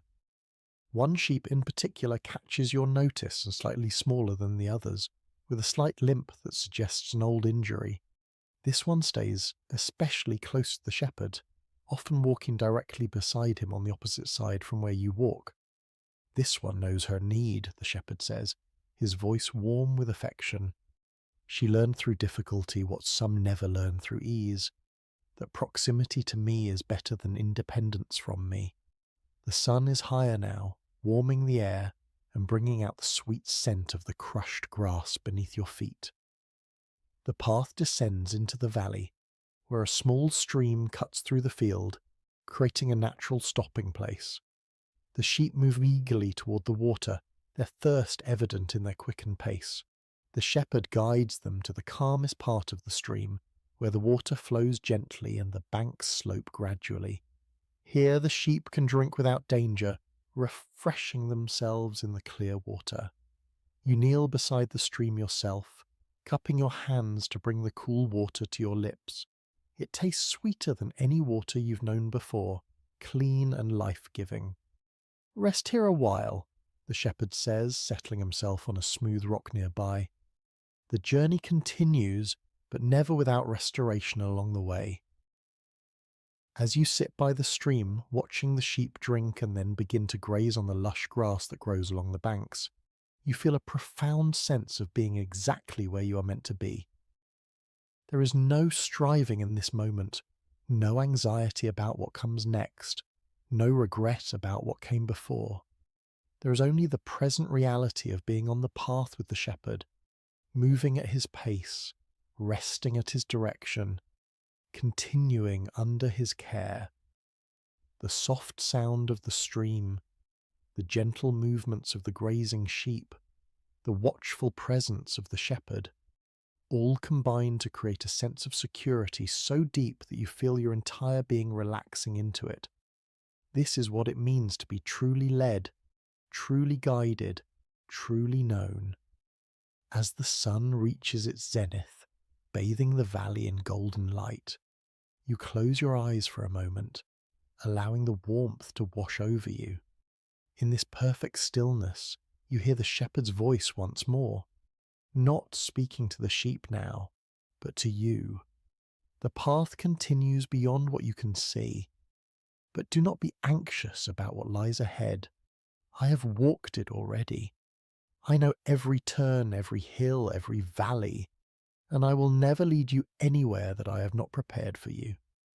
As the afternoon light begins to soften, casting longer shadows across the valley, you open your eyes to find the shepherd standing before you, his hand extended in invitation. "Come," he says simply. "There is something I want to show you before the day ends." You rise and follow him, noticing that the sheep have settled into a gentle rhythm of grazing. They seem content to remain in this lush valley for now, secure in the knowledge that the shepherd remains near. He leads you to a small rise overlooking the stream, where a single tree offers dappled shade. Its branches spread wide, creating a natural canopy that filters the sunlight into patterns of gold and shadow on the ground below. "Sit with me here," he says, settling himself against the trunk of the tree. As you join him in the shade, you realize you can see the entire flock from this vantage point. Every sheep is visible, from the confident leaders to the hesitant followers, from the strong to the vulnerable. The shepherd's gaze moves over them with attentive care, missing nothing. "Do you see how they graze without fear?" he asks.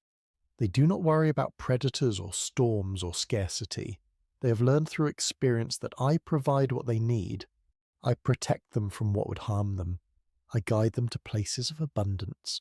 You watch as the sheep move slowly through the grass, tapping to eat, occasionally looking up to confirm the shepherd's presence, then returning to their grazing with peaceful assurance. "This is the gift I offer," the shepherd continues, "not the absence of all danger, but the presence of constant care.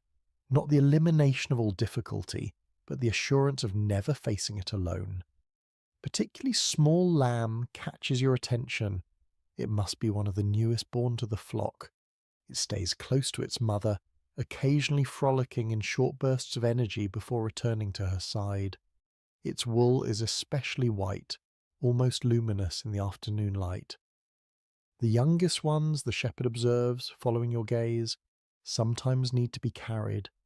When the path grows steep or the day grows long, I lift them into my arms and bear their weight.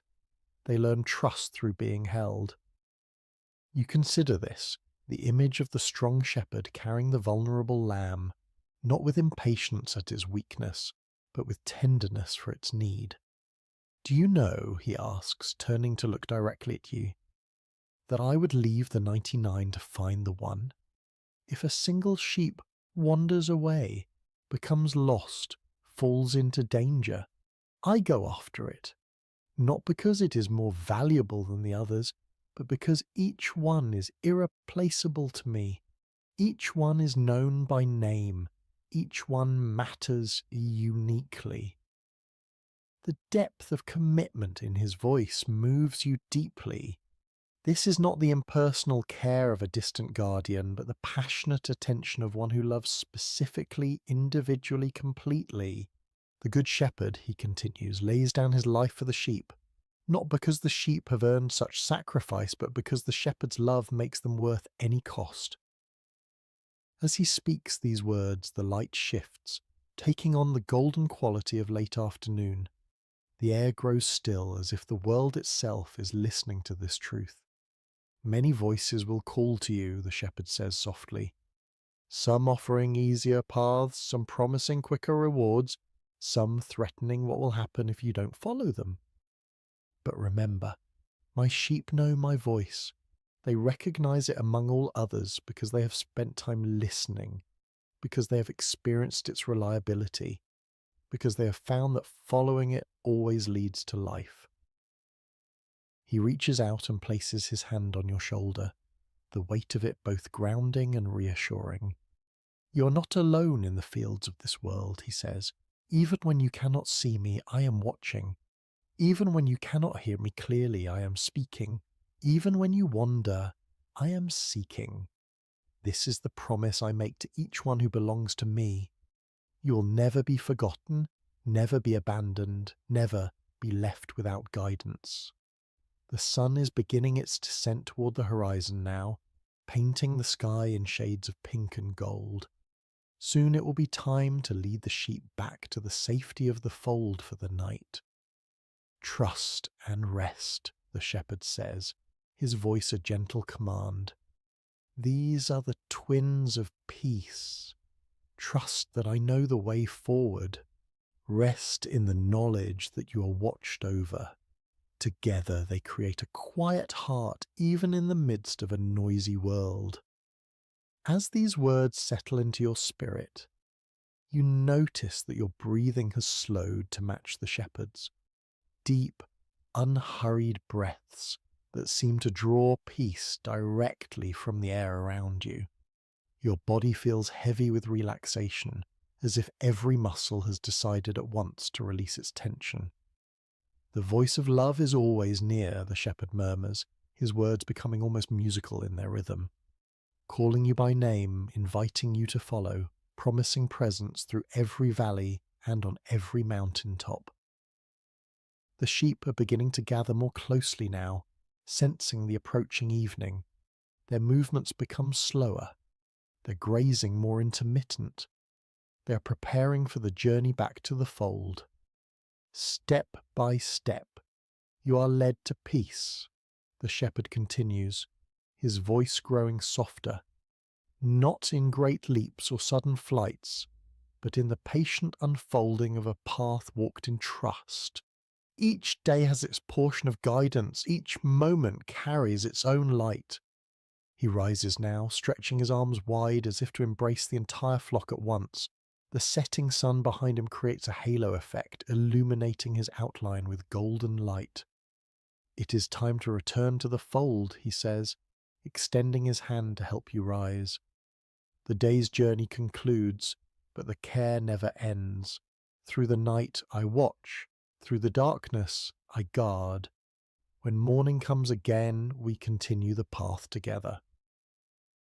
As you stand, you feel a profound sense of renewal, as if the simple act of walking with the shepherd, listening to his voice, observing his care for the sheep has restored something essential within you.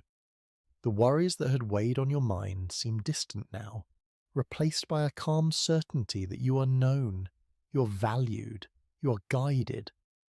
The shepherd lifts his voice in a distinctive call that immediately draws the attention of every sheep. They respond with remarkable unity, moving toward him from all directions, gathering into a more cohesive group for the journey home. This is how it has always been, he explains as you begin to walk beside him, the flock following behind.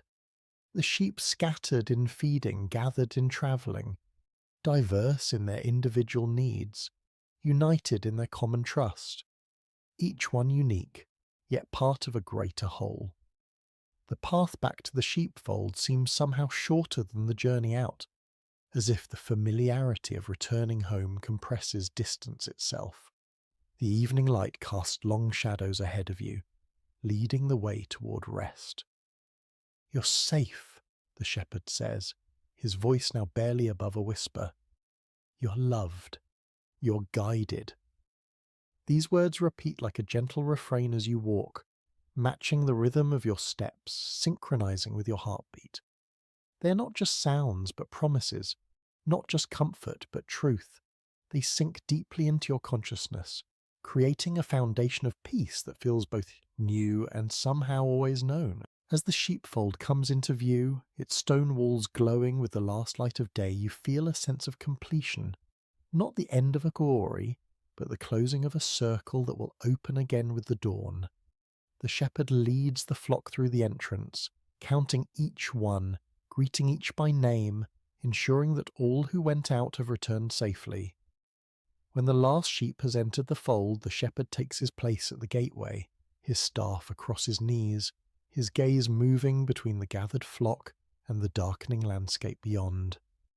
He is the living gate, the constant guardian, the embodiment of care that does not slumber or sleep. Rest now, he says to you, his eyes holding yours with gentle intensity. The shepherd knows your name. The shepherd calls you to rest. The voice of love is always near. As night embraces the world once more, as stars begin to appear in the darkening sky, you feel yourself surrounded by perfect peace, held in the care of the one who calls you by name, who leads you beside still waters, who restores your soul. In this sanctuary of trust, sleep comes not as escape but as gift, not as absence but as presence in the watchful love of the Good Shepherd. Thank you for joining me on this peaceful journey with the Good Shepherd. If these words have brought you comfort tonight, please consider subscribing to Sacred Rest for more scripture-inspired sleep stories. And I'd love to know where in the world you're listening from and what time it is there. May you rest deeply in the knowledge that you are watched over with perfect care through this night and always. Hello, dear soul, and welcome to tonight's sacred story. Before we begin, I'd love to gently invite you to share. Where in the world are you listening from tonight? And what time is it as you begin to rest?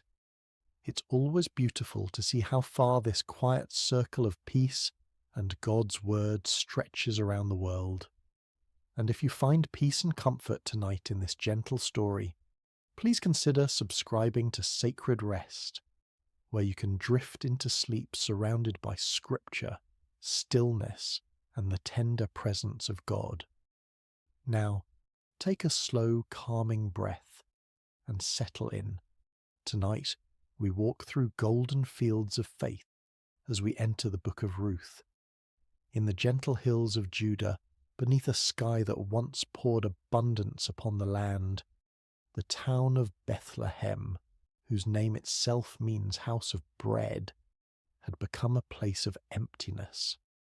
The fields lay parched, the grain stores depleted, and hunger walked freely through the streets that once overflowed with harvest songs. In one small home, a woman named Naomi whispered prayers as she packed what little remained of her family's possessions. Her husband Elimelech stood at the threshold, his eyes fixed on the horizon, toward the land of Moab where rumours of plenty had reached their desperate ears. Their 2 sons, Mahlon and Chilion, young men with dreams still unformed, helped secure their meagre belongings for the journey ahead. "Is this truly what Yahweh wishes for us?" Naomi asked softly, her hands trembling slightly as she folded a well-worn shawl. "To leave the land of our fathers?" Elimelech's voice was gentle but firm. "Sometimes faith means following the path of provision wherever it leads. We go to survive, beloved. We go to live." And so they set out, a small family among many who sought survival beyond their homeland's borders. The road stretched long before them, a winding path into uncertainty. With each step away from Bethlehem, Naomi felt the weight of leaving grow heavier, like gathering storm clouds behind them. Moab received them with fields less barren than those they had left. They built a simple life there, foreigners in a strange land that worshipped strange gods. They kept to themselves, honouring the Sabbath in quiet ways, speaking of Yahweh in evening whispers when the day's work was done. But sorrow knows no boundaries, respects no borders. It found them even there, across the Dead Sea from their homeland. First came the quiet, unexpected night when Elimelech did not wake with the dawn. Naomi wept as they buried him according to their customs, as best they could in foreign soil. Her sons stood like slender reeds on either side of her, bending in the wind of grief but not breaking. Time continued its patient march. The sons found wives among the Moabite women. Mahlon married Ruth, a woman with gentle eyes and a voice like summer rain. Chilion took Orpah, whose laughter could brighten even their darkest days of longing for home.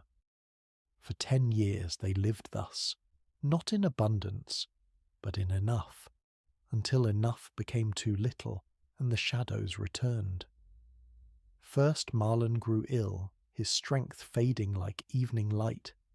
Then Chilion, as if unable to walk this world without his brother, followed him into that quiet night from which no traveller returns. 3 widows remained, their grief a shared language that needed no translation. When news reached them that the famine had lifted in Judah, Naomi's heart turned homeward. What remained for her in this land of sorrows? Better to die in the place of her birth, among her own people, than to continue as a stranger in a land that had taken everything she loved. "Go back," she told her daughters-in-law, her voice thick with both love and sorrow. "Return to your mothers' homes. May Yahweh deal kindly with you, as you have dealt with the dead and with me." She kissed them farewell, and the three women wept together, their tears mingling like rivers converging. Orpah's departure was a slow, reluctant walking away, her form growing smaller on the horizon, turning back once, twice, before finally disappearing around a bend in the road. But Ruth stayed. When Naomi urged her again to follow Orpah's path, Ruth's embrace tightened, her voice steady despite her tears. "Do not urge me to leave you," she whispered, the words flowing from somewhere deeper than thought. "Where you go, I will go. Where you stay, I will stay. Your people will be my people, and your God my God. Where you die, I will die, and there I will be buried. May Yahweh deal with me, be it ever so severely, if even death separates you and me." Naomi, who had thought herself empty of all feeling save grief, felt something stir within her breast, small as a mustard seed, fragile as a sparrow's first flight. Not quite hope, but perhaps its distant cousin. And so they walked together, two widows on the road to Bethlehem, Naomi returning, Ruth arriving. The older woman's steps were heavy with memories, the younger's light with the strange freedom that comes from choosing one's path with complete clarity. They arrived as the barley harvest was beginning, the fields around Bethlehem rippling like a green sea in the gentle breeze. Women drawing water recognized Naomi despite the years and sorrows that had reshaped her face. "Can this be Naomi?" they asked, voices bright with surprise. "Do not call me Naomi," she replied, the name that meant pleasant now a bitter irony on her tongue. "Call me Mara, for the Almighty has made my life very bitter. I went away full, but Yahweh has brought me back empty." As the women of Bethlehem welcomed them with curious eyes and hesitant embraces, Ruth stood quietly by Naomi's side, her hand a steady presence on the older woman's arm. In this moment, on this threshold between past and future, neither could know what fields of possibility lay before them, what harvest Yahweh was already preparing, or how their names would one day be spoken with reverence across centuries yet unborn. They knew only this: the road behind them was empty, and the road ahead unknown, but they would walk it together, step by faithful step, beneath the watchful eyes of a God who sees even sparrows when they fall. The sun had barely lifted itself above the eastern hills when Ruth rose from her mat, careful not to disturb Naomi's rare peaceful sleep. The small house they had secured, more a room than a home, was cool in the early morning light, shadows still clinging to the corners like reluctant dreams. Ruth wrapped herself in a shawl, the fabric thin but serviceable, and tied back her hair with practiced movements. She had been a daughter of comfort in Moab. Now she was a gleaner in a foreign land.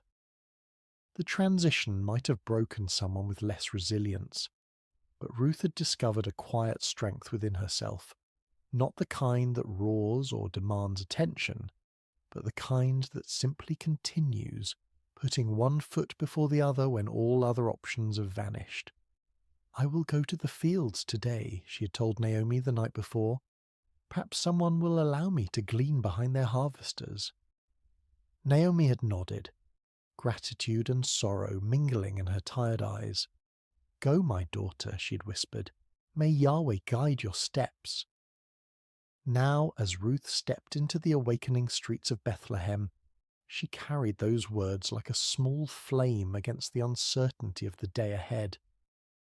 The law of Moses provided for the poor, the widow, the foreigner. They were permitted to gather what the harvesters missed or deliberately left behind. It was not charity but dignity, a way of working for one's bread even when one owned no land. But Ruth was doubly vulnerable, both widow and foreigner. Which field would welcome her? Would the law's protection extend to a Moabite woman? These questions followed her like shadows as she made her way to the edges of town where the barley fields began their gentle roll toward the horizon. She paused at the boundary of the first field she encountered, watching as workers began to form lines, their sickles catching the morning light with brief flashes of brilliance. The field's owner was not present, but the foreman eyed her with suspicion. "Move along," he called, not unkindly but firmly. "We have enough local gleaners already." Ruth nodded and continued, her heart sinking slightly but her resolve undiminished. The second field brought similar results. By the time she reached the third, the sun had climbed higher, and her throat was dry with thirst and unspoken prayers. This field seemed different somehow. The workers moved with a relaxed efficiency, and there was conversation, even occasional laughter among them. Ruth hesitated, then approached the foreman, her eyes modestly lowered but her voice clear. "Please, sir," she said, "might I glean among the sheaves behind your harvesters? I will be careful not to disturb their work." The foreman studied her for a long moment, noting her foreign accent, the quality of her garments that spoke of better days now past. Something in her demeanour, a dignity that hardship had failed to diminish, made him nod slowly. "You may," he said. "Stay close to my servant girls, drink from our water jars when you thirst, and rest in the shade when the sun grows too fierce." Ruth's gratitude was a physical sensation, warm in her chest. "Thank you," she whispered. "You're most kind to a stranger." The work was harder than anything she'd done before, bending, searching, gathering the scattered stalks left behind. The sun climbed higher, its heat a heavy blanket across the fields. The other gleaners, mostly local widows and their children, kept their distance, though their curious glances sometimes found her. But Ruth worked steadily. Her determination measured in each stalk added to her growing bundle. By midday she'd gathered enough to make the effort worthwhile, though her back ached and her hands were rough with new blisters. She was resting briefly in the shadow of a large sycamore at the field's edge when a commotion among the workers drew her attention. A man had arrived, tall, broad-shouldered, with the bearing of someone accustomed to respect. The foreman hurried to greet him, and the workers called out blessings. "The Lord be with you," the man responded, his voice carrying across the field. "The Lord bless you," they answered in unison. This, then, was the owner of the field where Ruth had found favour. She watched as he moved among his people, speaking to each, asking after families, offering words that brought smiles to weary faces. There was something different about him, a kindness that seemed as natural as breathing. When his circuit of the field brought him near where Ruth rested, he paused, his gaze falling on her with quiet curiosity. "Who is this young woman?" he asked his foreman. "She is the Moabite who came back with Naomi," the man replied. "She asked permission to glean behind the harvesters. She has worked steadily since morning, with only this brief rest." The owner, Boaz was his name, Ruth heard someone nearby whisper, approached her then. Instinctively she rose and bowed slightly, uncertain of the proper protocol but determined to show respect. "Listen, my daughter," he said, his voice gentle but firm. "Do not go to glean in another field. Stay here with my servant girls. Watch where they harvest and follow them. I have told the men not to touch you, and when you are thirsty, drink from the jars the men have filled." Ruth's surprise made her bold. She bowed lower, her voice barely audible even to herself. "Why have I found such favour in your eyes that you notice me, a foreigner?" Boaz's answer was unexpected in its thoughtfulness. "I have been told all that you have done for your mother-in-law since your husband's death, how you left your father and mother and your homeland to come to a people you did not know before. May Yahweh repay you for what you have done. May you be richly rewarded by the God of Israel, under whose wings you have come to take refuge." His words washed over Ruth like cool water on a parched day. For so long she'd been defined by what she had lost: husband, homeland, security. Now, for For the first time someone saw what she'd chosen, what she had given, what she had become. "You have put me at ease, my lord," she said, her voice steadier now. "You have spoken kindly to your servant, though I do not have the standing of one of your servant girls." When the meal break came, Boaz himself invited her to share bread with the harvesters. He handed her roasted grain, more than she could eat, and she saved some for Naomi. Throughout the afternoon, Ruth noticed that the harvesters seemed to be dropping more grain than seemed accidental. Once she caught the foreman's eye as he instructed a worker to deliberately leave a small bundle behind. He looked away quickly, but not before she glimpsed something like approval in his gaze. When evening came and Ruth gathered her gleaning, an effort of barley, far more than she had dared hope for, she felt something she had not expected to feel again. The quiet satisfaction of provision, of having enough for tomorrow. As she walked back toward Bethlehem, the setting sun painting the limestone buildings in shades of amber and rose, Ruth carried not just barley, but something weightier. The knowledge that in this strange new land, under the wings of a God she was still coming to know, she had been seen. Not as Naomi's burden, not as an unwelcome foreigner, but as someone worthy of kindness, and in the shadow of that kindness small seeds of possibility had begun to stir in the soil of her heart. The soft glow of oil lamps pushed back the evening darkness as Ruth entered the small dwelling she shared with Naomi. Her mother-in-law sat in the dimness, her hands, once strong and capable, now resting idle in her lap, testament to a weariness that went beyond physical exhaustion. "Is that you, my daughter?" Naomi called, her voice brightening slightly. "It is," Ruth answered, setting down her bundle with a soft thud. The sound seemed to fill the small space with promise. Naomi leaned forward, her eyes widening as Ruth opened the cloth to reveal the day's gleaning, golden barley catching the lamplight like treasure. "Where did you glean today?" she asked, running her fingers through the grain with wonder. "Blessed be the one who took notice of you." Ruth began to prepare a portion of the grain for their evening meal as she recounted the day's events, the field, the unexpected kindness, the owner who had spoken to her with respect rather than suspicion. "The man's name was Boaz," she finished, watching as something flickered across Naomi's face. Recognition, then a sudden animation that had been absent for so long. "Boaz!" Naomi exclaimed, her voice stronger than Ruth had heard it in months. "That man is a relative of ours, one of our guardian redeemers." "Guardian redeemer?"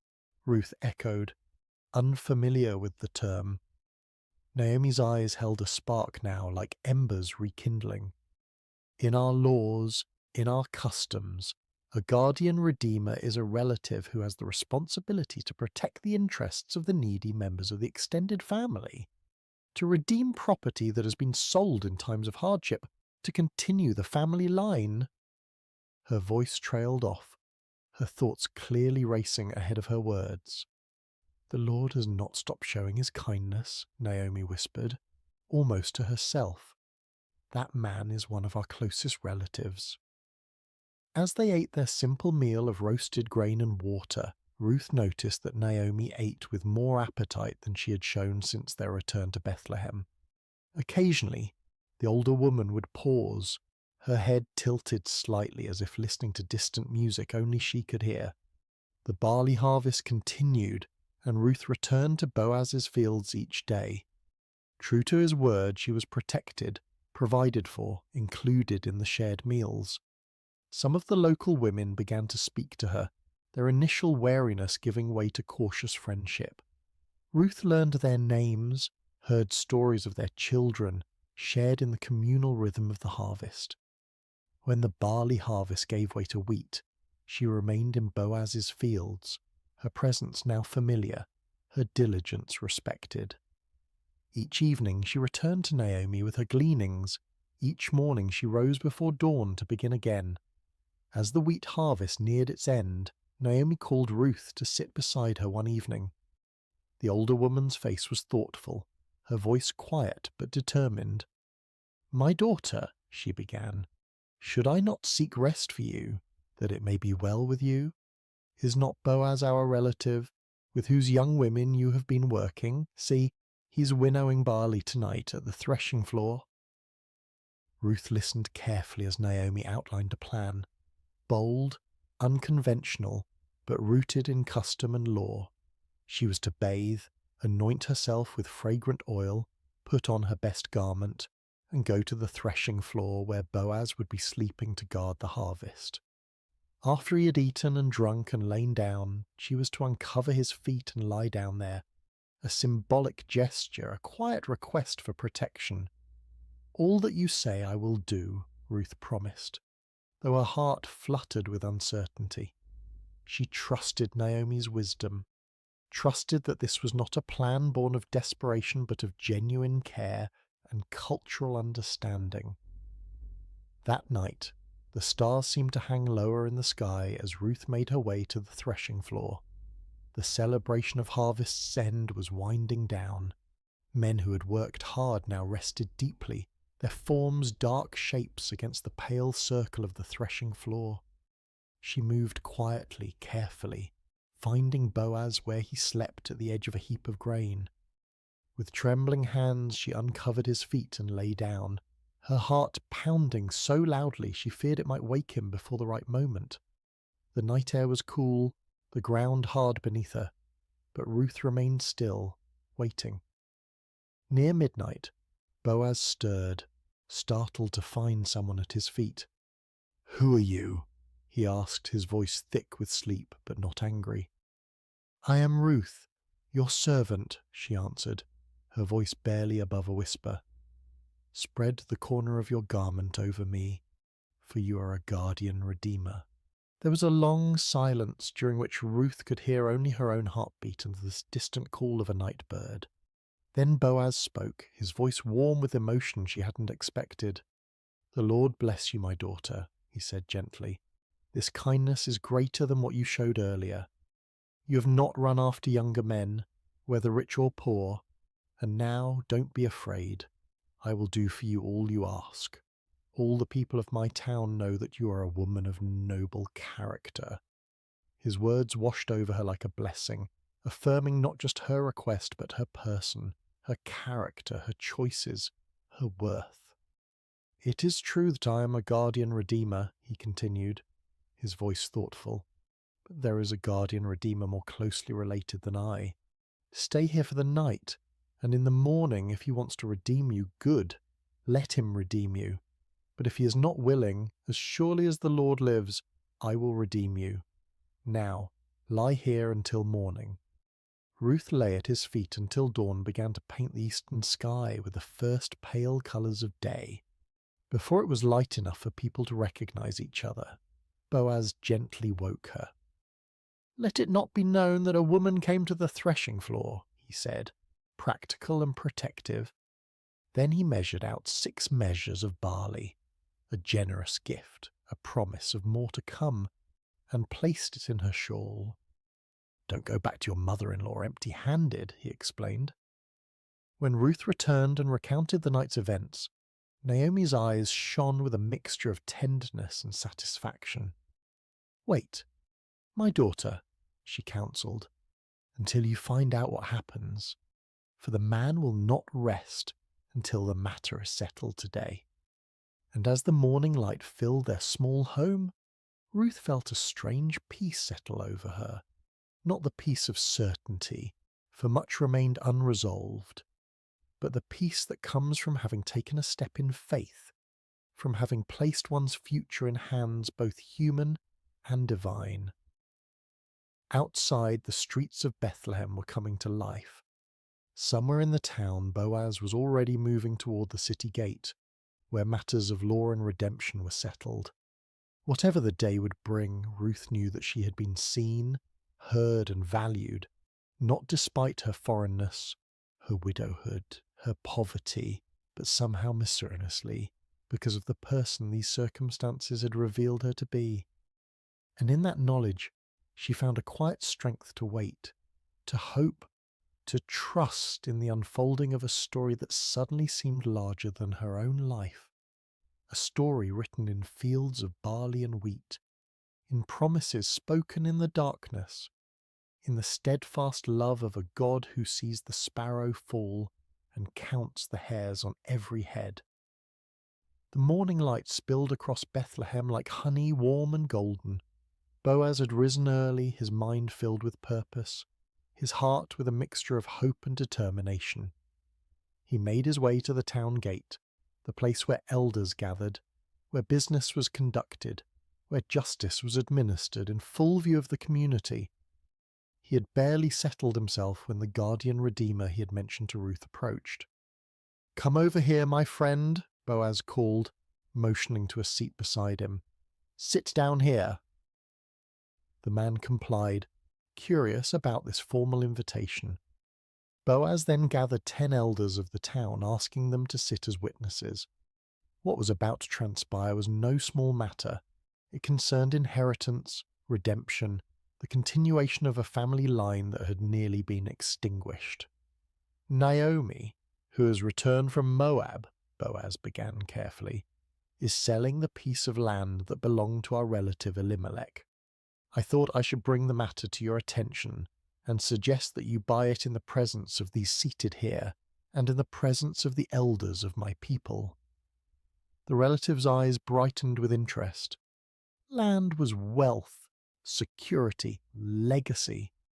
"I will redeem it," he said promptly. But Boaz was not finished. His next words were measured, precise, laying out the full implications of redemption. "On the day you buy the land from Naomi, you also acquire Ruth the Moabite, the dead man's widow, in order to maintain the name of the dead with his property." The relative's expression shifted. To redeem the land was one thing, a sound investment, but to marry Ruth meant dividing his own inheritance, complicating his family line. His enthusiasm visibly cooled. "Then I cannot redeem it," he said. "Because I might endanger my own estate. You redeem it yourself. I cannot do it." To formalize the transaction, the man removed his sandal, an ancient custom signifying the transfer of redemption rights. "Buy it yourself," he said, handing the sandal to Boaz. Boaz turned to the elders and all the people gathered at the gate. "Today you are witnesses," he declared, his voice carrying across the morning stillness, "that I have bought from Naomi all the property of Elimelech, Kilion, and Mahlon. I have also acquired Ruth the Moabite, Mahlon's widow, as my wife, in order to maintain the name of the dead with his property, so that his name will not disappear from among his family or from his hometown." The elders and all at the gate responded with one voice, "We are witnesses. May the Lord make the woman who is coming into your home like Rachel and Leah, who together built up the family of Israel. May you have standing in Ephrathah and be famous in Bethlehem. Through the offspring the Lord gives you by this young woman, may your family be like that of Perez, whom Tamar bore to Dia." Their blessing echoed against the stone walls of Bethlehem, a public proclamation of hope and expectation. In that moment, among witnesses and with proper legal procedure, Ruth's journey from widow to wife, from foreigner to family, from gleaner to landowner was complete. When Boaz returned to tell Ruth what had transpired, he found her helping Naomi prepare the midday meal, her movements graceful despite the humble task. At the sight of him in the doorway, both women paused, their eyes questioning. "It is done," he said simply. "All that I promised has been accomplished." Ruth's marriage to Boaz was celebrated with the quiet joy of those who have known sorrow and found unexpected sweetness on the other side. Naomi, who had returned to Bethlehem empty, now found herself part of a home filled with new beginnings. The seasons turned, bringing change to the land and to the small family. When Ruth's time came to deliver her first child, the women of Bethlehem gathered around her. The same women who had once whispered about the foreign daughter-in-law, now offering support and wisdom as she laboured. The child was a son, strong and healthy. They placed him in Naomi's arms, this woman who had lost both husband and sons, who had called herself bitter and empty. Now, As she cradled her grandson, the women of Bethlehem blessed her. Praise be to the Lord, who this day has not left you without a guardian redeemer. May he become famous throughout Israel. He will renew your life and sustain you in your old age. For your daughter-in-law, who loves you, and who is better to you than 7 sons, has given him birth. They named the child Obed, which means serving or worshipping, a name that spoke of gratitude, of recognition that this child was not just the continuation of a family line, but a gift from a God who sees the end from the beginning. What none of them could know as they celebrated the birth with bread and wine and laughter was that this child, Obed, would one day be the grandfather of David, the shepherd boy who would become Israel's greatest king. And from David's line centuries later would come the Messiah, the ultimate redeemer, whose story of love and sacrifice would echo Ruth's loyalty and Boaz's redemption on a cosmic scale. As Boaz watched Ruth with their son, he marvelled at the intricate weaving of their lives, how sorrow had led to joy, how loss had opened the door to finding, how endings had become beginnings. He thought of the day he had first noticed Ruth in his fields, her quiet dignity as she gleaned among the sheaves. How could he have known then what this foreign woman would come to mean not only to him, but to the future of his people?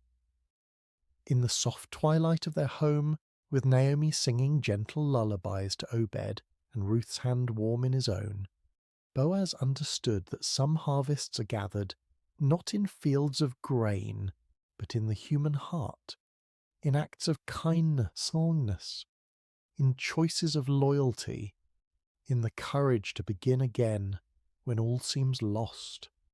Outside their window, the hills of Bethlehem were turning purple with evening shadows. Somewhere in those hills, shepherds watched their flocks, stars began their nightly vigil, and the world continued its ancient rhythms of planting and harvest, of birth and death, of loss and redemption. But within this one small home, within these few beating hearts, a miracle had occurred. The quiet, everyday miracle of restoration, of empty hands being filled again, of bitter lives turning sweet, of a future reclaimed from the ashes of the past.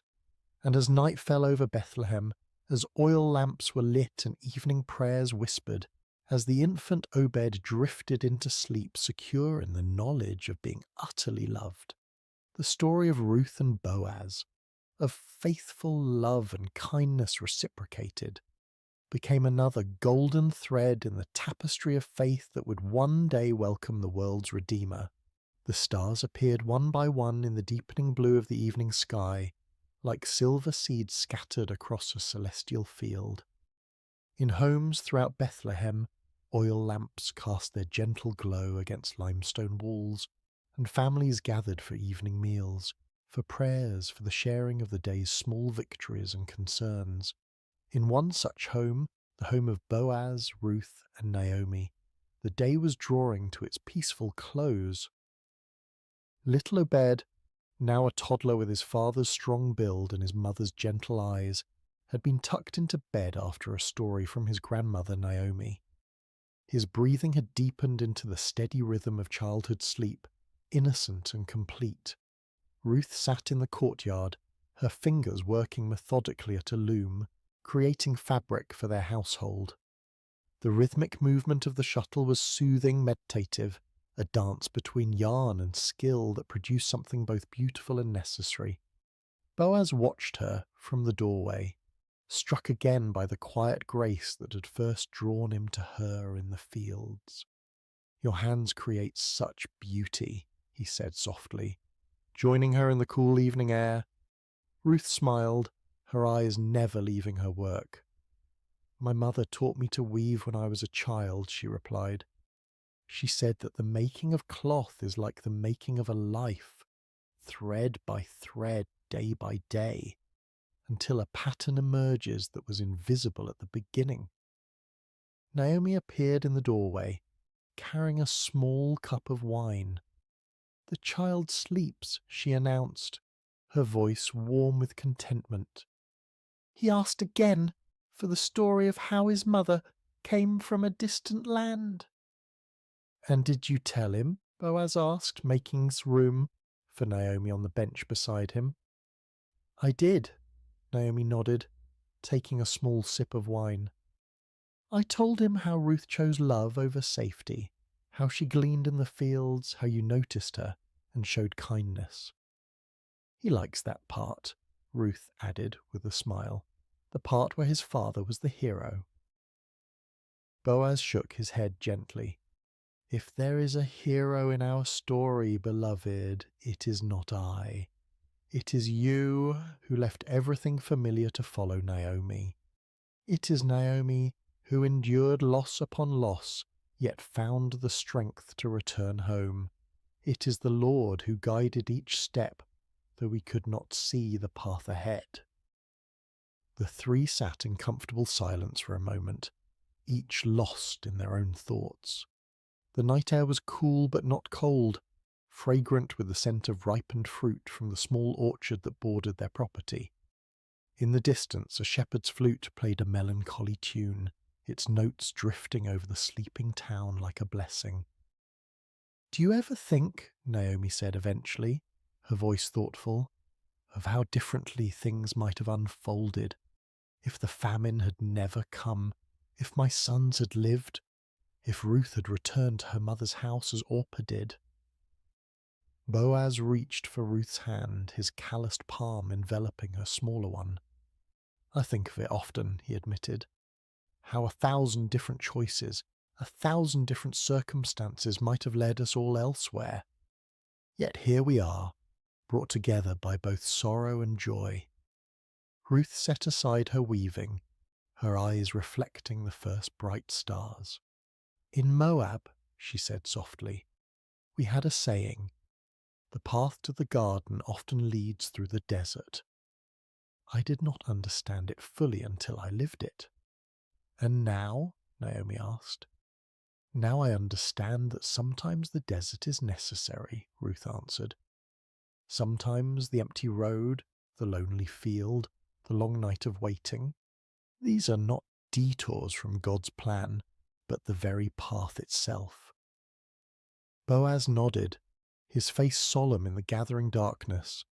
When I was a younger man, he said, I often questioned why the Lord had not blessed me with a wife, with children. I watched my friends build families while I built barns and storehouses. I wondered if I had somehow missed the fullness of life. He looked at Ruth, his eyes soft with wonder even after these years together. Now I see that I was waiting for you, though I did not know it. That each harvest I oversaw, each field I planted, was preparation for the day when a Moabite widow would come to glean among my sheaves. Naomi's laugh was gentle, without bitterness, and I, who accused the Lord of emptying my hands, look what he has filled them with. She gestured toward the house where Obed slept, toward the small but thriving household that had grown around her. Sometimes emptiness is just the space God is creating for something new. As they sat together in the deepening twilight, a sense of reverent gratitude settled over them, not the loud exuberance of those who have never known loss, but the deeper, quieter joy of those who have walked through shadows and found light waiting on the other side.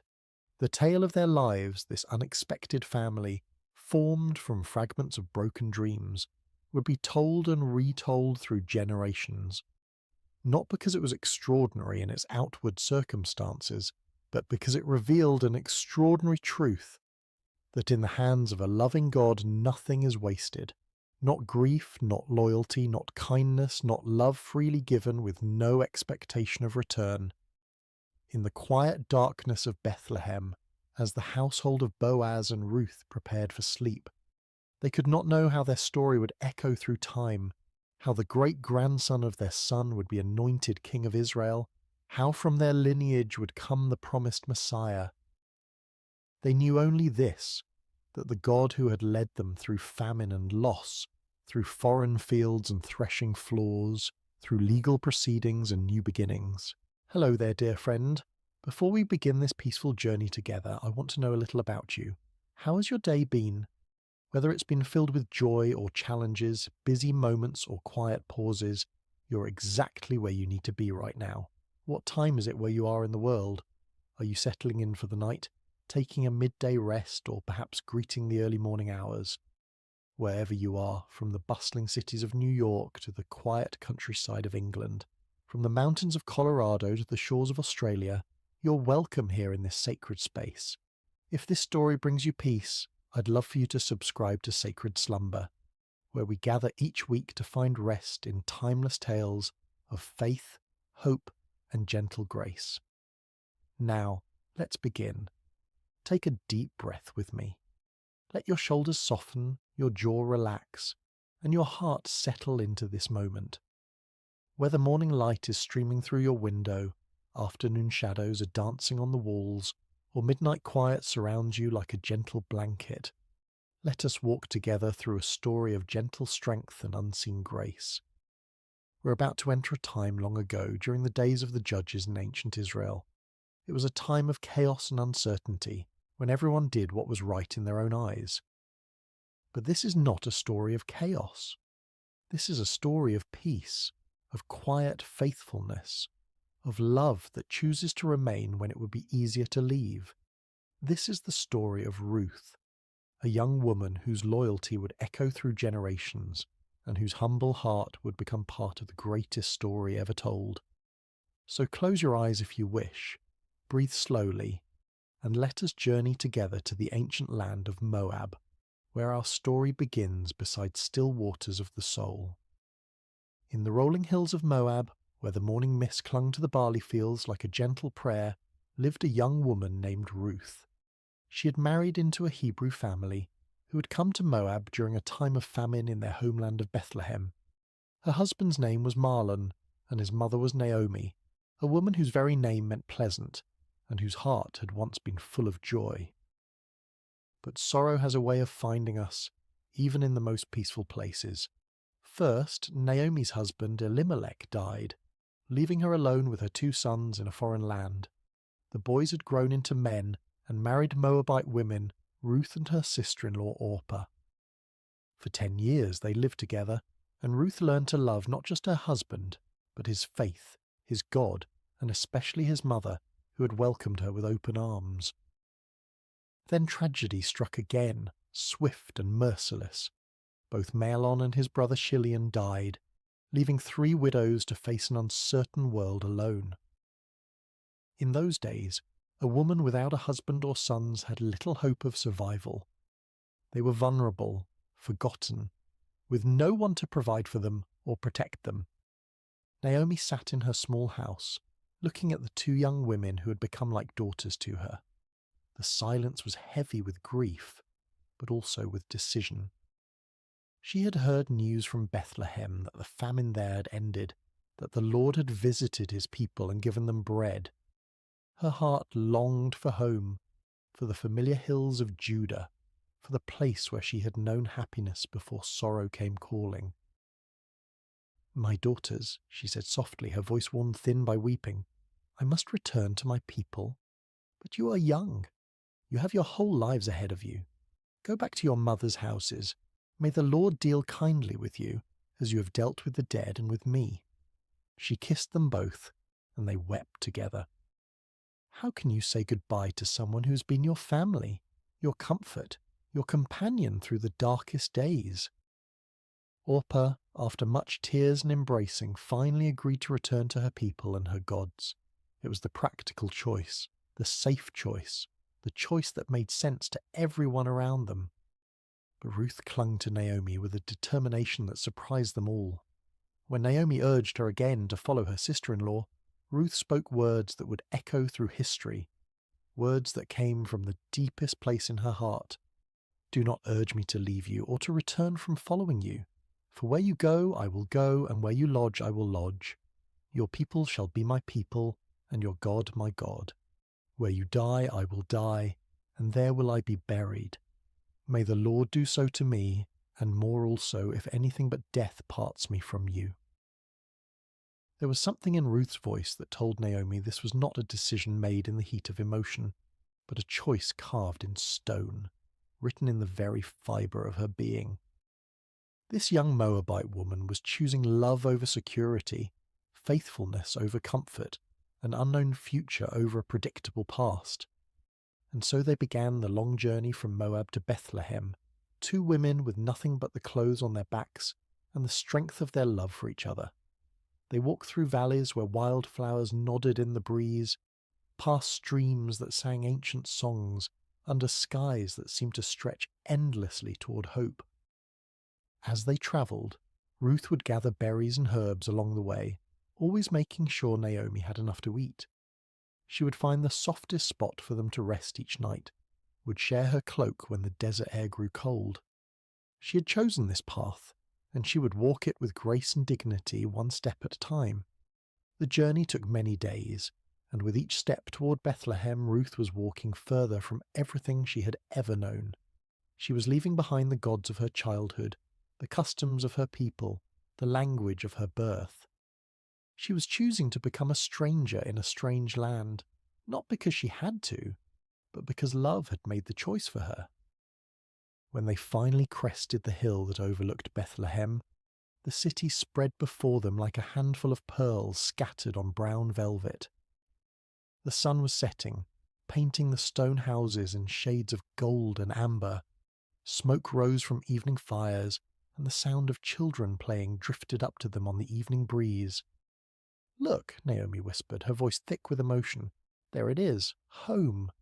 But as they descended into the city, the women who had known Naomi in her happier days barely recognized her.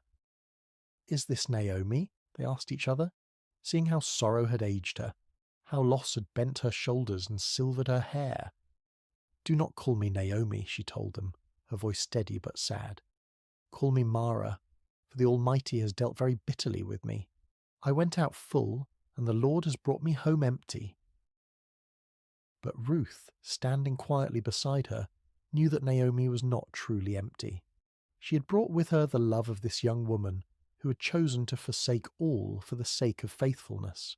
And though neither of them knew it yet, they had arrived in Bethlehem at the beginning of barley harvest, when the fields were golden and ready, when provision was about to unfold in ways they could never have imagined. The story was just beginning, and the God who notices every sparrow that falls, who counts every tear that is shed, who remembers every act of kindness, was already preparing the next chapter of their lives. The morning air in Bethlehem was crisp and clean, carrying the scent of ripening grain and the promise of a new day.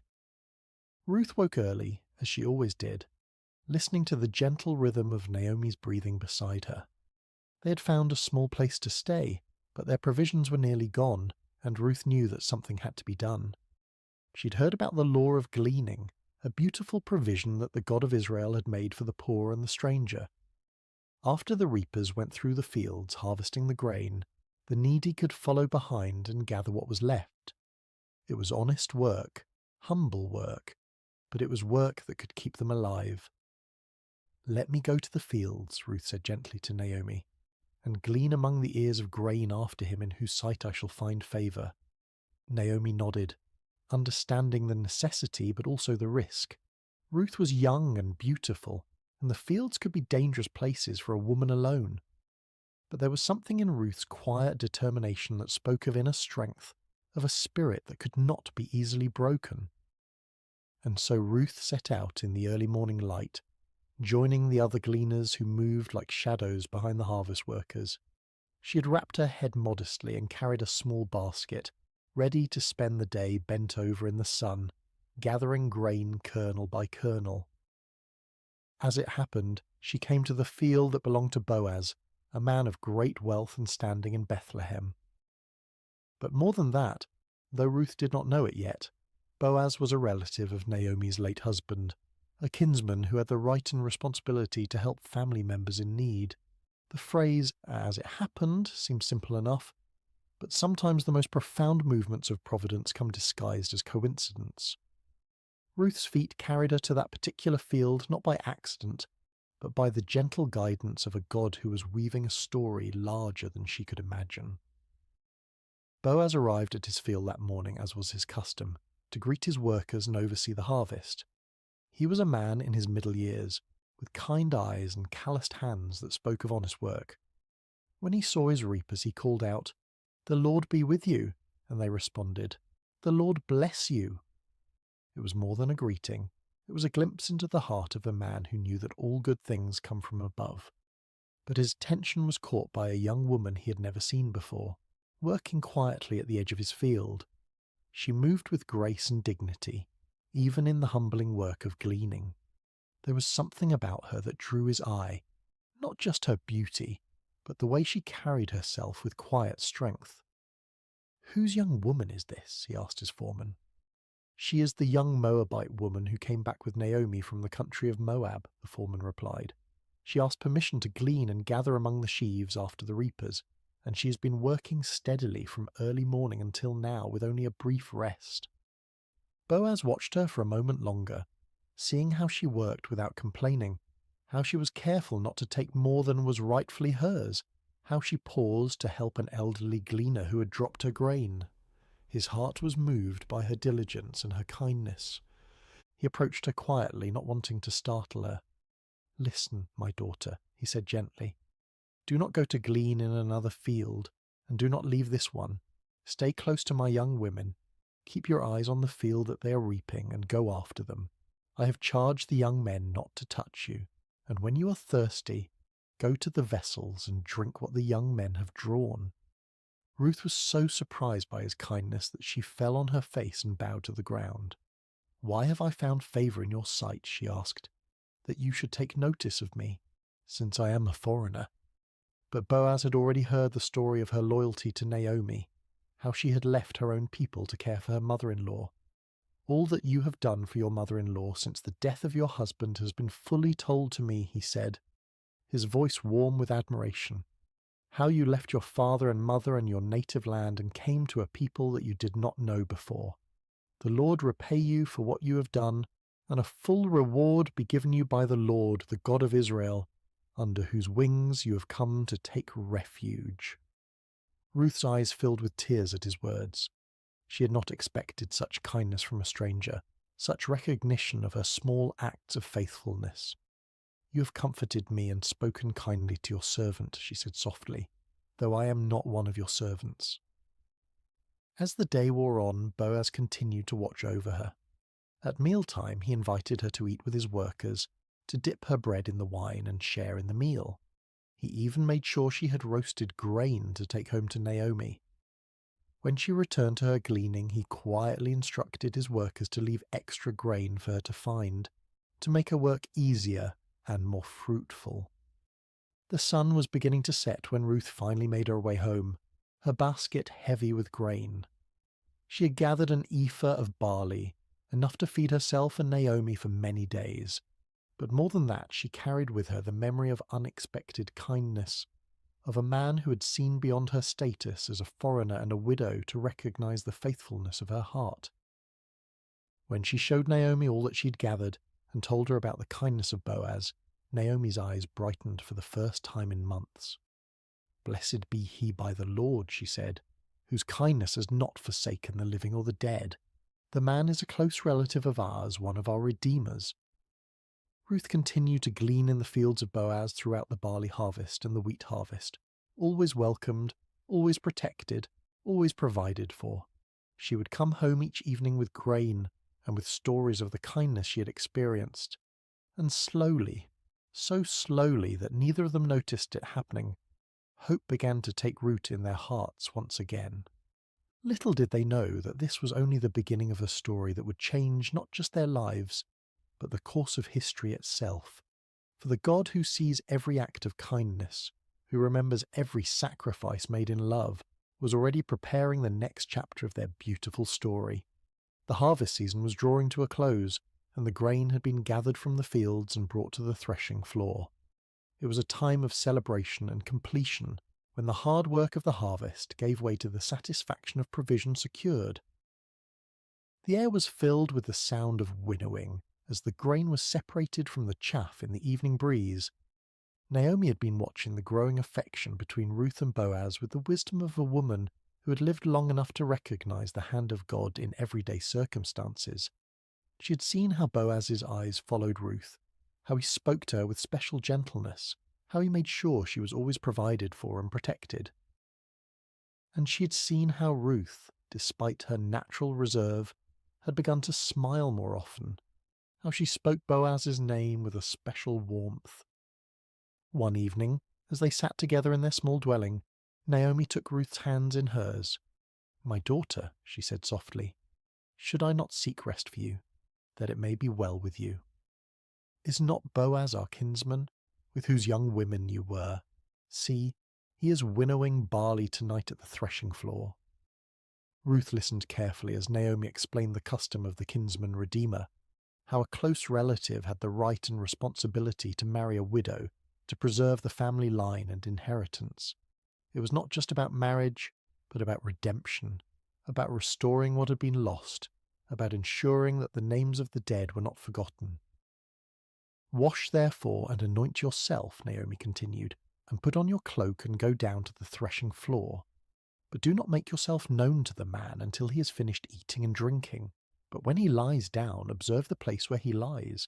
Then go and uncover his feet and lie down, and he will tell you what to do." It was a bold plan, one that required great courage and faith. Ruth would be placing herself in a vulnerable position, trusting in the character of a man she had come to respect and admire. But she had learned to trust Naomi's wisdom, and more than that, she had learned to trust the God who had been guiding her steps from the very beginning. "All that you say I will do," Ruth replied simply. As the sun set and the first stars appeared in the clear night sky, Ruth prepared herself carefully.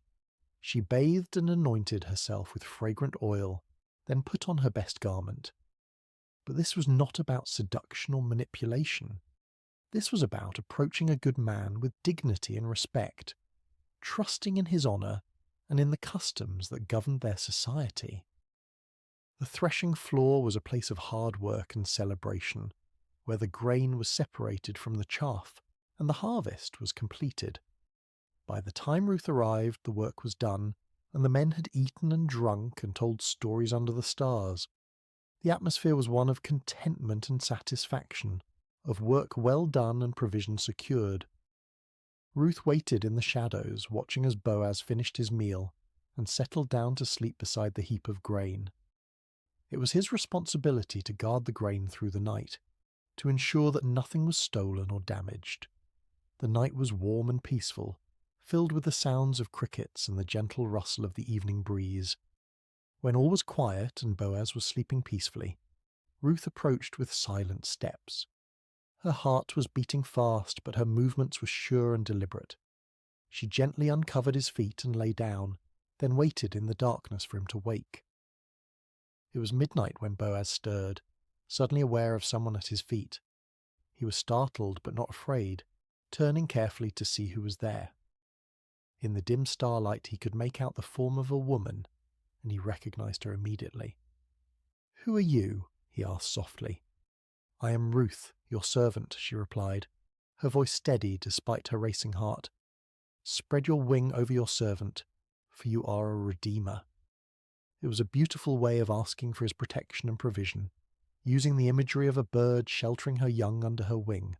She was asking him to fulfill the role of kinsman redeemer, to marry her and restore the inheritance of her late husband.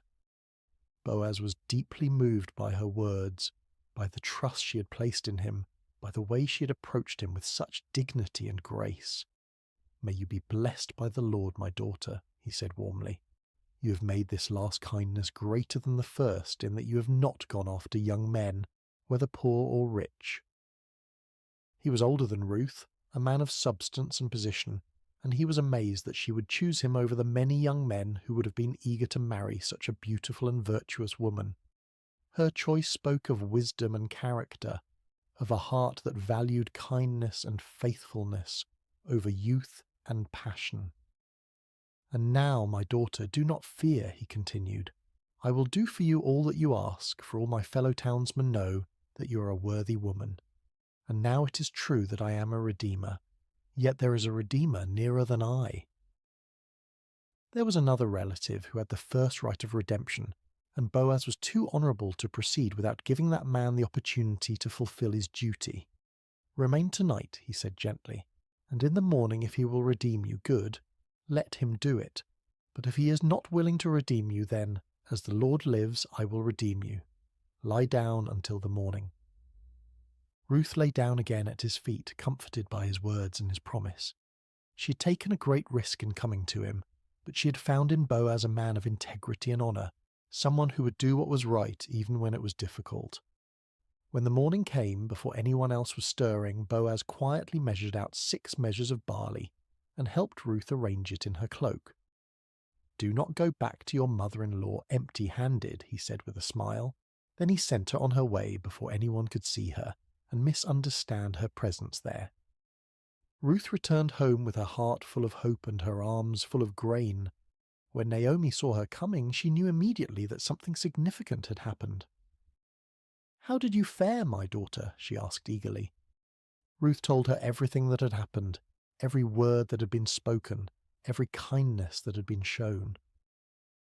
When she finished, Naomi smiled with satisfaction. "Wait, my daughter," she said, "until you learn how the matter turns out, for the man will not rest but will settle the matter today." And so they waited, 2 women who had learned that sometimes the greatest acts of faith happen in the quiet moments, when we trust in the goodness of others and in the providence of God. The next chapter of their story was about to unfold, and with it the fulfillment of promises they had hardly dared to hope for. The morning sun was just beginning to warm the stones of Bethlehem when Boaz made his way to the city gate. This was where the elders gathered, where business was conducted, where legal matters were settled according to the ancient customs of Israel. His heart was full of purpose as he took his seat and waited for the other Redeemer to pass by. He didn't have to wait long. Soon he saw the man approaching, and Boaz called out to him by name. "Come over, friend, and sit down here." The man, curious about what business Boaz might have with him, came and sat down.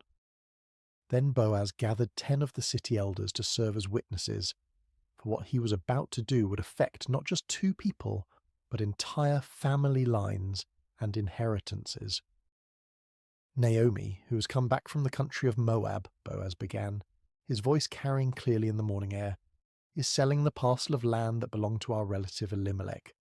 So I thought I would tell you of it and say, buy it in the presence of those sitting here and in the presence of the elders of my people. If you will redeem it, but if you will not, tell me, that I may know, for there is no one besides you to redeem it, and I come after you." The other man considered this carefully. A piece of land was valuable, an investment that could bring profit and increase his holdings. "I will redeem it," he said confidently. But Boaz was not finished. "The day you buy the field from the hand of Naomi, you also acquire Ruth the Moabite, the widow of the dead, in order to perpetuate the name of the dead in his inheritance." Suddenly the proposition became more complicated. To marry Ruth would mean that any children born to them would be considered the heirs of her first husband, not his own. The land would eventually pass to them, not to his existing family line. What had seemed like a good business deal now became a sacrifice that would cost him more than he was willing to pay. "I cannot redeem it for myself," he said, backing away from the commitment, "lest I impair my own inheritance. You take my right of redemption, for I cannot redeem it." It was exactly what Boaz had hoped to hear. According to the custom of the time, the man removed his sandal and gave it to Boaz as a sign that he was transferring his right of redemption. The sandal was a symbol of walking in someone else's place, of taking on their responsibilities and privileges. Boaz accepted the sandal and turned to address the elders and all the people who had gathered to witness this transaction. "You are witnesses this day that I have bought from the hand of Naomi all that belonged to Elimelech and all that belonged to Chilion and to Mahlon. Also Ruth the Moabite, the widow of Mahlon, I have acquired to be my wife, to perpetuate the name of the dead in his inheritance, that the name of the dead may not be cut off from among his brothers and from the gate of his native place. You are witnesses this day." The crowd erupted in celebration and blessing. "We are witnesses," they called out joyfully. "May the Lord make the woman who is coming into your house like Rachel and Leah, who together built up the house of Israel. May you act worthily in Ephrathah and be renowned in Bethlehem, and may your house be like the house of Perez, whom Tamar bore to Judah, because of the offspring that the Lord will give you by this young woman." It was a beautiful blessing, invoking the names of the great matriarchs of Israel and expressing the hope that Ruth would become equally honoured in the history of God's people, and how prophetic those words would prove to be. Meanwhile, Ruth and Naomi had been waiting at home, their hearts full of anticipation and hope. When the messenger came running to tell them what had happened at the gate, they could hardly believe their ears. The legal proceedings had gone exactly as they had hoped. Boaz had redeemed not just the land, but Ruth herself, and they were to be married. The wedding was a joyous occasion, celebrated by the entire community. Ruth, the young Moabite woman who had arrived in Bethlehem as a poor widow, was now the honoured wife of one of the most respected men in the city. But more than that, she had found in Boaz a man who valued her faithfulness, who cherished her loyalty, who would love and protect her for the rest of their days. As the seasons passed, Ruth and Boaz settled into a life of contentment and purpose. Boaz was a generous provider, and Ruth was a wise and gentle wife.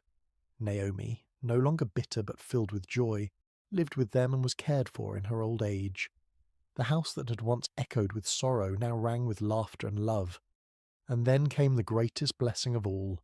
Ruth conceived and bore a son, a healthy, beautiful child who would be raised in the love and fear of the Lord. The women of the neighbourhood came to congratulate Naomi, saying, "Blessed be the Lord who has not left you this day without a redeemer, and may his name be renowned in Israel. He shall be to you a restorer of life and a nourisher of your old age, for your daughter-in-law who loves you, who is better to you than 7 sons, has given birth to him." They named the child Obed, which means servant or worshipper, and Naomi took him on her lap and became his nurse. The child brought healing to her broken heart, restoration to her empty life, and joy to her golden years. But the story doesn't end there.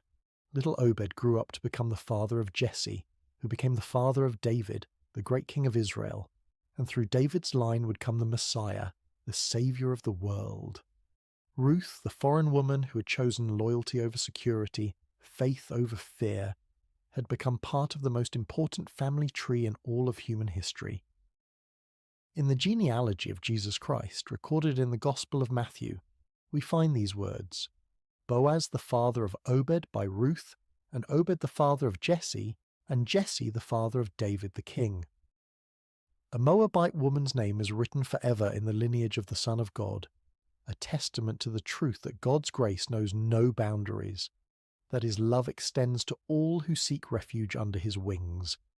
Ruth's story teaches us that faithfulness in small things leads to blessing in great things, that loyalty and love are never wasted, that God can take our deepest sorrows and weave them into his greatest joys.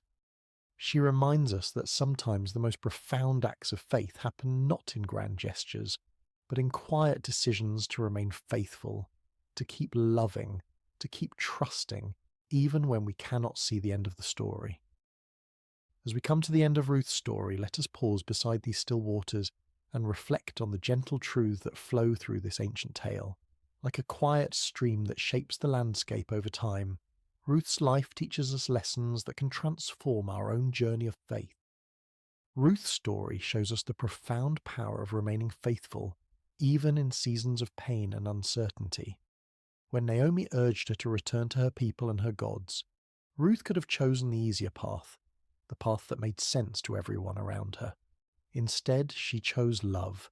She chose to remain loyal to a woman who had shown her kindness, to a faith that had captured her heart, to a God she was still learning to trust. Her famous words, "Where you go, I will go, and where you lodge, I will lodge. Your people shall be my people, and your God my God," were not spoken in a moment of emotional impulse, but from a deep well of commitment that had been growing in her heart over years of walking with Naomi. In our own lives, we face moments when loyalty is tested, when it would be easier to walk away from relationships, commitments, or callings that have become difficult. Ruth's example reminds us that some of the most beautiful chapters of our lives are written in the ink of faithful love, even when that love costs us something precious. Have you ever chosen love when it would have been easier to walk away? Perhaps you stayed with a friend through a difficult season, remained committed to a calling when it became challenging, or continued to love someone even when they couldn't love you back in the same way. These quiet acts of loyalty are never wasted. They shape us into people of depth and character, and they often open doors to blessings we never could have imagined. One of the most beautiful aspects of Ruth's story is how rarely God's name is mentioned, yet his presence is evident in every chapter. The phrase, "as it happened," appears when Ruth comes to Boaz's field, but we understand that this was no accident. It was divine providence working through ordinary circumstances to bring about extraordinary results. God's guidance in Ruth's life came not through burning bushes or angelic visitations, but through the kindness of a stranger, the wisdom of a mother-in-law, and the legal proceedings at a city gate. He worked through the natural rhythms of harvest and gleaning, through cultural customs and family relationships, through the everyday decisions of people who were simply trying to do what was right. This reminds us that God's hand is often most visible in hindsight, in the moments when we look back and see how perfectly things came together, how doors opened at just the right time, how people entered our lives precisely when we needed them most. The God who numbers our days and knows our needs is constantly at work in the ordinary moments of our lives, weaving together circumstances and relationships for our good and his glory. Can you see moments in your own life where something just happened at the perfect time? Perhaps you met a lifelong friend in an unexpected place, discovered an opportunity through a chance conversation, or found help arriving just when you needed it most. These are not coincidences, but glimpses of a loving God who is intimately involved in the details of our lives. Ruth's story is ultimately about transformation, about how God can take our deepest losses and weave them into his greatest purposes. She began as a young widow in a foreign land, with no prospects and no security. She was an outsider, a foreigner, someone who by all human standards had little to offer the grand story of God's people. Yet her simple acts of faithfulness, her quiet loyalty, her willingness to work humbly in the fields, positioned her to become part of the royal lineage of David and ultimately of Jesus Christ. Her name is recorded forever in the genealogy of the Messiah, a testament to the truth that no one is too small, too foreign, or too broken to be used by God for his purposes. Ruth's transformation from widow to wife, from foreigner to family member, from poverty to provision, reminds us that our current circumstances do not define our future possibilities. The God who saw potential in a Moabite gleaner sees potential in each of us, regardless of our background, our mistakes, or our limitations. No matter where you come from, no matter what losses you have experienced, no matter how ordinary your life may seem, your story can become part of something bigger. Your faithfulness in small things, your acts of love and loyalty, your willingness to trust God even when you cannot see the whole picture. These are the threads that God uses to weave his magnificent tapestry of grace. Perhaps you are in a season of loss right now, wondering if your pain has any purpose, if your faithfulness matters, if your small acts of love make any difference. Ruth's story whispers hope into those questions. It reminds us that God wastes nothing, that he can bring beauty from ashes, that he specializes in writing stories of redemption and restoration. The title of Ruth's story, Beside Still Waters, comes from the 23rd Psalm, where David writes about the Good Shepherd who leads his sheep beside still waters and restores their souls. Ruth's life exemplifies this truth. In the midst of chaos and uncertainty, she found peace in her commitment to love and faithfulness. In the midst of loss and grief, she discovered that God's provision was always enough for each day. Her story teaches us that peace is not the absence of problems, but the presence of God in our problems. It is not found in perfect circumstances, but in perfect trust. Ruth faced real challenges, real losses, real fears, but she faced them with a spirit of quiet faith and humble obedience. The still waters of God's peace are available to us in every season of life. They flow not from our circumstances, but from our relationship with the one who is the source of all peace. When we, like Ruth, choose to trust in God's goodness, even when we cannot see his plan, when we choose to remain faithful even when the path is unclear, we find ourselves beside still waters where our souls can be restored. As you drift toward rest tonight, may you carry with you the gentle strength of Ruth's example. May you know that even in quiet places, even in fields of sorrow, even in long roads and sleepless nights, grace is never far away. The God who saw Ruth's faithfulness, who provided for her needs, who wove her story into his greater plan, is the same God who sees you tonight. Your acts of loyalty may seem small, but they matter. Your faithfulness in ordinary moments is building something beautiful. Your willingness to trust when you cannot see the whole picture is positioning you for blessings you cannot yet imagine. Rest now in the peace that comes from knowing you are held by a love that will never let you go, guided by a wisdom that sees the end from the beginning, and called into a story that is bigger and more beautiful than you can possibly imagine. May you sleep beside still waters, where your soul can be restored, your strength can be renewed, and your hope can be refreshed for whatever tomorrow may bring. The God who led Ruth from loss to legacy, from sorrow to joy, from emptiness to fullness is leading you too, and his plans for you are good. Sweet dreams, dear friend. May you wake tomorrow with the quiet confidence that comes from knowing you are deeply loved, perfectly guided, and part of a story that extends far beyond what you can see. Like Ruth, who could never have imagined that her simple decision to stay loyal to Naomi would lead to her becoming the great-grandmother of King David, you too are part of a tapestry being woven by hands far wiser than your own. Your faithfulness today, your love tomorrow, your trust in the unseen God who walks beside you, these are the threads that he is using to create something beautiful, something lasting, something that will echo through generations. Rest now in the shadow of his wings, knowing that you are safe, you are seen, and you are more precious than you know. The same God who led Ruth beside still waters is leading you too, and his love will never fail. Amen? Hey there, peaceful soul. Before we begin tonight's gentle journey through Scripture, I'd love to know where in the world you're listening from right now, and what time it is in your corner of creation. Please leave a comment below sharing this. It's always such a blessing to see how God's Word brings rest to hearts across every time zone. And if tonight's story brings you peace, please consider subscribing to Sacred Rest for more scripture-based sleep stories delivered with calm, unhurried care.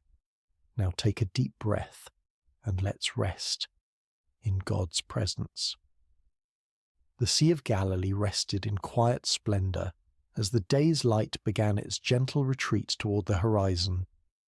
Golden rays stretched across the water's surface, dancing and shimmering as if heaven itself had scattered coins across the deep.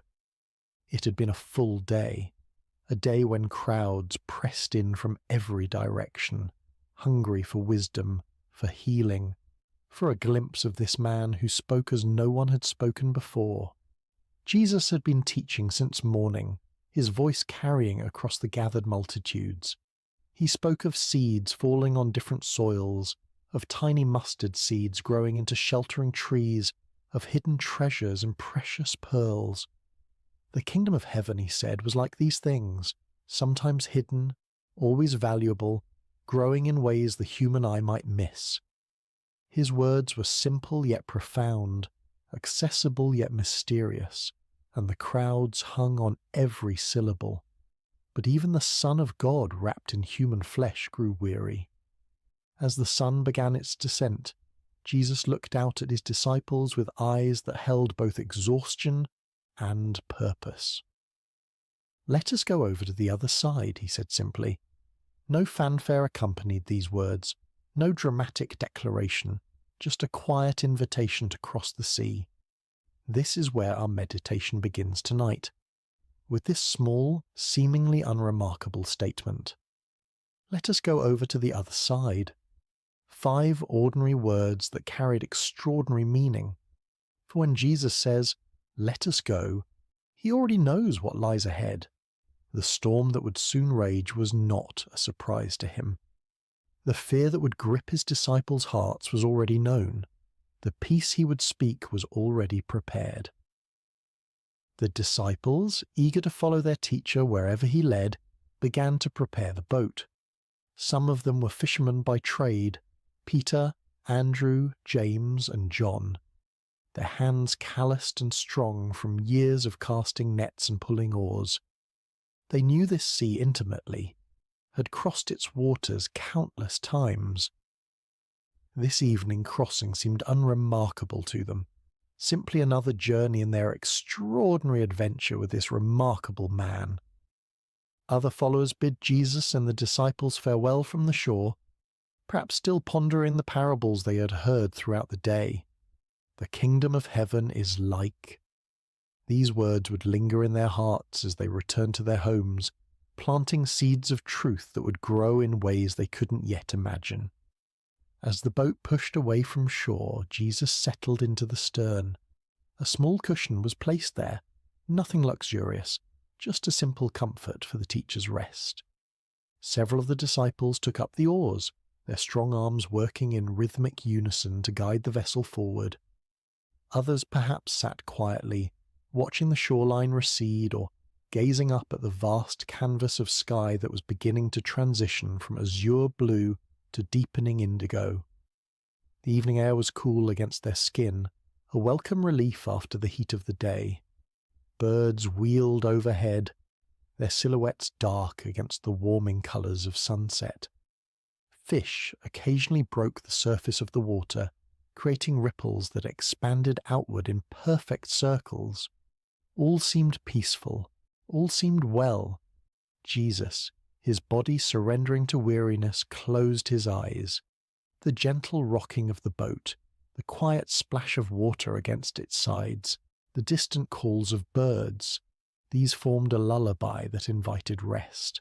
And so he slept, his head resting on the cushion, his breath falling into the deep, steady rhythm of slumber.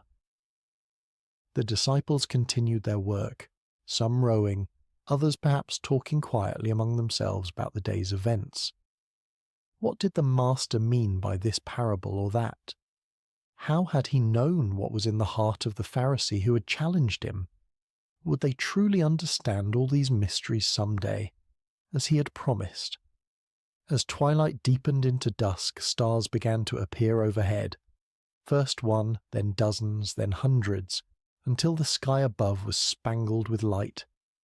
On any other night, this might have been a moment of transcendent beauty, a reminder of God's promise to Abraham that his descendants would be as numerous as these very stars.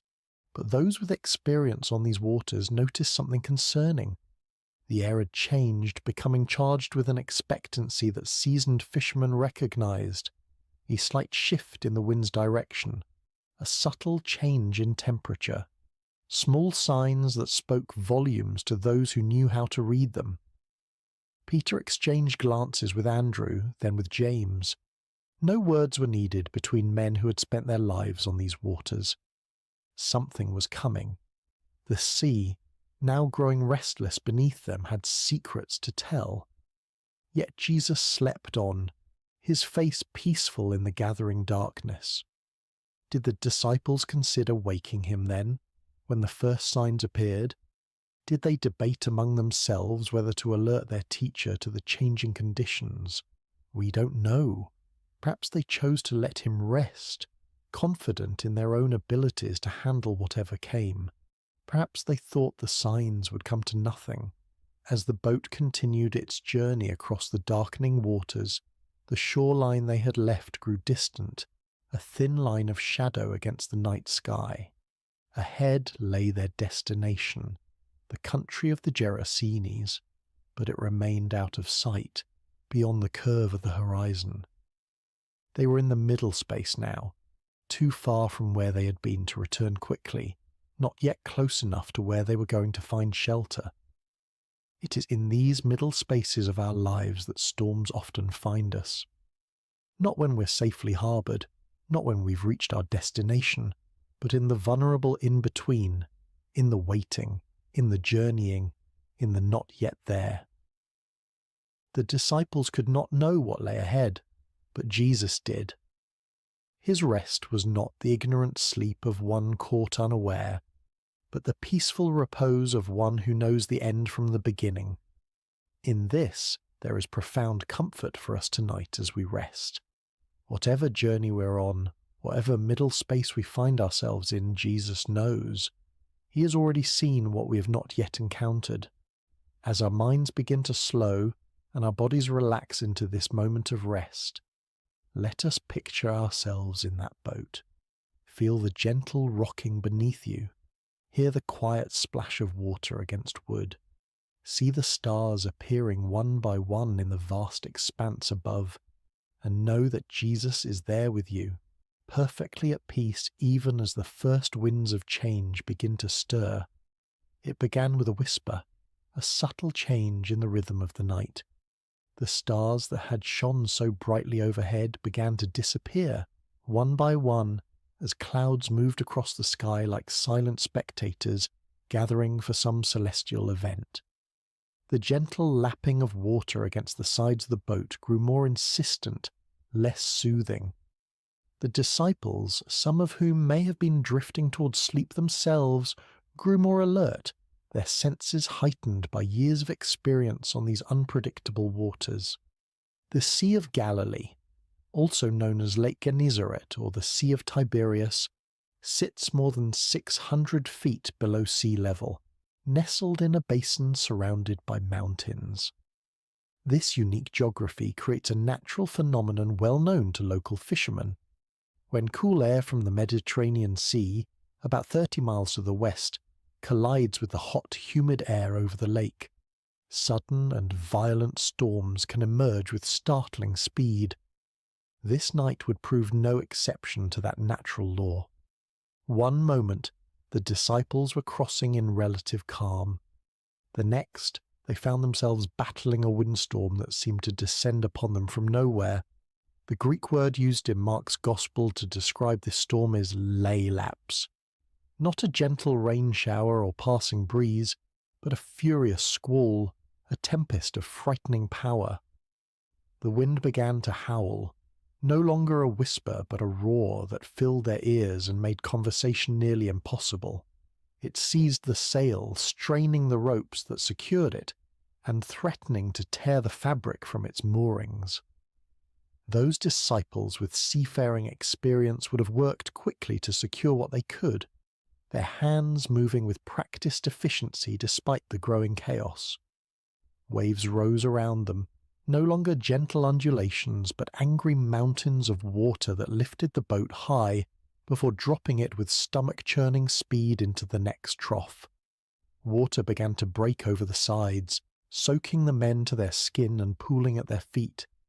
In the dim light of whatever lamps they might have had, or perhaps by now extinguished by wind and water, they could see the boat beginning to fill. For modern readers, it might be difficult to fully appreciate the terror of this moment. We who cross oceans in massive ships or fly above the clouds in airplanes may have experienced turbulence or rough seas, but few of us have truly feared for our lives while travelling. These men, however, even those who had spent their lives on the water, understood their mortality with stark clarity in this moment. The boat was filling with water faster than they could bail it out. The wind showed no signs of abating. The shore was nowhere in sight. In the ancient world where swimming was not a commonly taught skill, and where the depths of the sea represented chaos and death, their situation was dire indeed. And Jesus slept on, his head still resting on the cushion in the stern of the boat. This image of Christ sleeping peacefully while chaos rages is one of the most powerful in all of Scripture. There is something almost incongruous about it, something that both confounds and comforts. The disciples must have looked at him with bewilderment. How could anyone sleep through such a storm?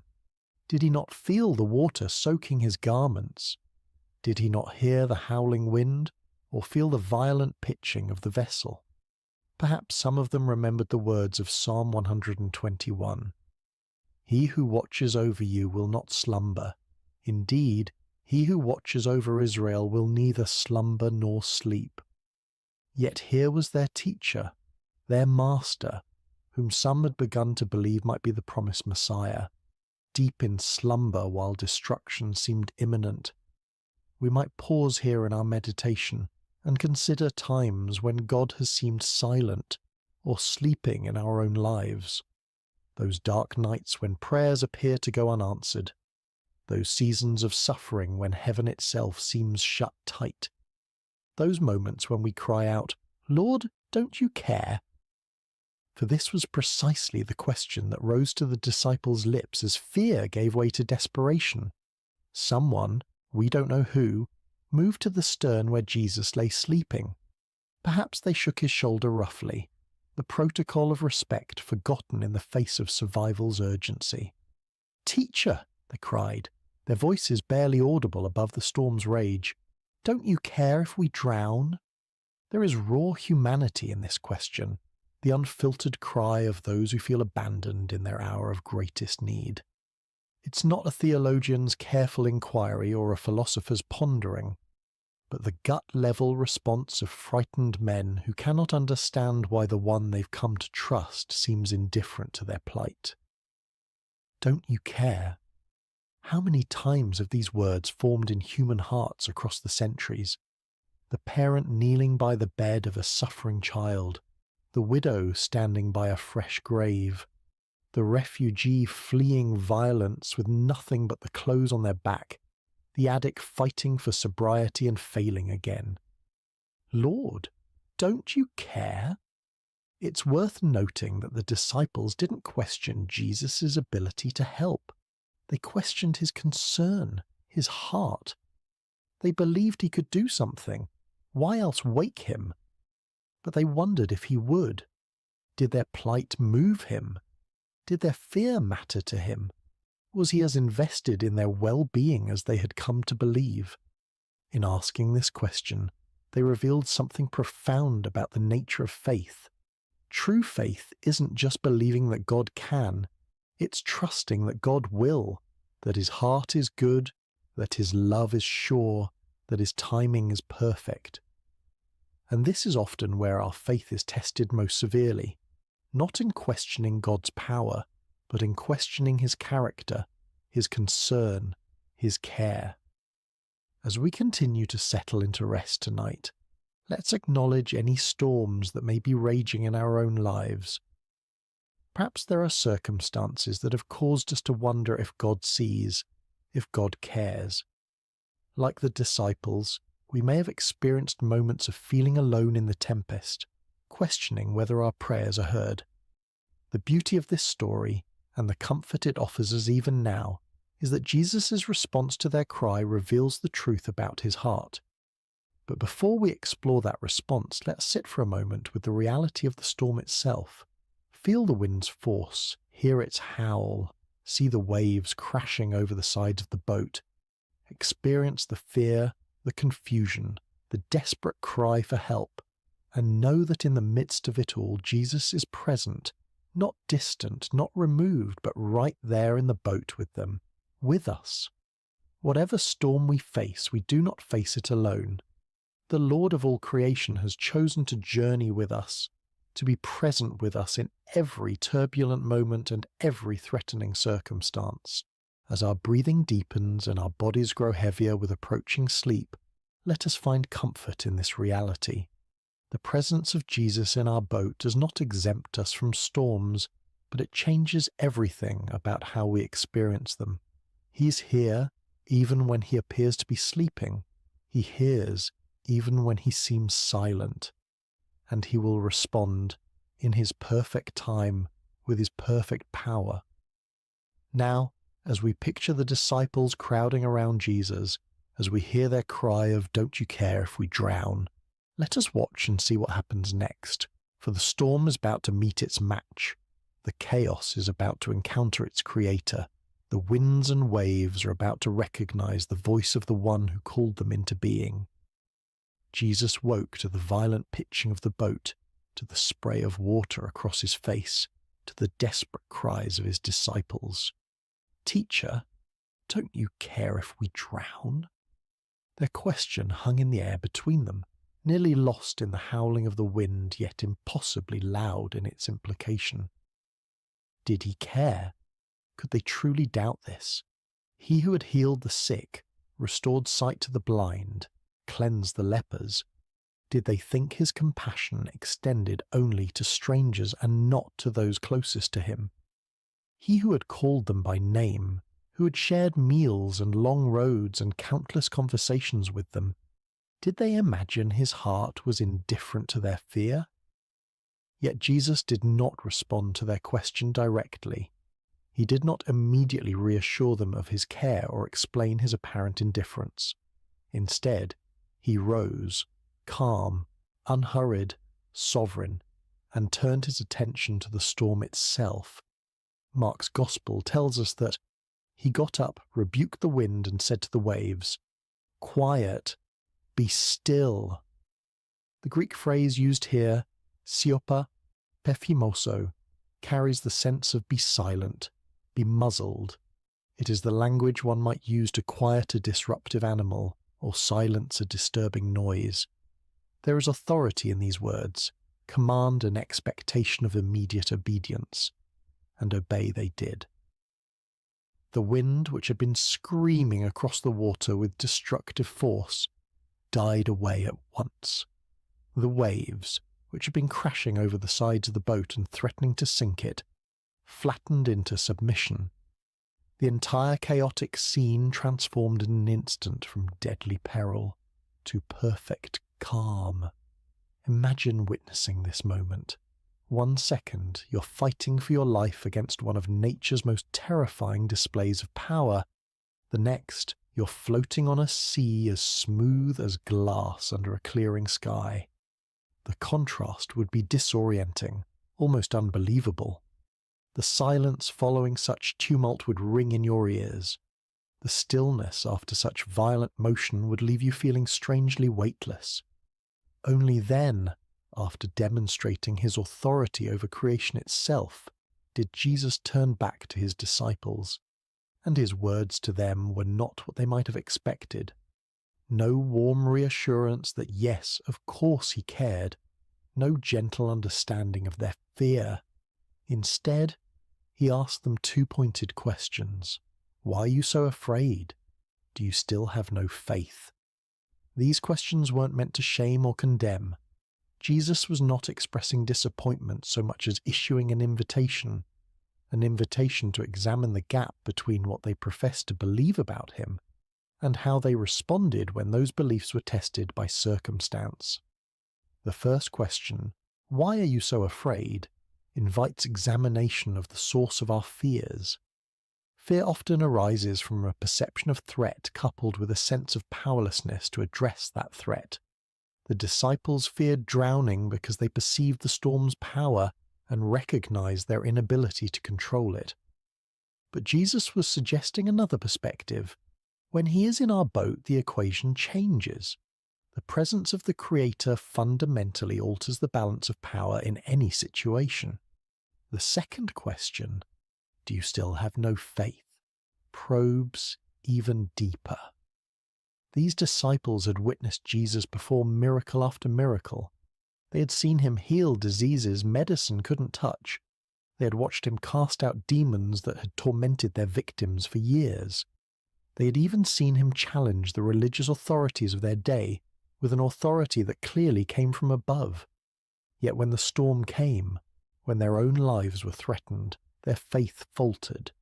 They reverted to fear rather than resting in confidence that the God who had demonstrated his power in so many other circumstances remained just as powerful in their present crisis. This is a common human pattern, isn't it? We can intellectually believe in God's power and love. We can recall times when we've experienced his faithfulness. We can even testify to others about how he has worked in our lives. But when new challenges arise, particularly ones that feel overwhelming or threatening, we can forget everything we know and surrender to panic. Jesus' questions invite a different response. They challenge us to align our emotional reactions with our professed beliefs, to allow what we know about God's character to inform how we feel when facing life's storms. This is not about denying fear.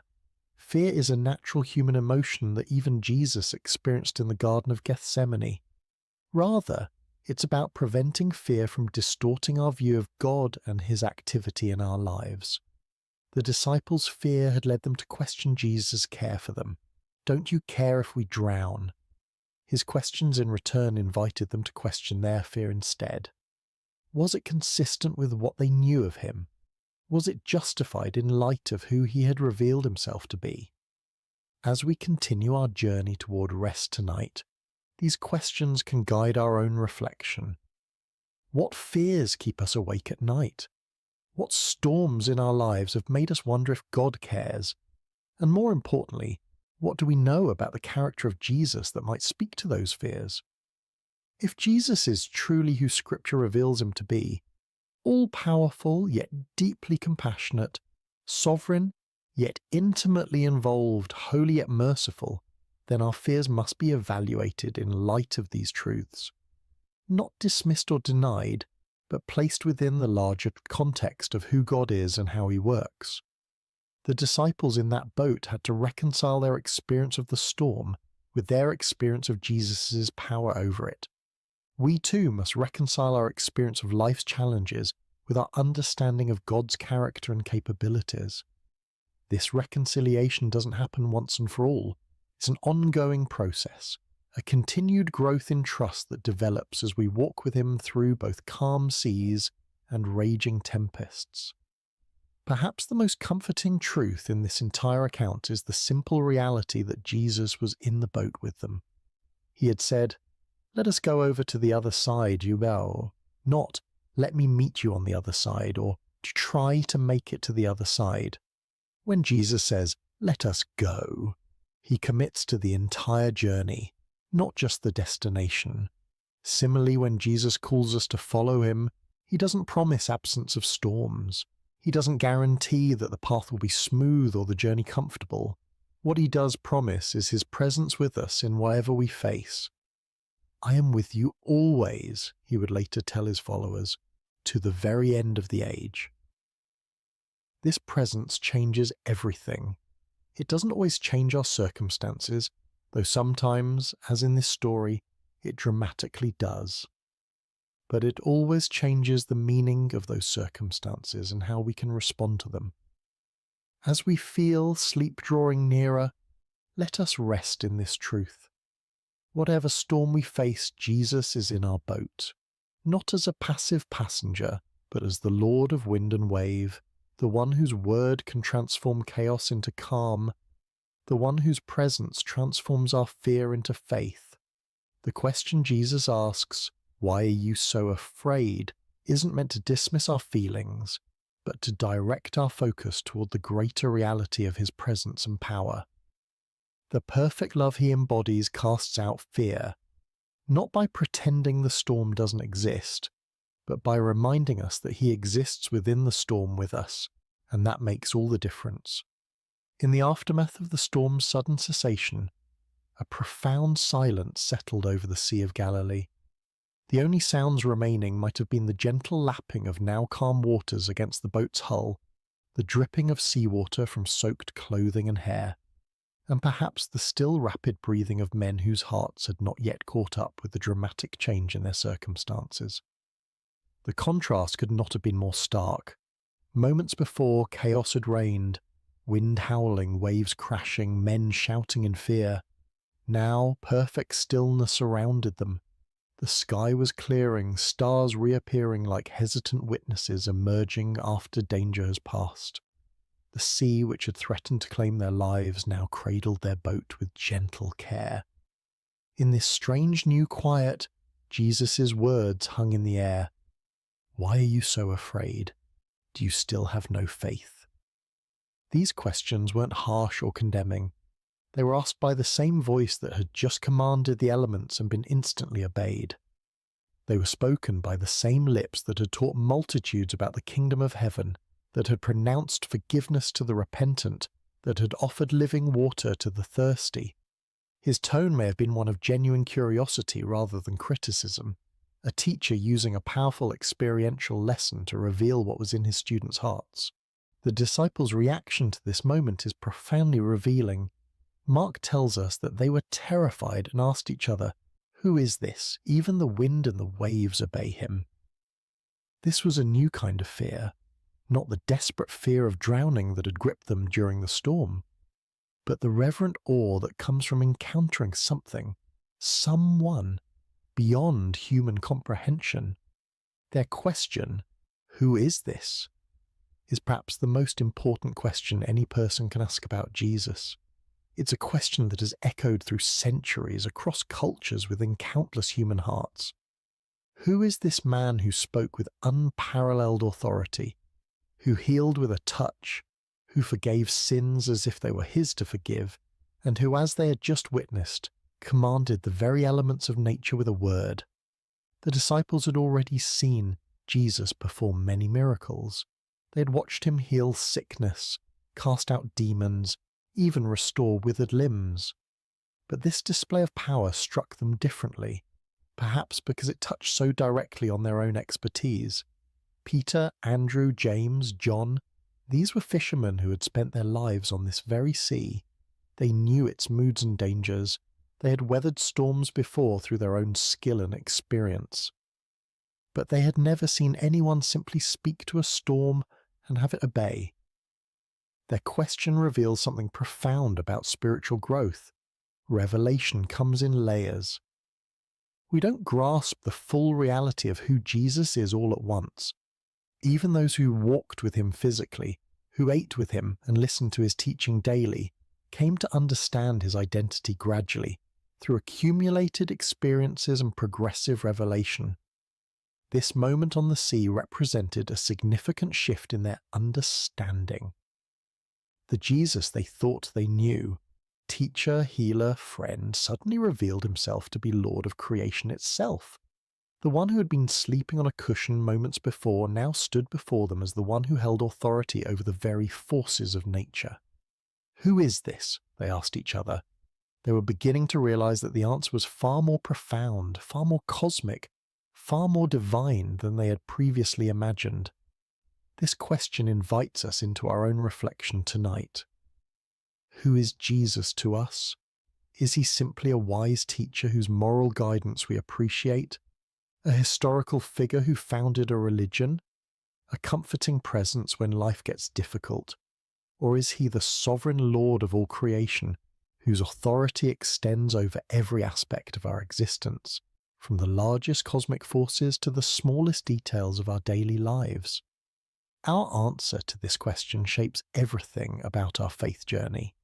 If Jesus is merely a good teacher, then his words are suggestions we can take or leave. If he is simply a historical religious figure, then his relevance to our modern lives may be limited. But if he is who he claimed to be, the Son of God, one with the Father, the Word made flesh, then every word he spoke carries divine authority. Every promise he made is utterly trustworthy, and every command he gave deserves our complete obedience. The disciples in that boat were confronting this reality in a visceral, immediate way. The Jesus they thought they knew had just done something only God could do. The Psalms describe God as the One who stilled the roaring of the seas, the roaring of their waves. Psalm 65:7, and the one who stilled the storm to a whisper, the waves of the sea were hushed. Psalm 107:29. Now they had seen Jesus do exactly this, with their own eyes, in their own boat, in response to their own cry for help. Their question, "Who is this?" was not merely rhetorical. It reflected genuine wrestling with an expanding understanding of Jesus' identity. And this wrestling is an essential part of authentic faith. God does not expect us to have perfect theological understanding from the beginning of our journey with him. He reveals himself to us gradually, meeting us where we are and gently expanding our capacity to know him as he truly is. For the disciples, this storm became a classroom, a place where their understanding of Jesus grew deeper and wider. Similarly, the storms of our lives often become the context in which we come to know God more truly. It's relatively easy to affirm God's goodness when life is calm and comfortable. It's when the winds howl and the waves threaten that our true understanding of his character is both revealed and refined. As we continue our journey towards sleep tonight, let's allow this holy question to linger in our minds. Who is this Jesus? Not as an abstract theological inquiry, but as a personal exploration of relationship. Who is he to me? What have I seen him do in my life? How has my understanding of him grown through seasons of both calm and storm? The beauty of this story is that it invites us to know Jesus more fully, not just as a distant miracle worker, but as the one who journeys with us through every circumstance of life. He is in our boat. He may sometimes appear to be sleeping, but he is never absent, never unaware, never unconcerned. And when he speaks, whether to rebuke a storm or to question our fear, his words carry the authority of the one who created all things and holds all things together.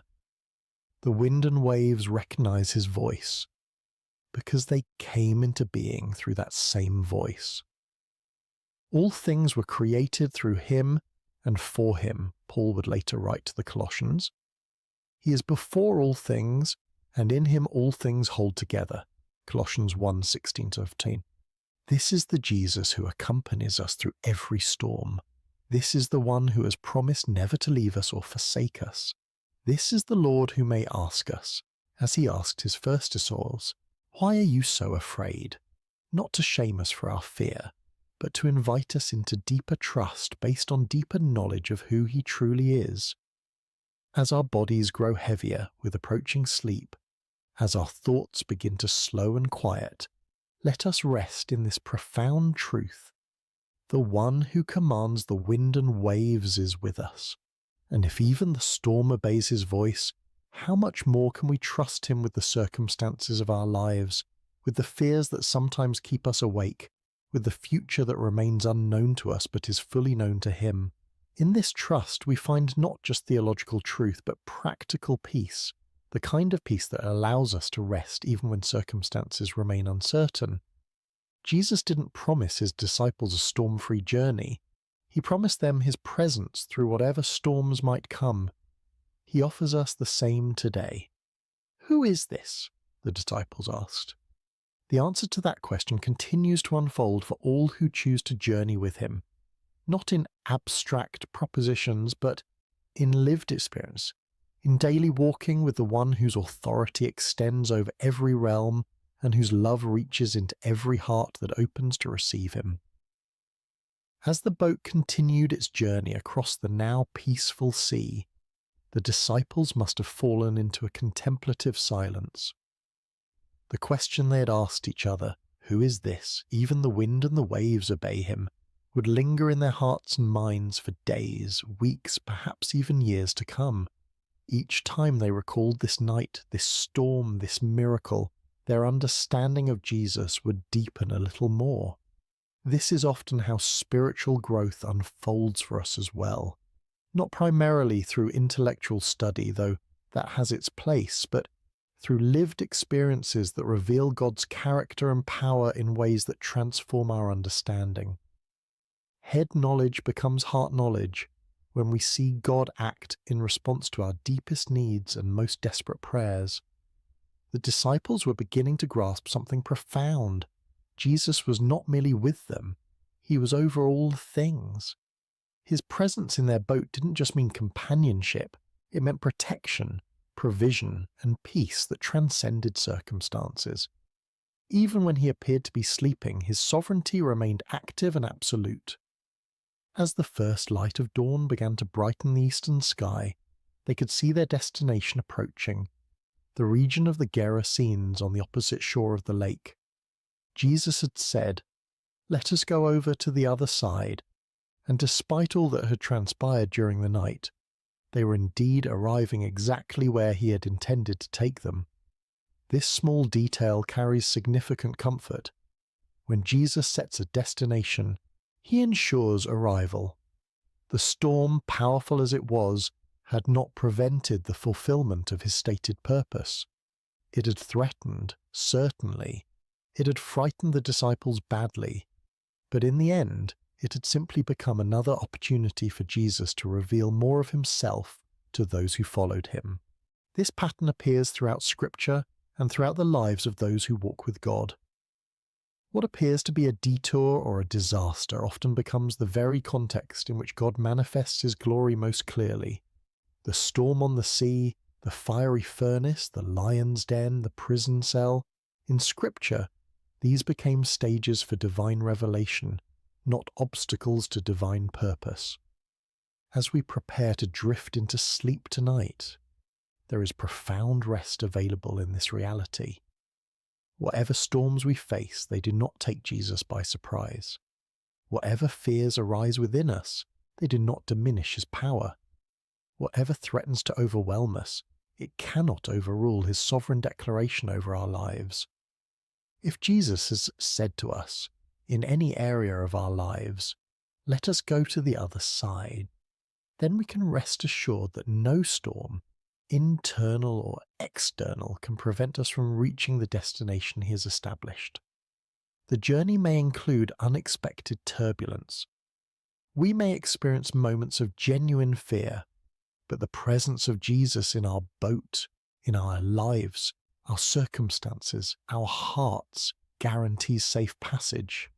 This doesn't mean we won't get wet, doesn't mean the journey will always feel comfortable or proceed according to our preferred timeline. The disciples in that boat experienced genuine terror before they witnessed miraculous calm. They got soaked to the skin. They may have lost cargo overboard. The boat likely required bailing out and repairs afterward, but they made it to the other side because Jesus had declared that this would be so, and in the process, they came to know him more deeply than they had before. The storm became not an obstacle to their progress, but a vehicle for their spiritual growth. As we reflect on this story one final time tonight, let's consider 3 enduring comforts it offers to all who journey with Jesus. First, Jesus is present in every storm. He may not manifest his power immediately or in the ways we expect, but he's never absent from our struggles. The psalmist wrote, "God is our refuge and strength, an ever-present help in trouble. Therefore we will not fear, though the earth give way and the mountains fall into the heart of the sea, though its waters roar and foam, and the mountains quake with their surging." Psalm 46:1-3. This presence is not just comforting, it is transformative. It changes how we experience our circumstances, even when it doesn't immediately change the circumstances themselves. Second, Jesus' timing is perfect. He allowed the storm to rage for a time before calming it, not because he was indifferent to the disciples' fear, but because the experience would deepen their understanding and strengthen their faith. Similarly, when he seems silent or inactive in our lives, it is never due to indifference. His timing takes into account purposes and perspectives that extend far beyond our immediate comfort, encompassing our long-term growth and God's eternal glory. Third, Jesus' authority is absolute. When he spoke to the wind and waves, they had no choice but to obey. The same voice that said, "Let there be light" at creation now said, "Be still" to the storm, with the same creative authority and the same immediate result. This ultimate authority means that nothing we face, no circumstance, no enemy, no fear, no failure, is beyond his power to redeem, restore, or transform according to his perfect will. These truths don't eliminate life's storms, but they fundamentally change how we experience them. They allow us to sleep, literally and figuratively, in the sovereignty of the one who has promised to bring us safely to the other side. As your body relaxes more deeply now, as your breathing slows and your thoughts begin to drift, imagine yourself in that boat after the storm has ceased. Feel the gentle rocking of the vessel on calm waters. See the stars reflected on the surface like scattered diamonds. Hear the quiet lapping of small waves against the wooden hull. And most importantly, Know that Jesus is there with you, awake, aware, almighty. The night is passing. Dawn approaches. The shore draws nearer with each moment. And the one who commanded the storm with a word continues to hold you in the palm of his hand, guiding your vessel to exactly where he intends it to go. In this assurance there is deep peace. In this knowledge there is perfect rest. In this presence there is complete safety. Whether we find ourselves currently in the midst of a raging storm, in the calm that follows, or in the ordinary moments between dramatic events, the truth remains. Jesus is with us. Jesus is for us, and Jesus will bring us safely to the other side. So breathe deeply now.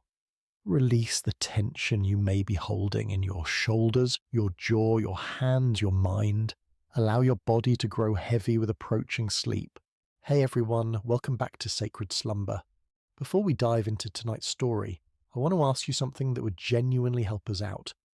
If you're enjoying this content, please consider using your hype points on this video. It really helps the channel more than you possibly know. Seriously, it makes a massive difference in getting these stories out to more people who love this kind of content. Also, if you want to, drop a comment telling us what time it is for you right now and where in the world you're listening from.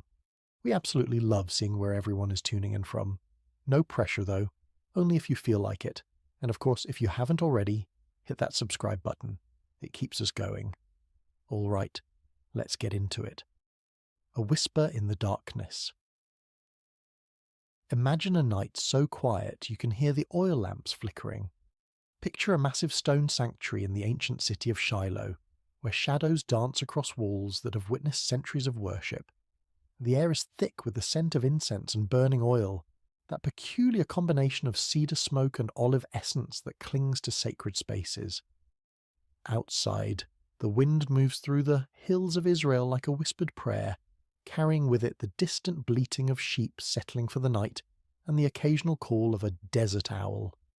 Inside, in the sacred chambers near the Ark of the Covenant, a young boy lies sleeping on a simple mat. The stones beneath him still hold the warmth of the day's sun, though the night air has begun to cool. His breathing is steady, deep, the kind of sleep that comes from honest physical labour and a clear conscience. His name is Samuel. This is not a story about miracles that shake mountains or angels descending in blinding light. This is a story about something quieter, something more intimate, something that happens in the space between waking and dreaming, where the boundaries of reality become permeable. It is about a voice in the darkness, a child who learned to listen when the entire world had gone deaf, and a moment that would alter the spiritual trajectory of an entire nation. Because sometimes the most profound truths do not arrive with thunder and earthquake. Sometimes they do not announce themselves with burning bushes or pillars of fire. Sometimes they arrive in whispers, in the stillness between breaths, in the gentle calling of a name spoken 3 times before it is finally understood. What you're about to hear is one of the most mysterious and beautiful moments in ancient scripture. A moment when heaven reached down to touch earth, not through spectacular signs, but through the simple act of calling a child's name in the night. But it is also a story about silence broken, about the end of a spiritual drought, about what happens when the divine decides to speak again after generations of absence. This is the story of Samuel, the boy who heard God speak when the rest of the world had forgotten how to listen, and perhaps, hidden within this ancient narrative, there are questions we have forgotten to ask. Questions about why heaven goes silent. Questions about who gets chosen to break that silence. Questions about whether the voice that called to Samuel in that darkened sanctuary is still calling, still speaking, still searching for those rare individuals who know how to say, "I am listening." Chapter 1. Hannah's Promise. To understand Samuel's calling, we must first understand how he came to be sleeping in that sanctuary. His story begins not with him, but with his mother, a woman named Hannah, who knew the bitter taste of desperation and the hollow ache of prayers that seemed to vanish into an empty sky. In the hill country of Ephraim, in a small village whose name has been lost to history, there lived a man named Elkanah who had 2 wives, as was common in that era. His first wife, Peninnah, had given him several children. sons to carry his name, daughters to arrange in marriage, a legacy written in flesh and blood. His second wife, Hannah, had given him only heartache and unanswered prayers. Year after year, Hannah remained childless, and in a culture where a woman's worth was often measured by her ability to bear children, this was not just a personal grief. It was a social death sentence, a daily humiliation, a question mark hanging over her entire existence. Neighbours would whisper, extended family would exchange knowing glances, even well-meaning friends would offer useless advice, or suggest that perhaps she had offended God in some way, that her barrenness was divine punishment for some unknown sin. Elkanah loved Hannah. The text makes this clear. He would give her double portions at feasts, trying to compensate with material generosity for what biology had denied her. He would ask her with genuine confusion, "Am I not better to you than 10 sons?" It was a question born of love but blind to understanding. He could not fathom that the issue went deeper than his affection, that Hannah's grief was not about him at all, but about her own sense of purpose, of completion, of being seen as fully human by the society around her. Peninnah, with the cruelty that can only come from insecurity dressed as triumph, would taunt Hannah relentlessly. Every time the family made their annual pilgrimage to the sanctuary at Shiloh to worship and offer sacrifices, Peninnah would remind Hannah of her barrenness. The taunts were not subtle. They were designed to cut deep, to remind Hannah that in the eyes of the world she was incomplete, cursed, forgotten by the very God she came to worship. Peninnah would parade her children before Hannah, would make comments about how blessed she was, would turn every moment of worship into a reminder of Hannah's failure. And Hannah would weep. She would refuse to eat. The pain went beyond physical longing for a child. It touched something deeper, the existential question that haunts anyone who feels overlooked by the divine. Does God see me? Does he hear my prayers? Am I worthy of his attention? Or am I simply background noise in a universe too vast to care about one woman's grief? The pilgrimage to Shiloh was supposed to be a time of joy, of celebration, of renewal. But for Hannah, it became an annual reminder of everything she lacked. Year after year she would go through the motions of worship, while her heart broke quietly in places no one could see. One year, during their pilgrimage to Shiloh, Hannah could bear it no longer. The weight of accumulated grief, the years of disappointment, the constant humiliation, all of it reached a breaking point. While the rest of the family feasted after the sacrifice, celebrating with wine and roasted meat, Hannah slipped away to the entrance of the sanctuary. She stood there, in the place where earth met heaven, in the threshold between the mundane and the sacred, and she prayed with an intensity that went beyond words. Her lips moved, but no sound emerged. Her whole body shook with the force of her grief and desperation. Tears streamed down her face. Her hands trembled. This was not the polite, ritualized prayer of public worship. This was raw, unfiltered communion with the divine. This was a woman pouring out her soul, holding nothing back, demanding to be heard by a God who had seemed deaf to her pleas for years. She made a vow that day, one that would echo through generations. If God would grant her a son, she would give him back to God.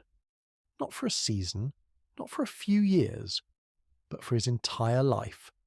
The child would be dedicated to divine service from the moment he was weaned.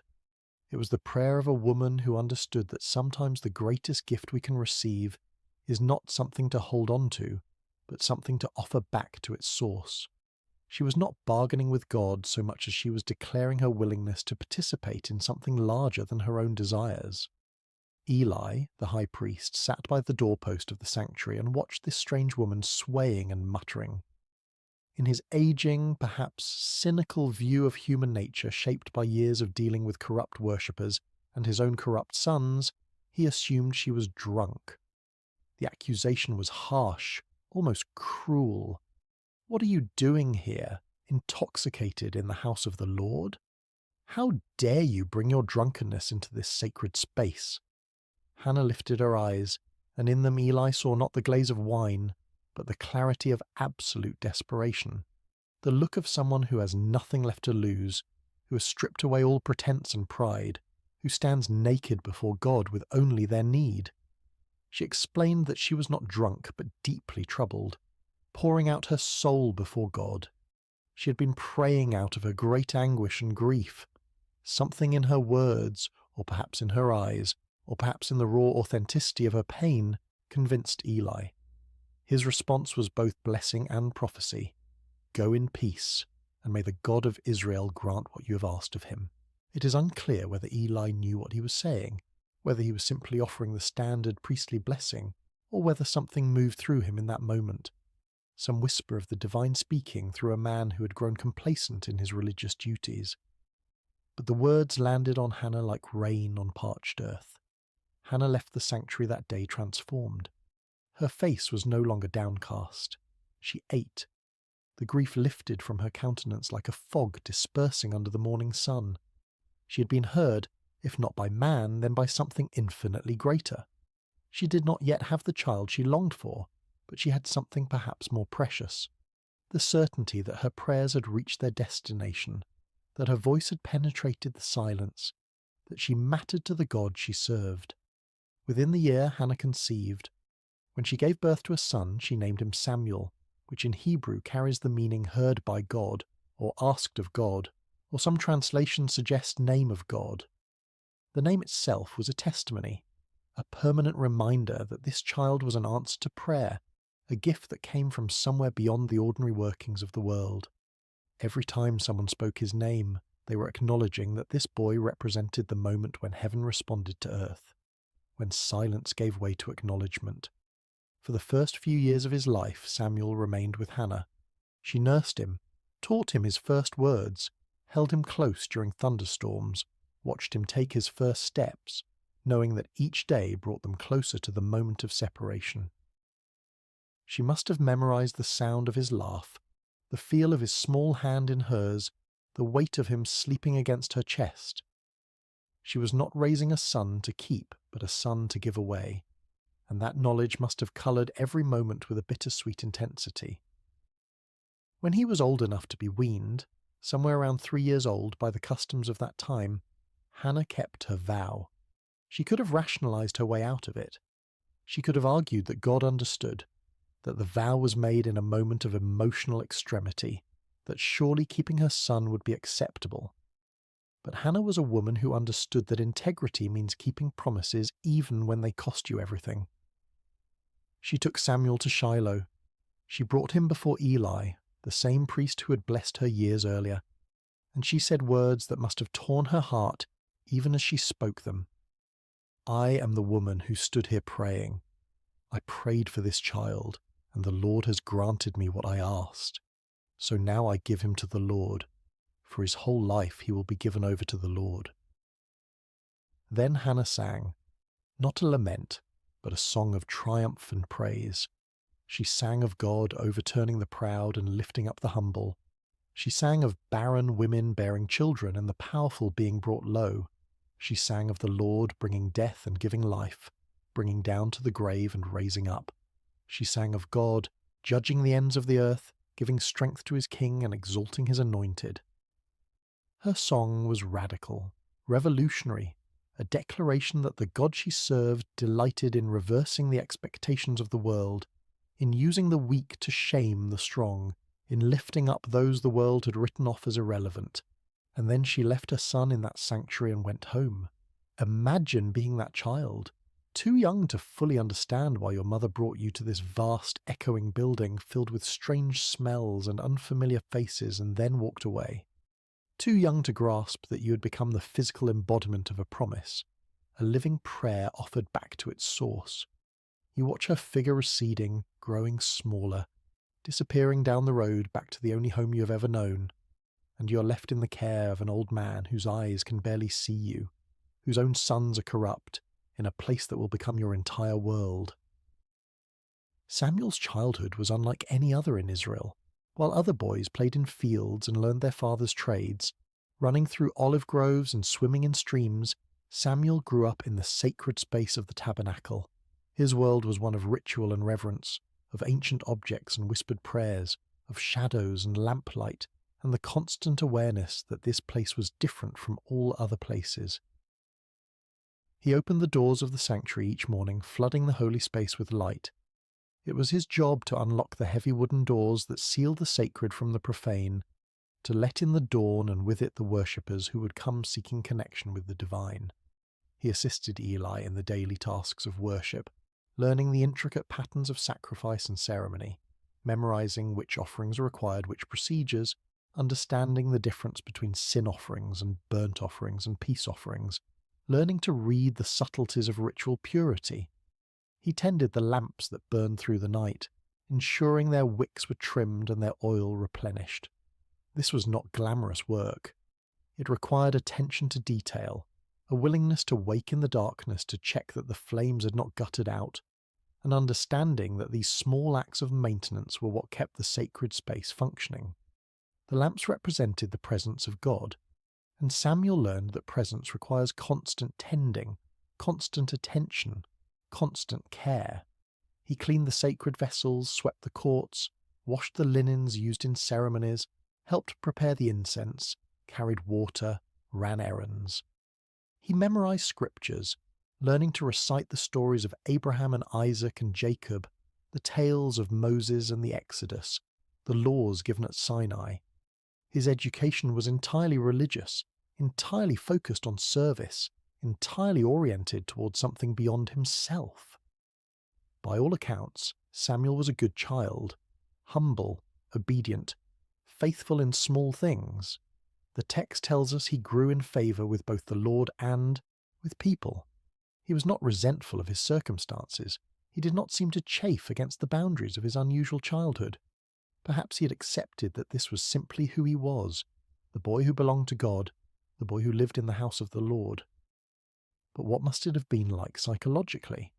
To have no mother to comfort you when you woke from nightmares, to have no siblings to quarrel and play with, to grow up watching Eli's corrupt sons come and go, seeing the way they abused their position, hearing the whispers of their misconduct, to be surrounded by holiness and yet witness its corruption, to serve faithfully while those who should have been models of righteousness displayed only greed and lust and contempt for the sacred. Did Samuel wonder why he had been left here? Did he feel abandoned by the mother who had kissed him goodbye and walked away? Did he question whether the God he served even noticed his small acts of service? The text does not tell us. We see only the external facts, a boy growing up, performing his duties, learning his role. But surely there were moments of loneliness, moments of doubt, moments when the weight of it all felt too heavy for small shoulders to carry. Hannah visited when she could. Each year during the family's annual pilgrimage to Shiloh, she would bring Samuel a new robe she'd made for him, watching him grow, trying to compress a year of mothering into a few brief encounters. These visits must have been both blessing and torment. The joy of seeing his mother mingled with the pain of watching her leave again. The new robe, a reminder that somewhere he had a home, a family, a life he was not permitted to live. Yet there is no indication that Samuel rebelled or resented his circumstances. He simply continued, day after day, year after year, faithful in the small things, present in the sacred space, available to be used however God saw fit. There was no indication in those early years that he would become anything more than a helpful assistant to an aging priest, that he would one day be the voice through which God spoke to an entire nation. But God, it seems, has a habit of preparing his instruments in obscurity before bringing them into the light.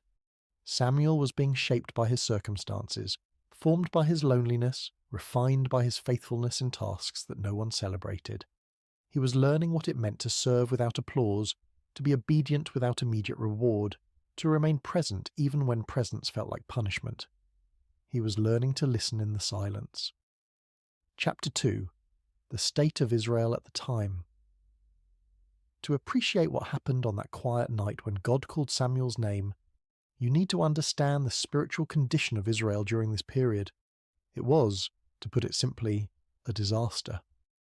But the disaster raises uncomfortable questions that the text never fully answers.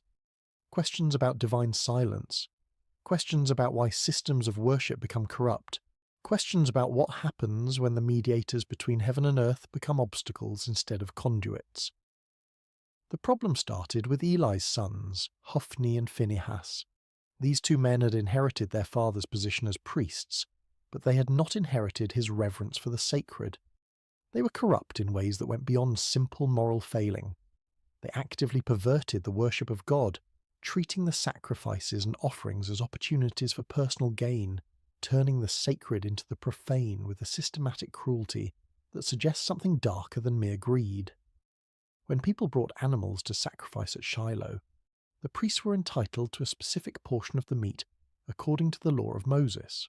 But Hophni and Phinehas were not content with their allotted share, with what had been designated as rightfully theirs. They wanted more. They wanted the best. They wanted what belonged to God. They would send their servants to threaten worshippers, demanding the choicest cuts of meat before the fat was even burned on the altar, as required by law. The fat belonged to God. That was non-negotiable in the sacrificial system. The burning of the fat was the moment when the sacrifice became truly sacred, when the offering transitioned from human gift to divine acceptance. But Hophni and Phinehas did not care about divine acceptance. They cared about their appetites. If people objected, if they tried to follow the proper procedures and insist that the fat be burned first, the servants would respond with threats of violence. We will take it by force if necessary. The priests were literally stealing from God, taking what belonged to the altar and consuming it themselves. They were turning worship into extortion, using their position of spiritual authority to exploit the vulnerable and the faithful. But their corruption went even darker, into territories that the text only hints at with uncomfortable brevity. They engaged in sexual immorality with women who served at the entrance to the sanctuary. These were women who had dedicated themselves to service at the tabernacle, who came to worship and serve with sincere devotion.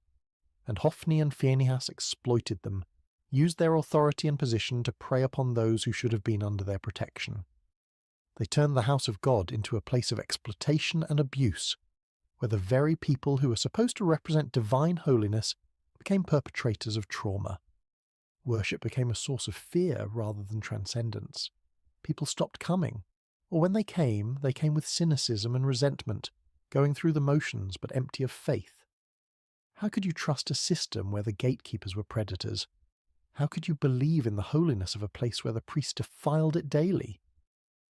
The sanctuary at Shiloh, which was meant to be the central hub of Israel's spiritual life, became instead a monument to religious corruption. Eli knew what his sons were doing. The text makes this painfully clear. People told him. They came with reports of misconduct, of abuse, of exploitation.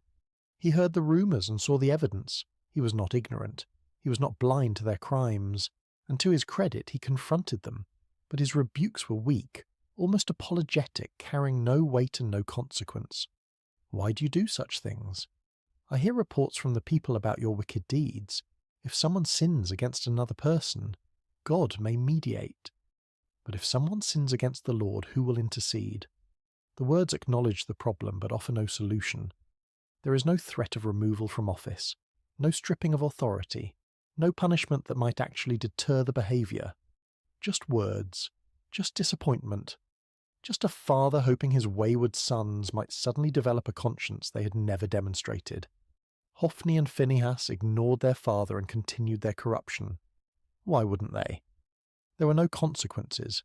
Eli's position as high priest gave him the authority to remove them, to appoint others, to enforce standards. But he did nothing, and his inaction was itself a form of action, a choice that enabled the continued degradation of worship. The impact on Israel's spiritual life was catastrophic. The text records it with devastating simplicity. The people came to despise the offerings to the Lord. Think about what that means. The sacrificial system was the heart of Israel's covenant relationship with God. It was how sins were atoned for, how gratitude was expressed, how the community maintained its connection with the divine. And people were learning to despise it, to see it as corrupt and meaningless, to associate worship with exploitation rather than with holiness. Faith withered. Cynicism spread. A generation was growing up believing that God either did not care about corruption in his own house, or that he was powerless to stop it, or worse, that he did not exist at all, and the whole system was simply a mechanism for priestly power and exploitation. But perhaps the most devastating aspect of this era, the detail that haunts the narrative with its implications, was not the corruption of the priests. It was the silence of heaven. The scripture records it with haunting simplicity. In those days, the word of the Lord was rare. There were not many visions. Think about what that means. In a culture where prophets and priests were meant to be the conduits between God and humanity, the channel had gone quiet. God was not speaking, or if he was, no one was hearing. Prophecies were scarce to the point of being legendary. Divine visions were so uncommon that when someone claimed to have received one, it was met with skepticism rather than expectation. But why? The text does not explain. It simply records the fact of divine silence as if it were weather, as if the absence of God's voice was as natural and unremarkable as a drought. But this raises uncomfortable questions. Had God withdrawn because of the corruption? Was the silence a form of judgment, a divine turning away from a people who had corrupted worship? Or had the people simply stopped listening? Had they become so cynical and so wounded by a religious hypocrisy that they could no longer hear what was being said? Or was there another possibility, one that the text does not explore but that hangs in the air like smoke?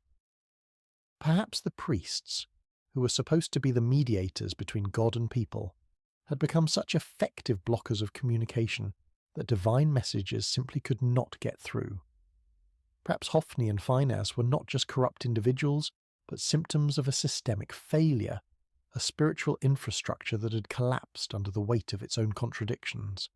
Israel was spiritually adrift, navigating by dead reckoning through waters where the stars had gone dark. There were no prophets to consult, no clear word from God about how to proceed, no divine guidance about which way to turn, just the daily grind of existence, the hollow rituals performed without meaning, the slow death of a people's faith in the face of institutional betrayal. This was the world into which Samuel was growing up, a world where the representatives of God were corrupt, where worship had become hollow, where heaven seemed distant and disinterested. If you were a young person in that era, what would you believe about the divine? Would you expect God to speak?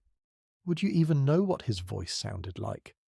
Would you be able to distinguish a divine call from your own imagination or from the voice of a very human priest? Samuel cleaned the lamps each evening, ensuring the light would burn through the night. It was a practical task, a maintenance duty, nothing spiritual about it. He trimmed the wicks, refilled the oil reservoirs, ensured the flames were steady. But in that small act, there was a symbol that perhaps Samuel himself did not fully understand. The lamp of God had not yet gone out. Somewhere in the darkness a light still burned, and into that darkness, cutting through the silence that had lasted for generations, a voice was about to break through. Chapter 3.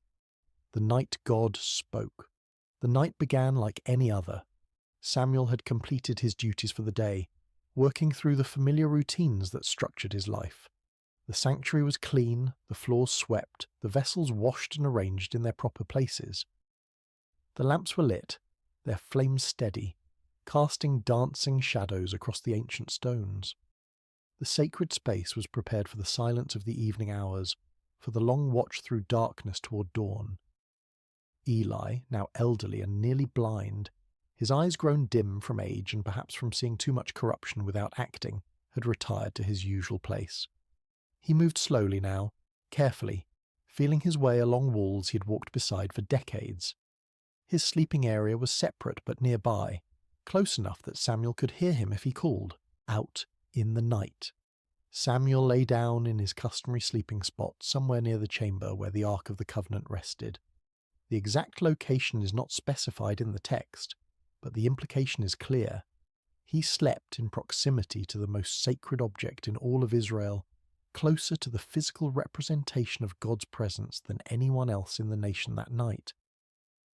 The ark was the most sacred object in Israel, a gold-covered chest containing the tablets of the law, a jar of manna, and Aaron's staff that had budded. But more than its contents, the ark represented the very presence of God among his people. It was the throne of the invisible king, the place where heaven touched earth, the point of contact between the divine and the mortal. To sleep near it was to sleep in the shadow of holiness, though Samuel likely thought nothing of it. This was simply where he slept, as ordinary to him as any bedroom, as familiar as his own breathing. The lamp of God was still burning, casting flickering shadows across the stone walls. This detail matters more than it might initially seem. In the Jewish tradition, the lamp in the sanctuary, the menorah that burned with consecrated oil, was not allowed to go out until morning light made it unnecessary. It represented the presence of God, the light that persisted even in darkness, the hope that had not yet been extinguished.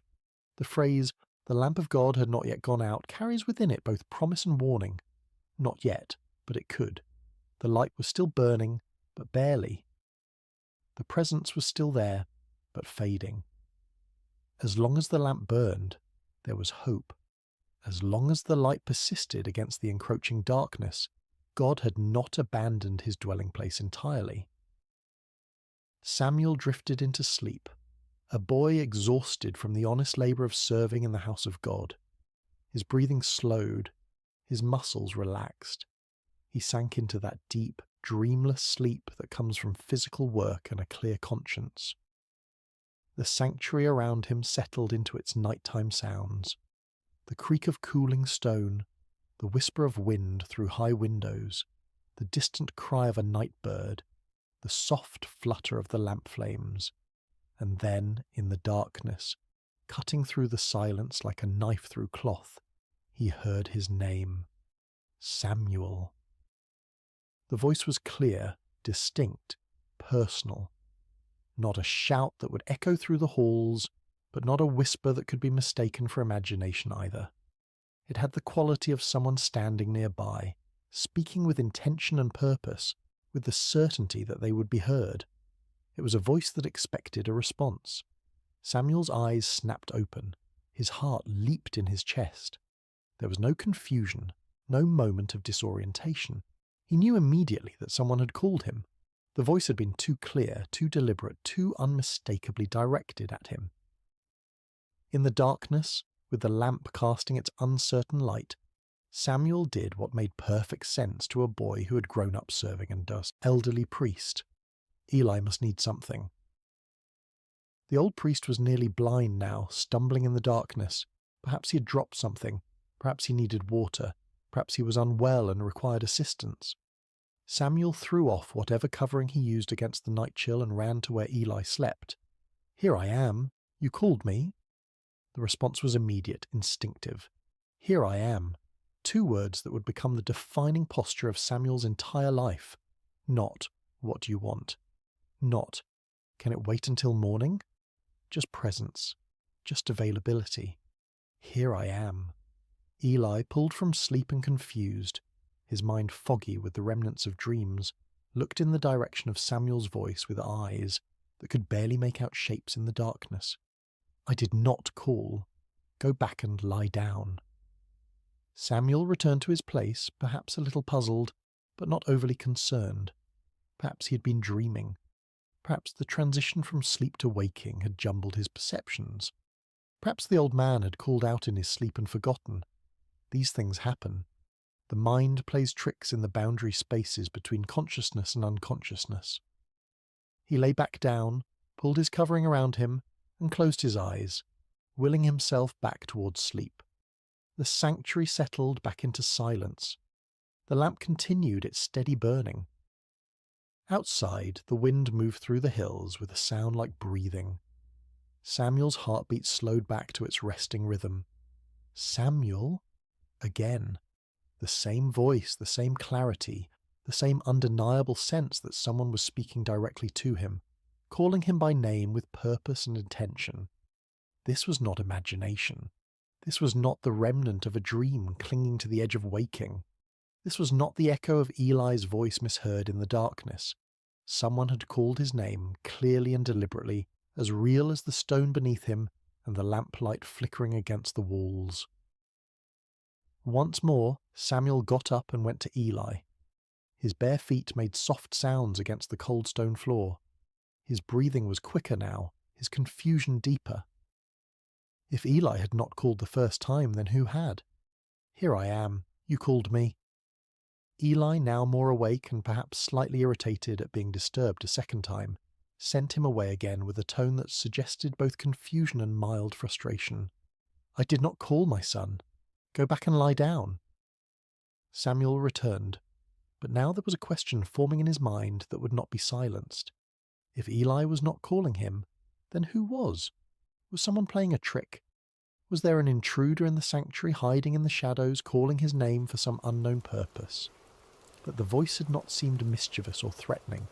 It had been steady, certain, intimate, the kind of voice that knows you, that has the right to call your name. He lay back down, but this time sleep did not come easily. His eyes stayed open, staring into the darkness above him. His ears strained for any sound, any indication of who or what had spoken to him. The lamp flickered. A moth circled near its flame. Time stretched and compressed in that strange way it does when you are lying awake in the dark, unsure whether minutes or hours are passing. Samuel. The third time, Samuel abandoned any doubt or hesitation. Someone was calling him, and if it was not Eli, then perhaps the old priest was confused. Perhaps he was calling out without realizing it. Perhaps his dreams were speaking through him. Samuel got up once more, faster now, urgent, and went to Eli. He stood at the foot of the old priest's sleeping mat, his young face barely visible in the dim light that filtered in from the main chamber. "Here I am. You called me." And finally, after decades of serving in the sanctuary, after years of watching the word of the Lord become rare and vision scarce, after witnessing the corruption of his sons and the slow death of Israel's faith, Eli understood. The realization must have hit him like a physical blow. God was calling the boy, not the high priest, not the experienced religious leader, not the man who had served in this place for decades. The boy who cleaned the floors and tended the lamps and slept near the ark without fully comprehending what that meant. Eli's response is one of the most beautiful moments in the entire narrative. He could have been jealous, wounded by the divine bypassing, bitter that his years of service were being overlooked in favour of a child. He could have been defensive, questioning whether this was really happening, whether Samuel was perhaps confused or making things up. He could have claimed the voice for himself, insisted that any divine communication should come through proper channels, through the established hierarchy of priesthood. But instead, Eli became a teacher in the truest sense. He gave Samuel the gift of understanding and the words that would change everything. He put aside whatever personal feelings he might have had, and focused entirely on helping Samuel navigate what was about to happen. "Go and lie down," Eli said, and you can hear in those words both resignation and hope, both the sadness of being passed over and the wonder that God was speaking again at all. And if he calls you, say, "Speak, Lord, for your servant is listening." Those words, "Speak, Lord, for your servant is listening," not "Who are you?" not "What do you want?" not "Prove yourself to me."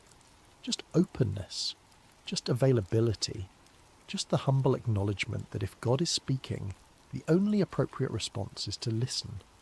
Samuel returned to his place one more time. He lay down in the darkness, the lamp of God still burning nearby, casting its uncertain light across ancient stones, and he waited. His heart must have been pounding so hard he could hear it in his ears. His mind must have been racing with questions and fears and wonder. What does the voice of God sound like? What will he say? Am I worthy to hear it? What if I do not understand? What if I get it wrong? The silence stretched. The lamp flickered. Outside, the night continued its slow progression toward dawn. And then, for the fourth time, the voice came. But this time there was a difference. This time the name was repeated, spoken twice, with an intimacy and urgency that had not been there before.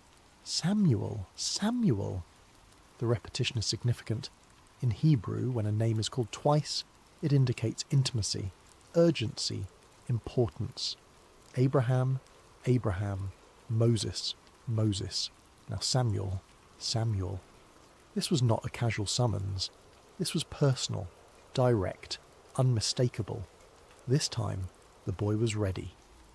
Following Eli's instructions exactly, word for word, he responded with the words that have echoed through millennia as the perfect posture of faith, the ideal response to divine initiative. Speak, for your servant is listening. And God spoke. What happened next was not what a child would want to hear. God did not give Samuel a message of encouragement or blessing. He did not reveal some beautiful mystery or share some cosmic secret about the nature of reality or the structure of heaven. He did not offer comfort or promise Samuel a glorious future. Instead, God gave Samuel a prophecy of judgment, and the judgment was against Eli's household, against the man who had been like a father to him, against the only family he had truly known. God told Samuel that he was about to do something in Israel that would make the ears of everyone who heard it tingle. That phrase, ears tingling, suggests something shocking, something that would reverberate through the nation like a physical sensation. This was not going to be a quiet judgment, a private correction. This was going to be public, unmistakable, impossible to ignore. He was going to carry out against Eli everything he had spoken concerning his family, from beginning to end. There had been warnings before. A prophet had come to Eli years earlier with a similar message, speaking of judgment to come, of the priesthood being taken from his lineage, of his sons dying on the same day. That prophecy had been spoken and then seemingly forgotten, filed away as one of those uncomfortable truths that people acknowledge but never really expect to see fulfilled. But God was saying now that the time of fulfillment had come. The warnings were over. The judgment was at hand. The reason was clear and devastating. Eli knew about the sins of his sons. He knew they were blaspheming God, treating the sacred as profane, exploiting women, stealing from the altar, corrupting worship itself. He had heard the reports. He had seen the evidence. He had confronted them, yes, but his rebukes were empty, carrying no weight, leading to no consequences. He had failed to restrain them, failed to use his authority to stop them, failed to choose God's honour over his son's comfort, and that failure, that complicity through inaction, meant that the guilt of Eli's house would never be atoned for by sacrifice or offering. Think about what that means. In a religious system built entirely around sacrifice and atonement, where every sin could theoretically be covered by the blood of animals and the proper rituals, God was declaring that some corruption runs too deep for ritual to reach. Some betrayals are so fundamental that the system itself cannot address them. Eli's family would carry their guilt to the grave and beyond, marked forever by their choice to prioritize family loyalty over divine justice. Imagine being Samuel in that moment. You are a child, perhaps 11 or 12 years old, lying in the darkness of a sanctuary, having just heard the voice of God for the first time in your life. And the message you have been given is not one of blessing or calling or future glory. It is a message of doom for the man who has raised you, who has taught you everything you know about worship and service, who has been your only father figure in a life marked by abandonment and loneliness. The weight of it must have been crushing. How do you speak words of judgment to someone you love? How do you become the bearer of bad news that will break someone's heart? How do you look into the eyes of a man who has shown you kindness and tell him that his family line is cursed, that his sons will die, that everything he has built will crumble? This was the cost of prophecy that no one talks about. This was the burden of truth that cannot be softened or avoided or delayed. Samuel had been given a message, and whether he wanted to deliver it or not was irrelevant. The truth had been spoken to him, and now he was responsible for speaking it to others. This is what it means to be a prophet. Not visions and mystical experiences and spiritual heights, but the grinding, awful responsibility of speaking truths that wound you as deeply as they wound those who hear them. The rest of the night must have been agony for Samuel. The text tells us he lay there until dawn, too afraid to tell Eli what he'd heard. He did not sleep. How could he? His mind must have raced through possibilities. Maybe he had misunderstood. Maybe there was a way to soften the message to make it less harsh. Maybe if he just kept quiet, the whole thing would fade like a dream, and he could go back to his simple life of tending lamps and sweeping floors. But deep down, he knew. The voice had been too clear. The message had been too specific. And God had not asked his opinion about whether this was a good idea or whether Samuel felt ready for such responsibility. The divine does not consult us about our readiness. It simply calls, and we must answer. Chapter 4. The Weight of the Message. As morning light began to filter into the sanctuary, pale and hesitant through the high windows, Samuel rose and went about his duties as usual. Muscle memory guided him through the familiar routines.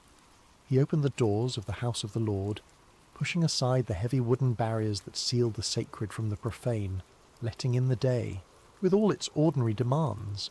But everything felt different now. The air was heavier, pressing down on his shoulders like a physical weight.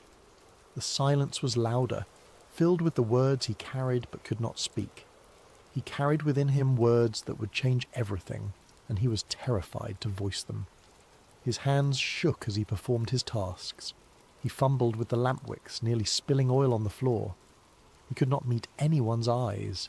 Every sound made him jump, expecting Eli to call for him, to demand the message, to force him to speak the unspeakable. Eli, however, knew something had happened. Years of serving in the sanctuary had given him an intuition about spiritual matters that his failing eyesight could not diminish. He could sense the change in Samuel, could feel the weight the boy was carrying. He called Samuel to him, his voice gentle but insistent, and when the boy came, reluctant and pale, the old priest asked him directly, "Samuel, my son, what was it he said to you? Please do not hide it from me." Then he added words that carried the weight of both authority and desperation. "May God deal with you, be it ever so severely if you hide from me anything he told you." It was an oath, a binding formula that made concealment impossible. Eli was not giving Samuel an easy out. He was demanding truth, however painful, however devastating. And in doing so, he was teaching Samuel one of the most important lessons of prophetic ministry: that truth matters more than comfort, that integrity requires speaking even when silence would be kinder. There is something deeply moving about this moment.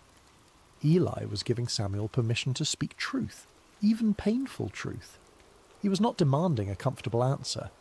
He was not pressuring the boy to lie or soften the message. He was not using his position as high priest to intimidate or manipulate. He was simply asking for honesty, for the faithful delivery of whatever word had been given, regardless of personal cost. Samuel, to his credit, did not hold back. He told Eli everything, every word of the judgment, every detail of the coming consequences, every aspect of the doom pronounced against his house. He did not sugarcoat it. He did not try to make it easier to hear. He did not add comforting caveats or suggest ways the judgment might be avoided. He simply delivered the message as it had been given to him, faithful to both God and to Eli in his refusal to distort the truth. The words must have felt like stones in his mouth, each one heavy and sharp. He would have watched Eli's face as he spoke, looking for signs of anger or rejection or denial. But what he saw instead was something he had not expected. Eli's response is remarkable in its humility and resignation. He did not rage against the pronouncement. He did not question Samuel's experience or suggest the boy had misunderstood or imagined things. He did not blame Samuel for being the messenger or accuse him of disloyalty or ingratitude. He simply said, with a weariness that spoke of years of knowing this moment would come, "He is the Lord. Let him do what is good in his eyes."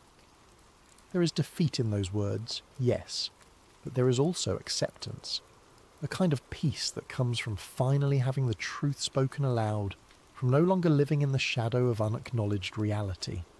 Eli had known for years that his sons were corrupt. He had known that his failure to stop them was a kind of complicity, a betrayal of his calling and his God. The judgment was not a surprise. It was an inevitability finally spoken aloud, a truth that had been hovering unspoken in the air for years finally given voice and substance.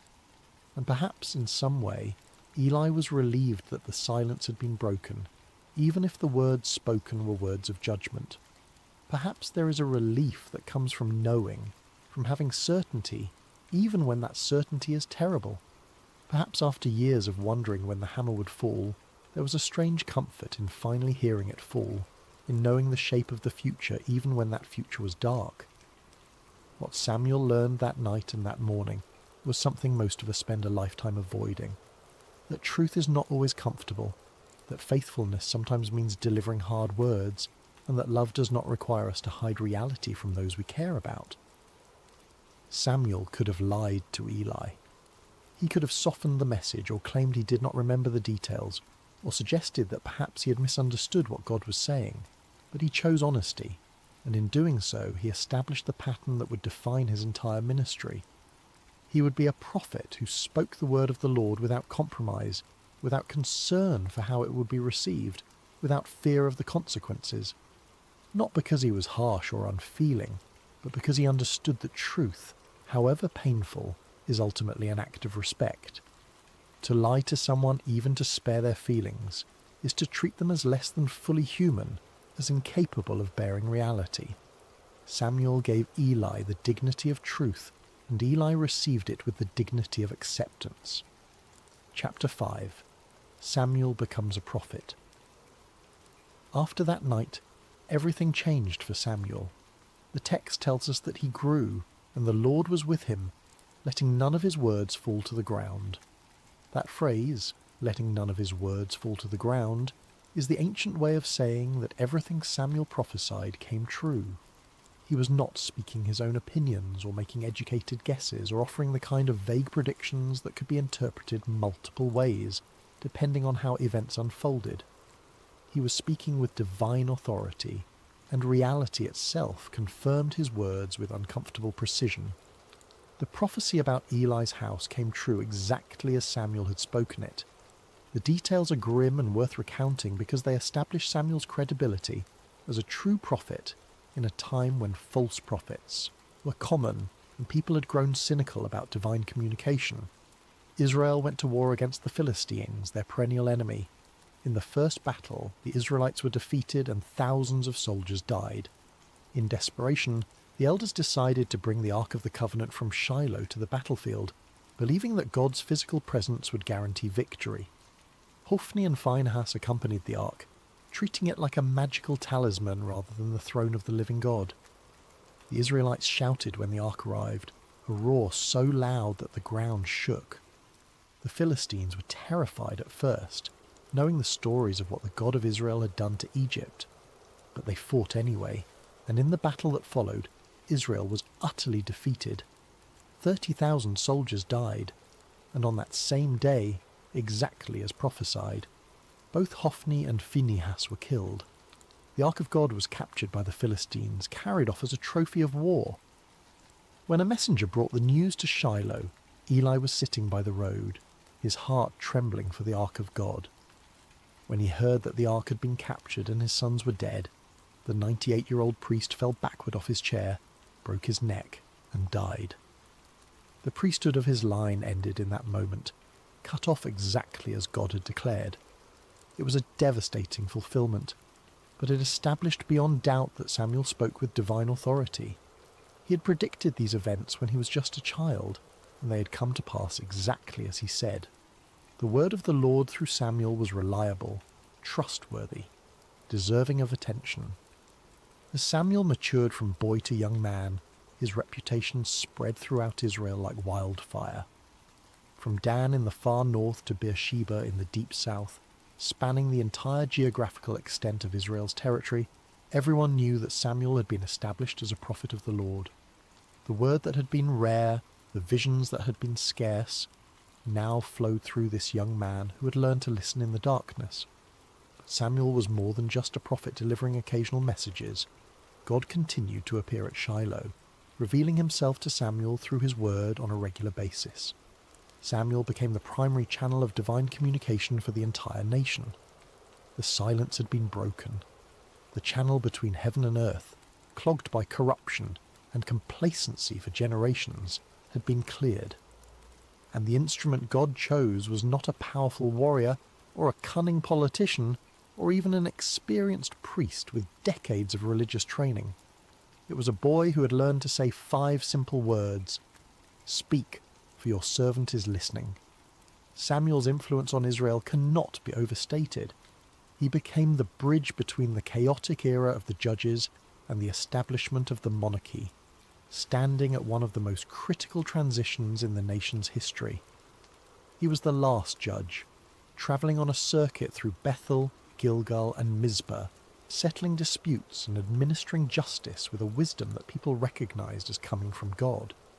He was also the first of the great prophets, the founder of a prophetic tradition that would produce Elijah, Elisha, Isaiah, Jeremiah, and all the voices that would call Israel back to God throughout its history. When the people demanded a king like the surrounding nations, it was Samuel who anointed Saul, a tall and handsome man from the tribe of Benjamin, as Israel's first king. And when Saul proved disobedient and unfaithful to God, it was Samuel who had to deliver yet another hard message of judgment, who had to watch another man he had elevated fall under divine displeasure. Later, it was Samuel who anointed David, the youngest son of Jesse, a shepherd boy with no apparent qualifications except that God had chosen him. That shepherd boy would become Israel's greatest king, the man whose lineage would eventually produce the Messiah.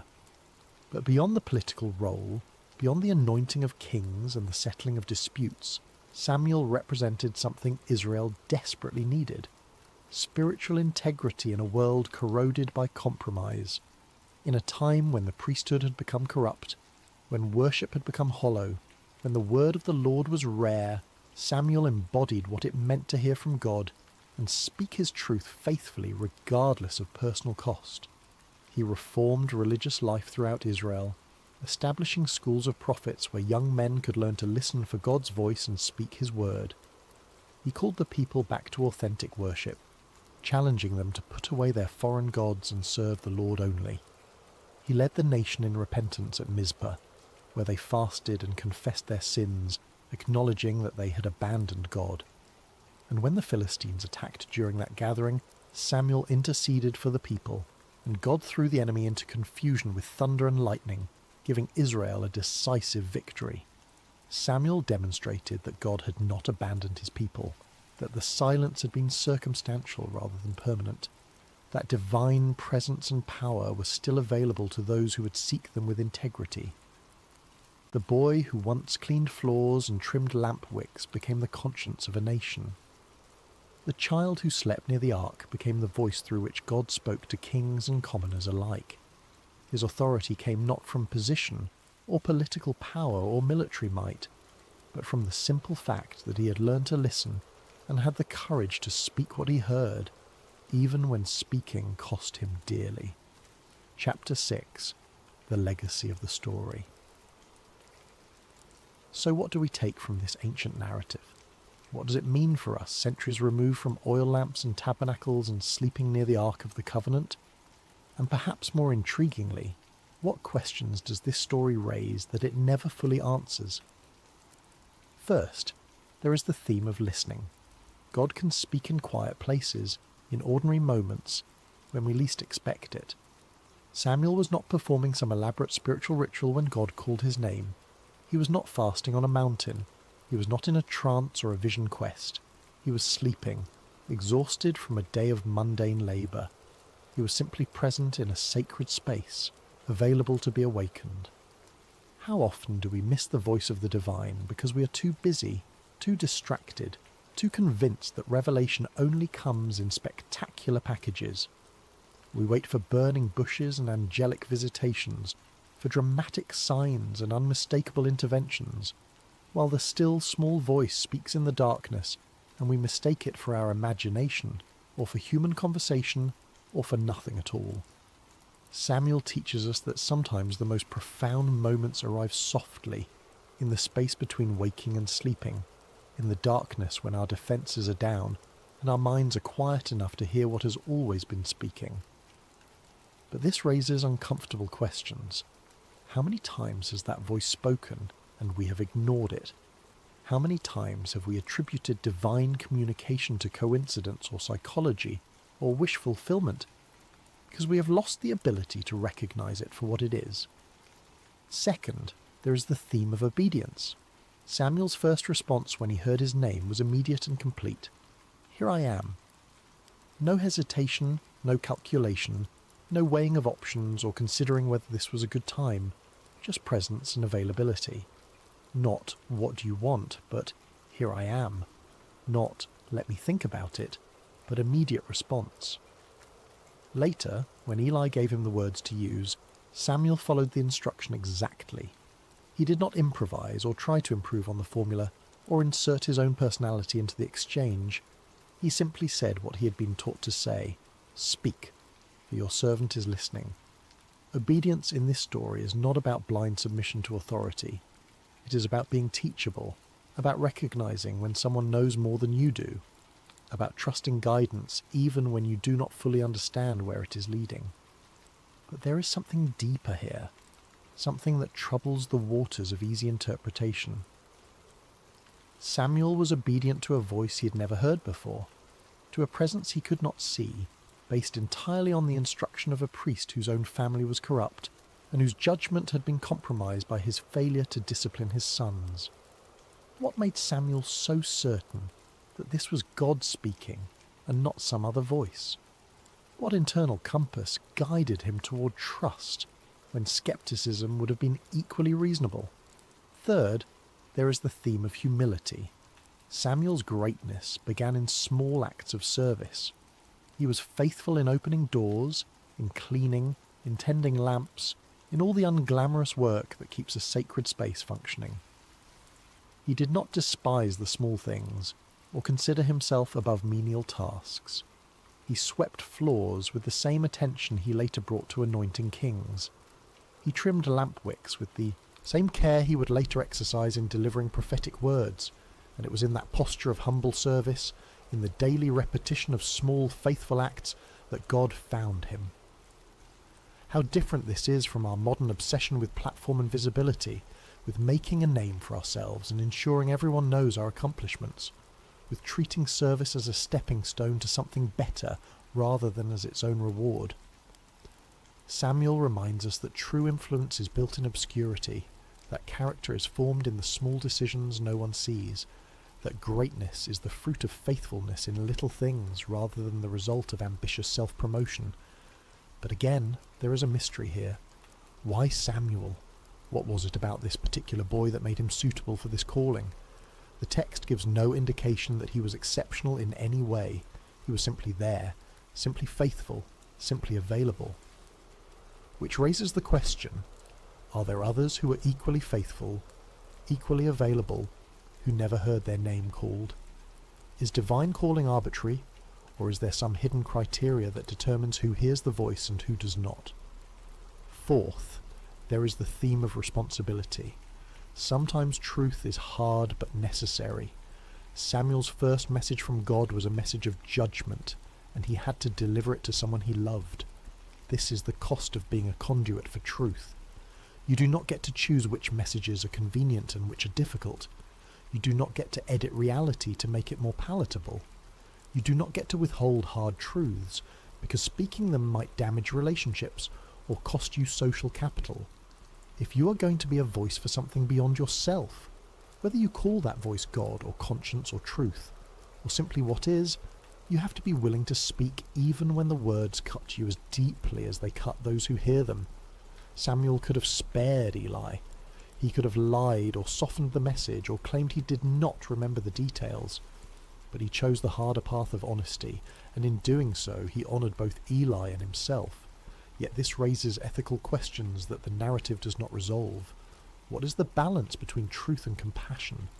When does speaking hard truths become cruelty disguised as honesty?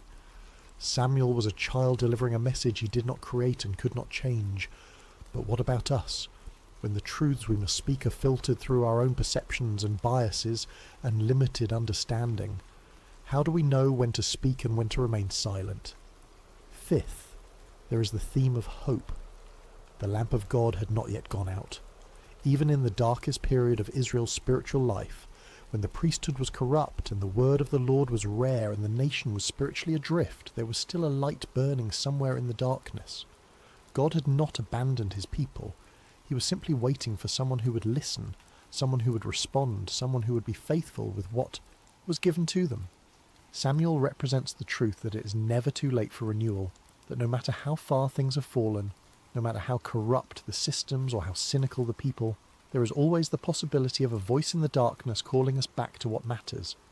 The light may be flickering, the wick may be nearly consumed, the oil may be running low. But as long as there is any light at all, there is hope for rekindling, for replenishment, for the dawn that follows even the longest night. But this optimistic reading sits uncomfortably with the historical reality. The lamp did eventually go out. The sanctuary at Shiloh was destroyed.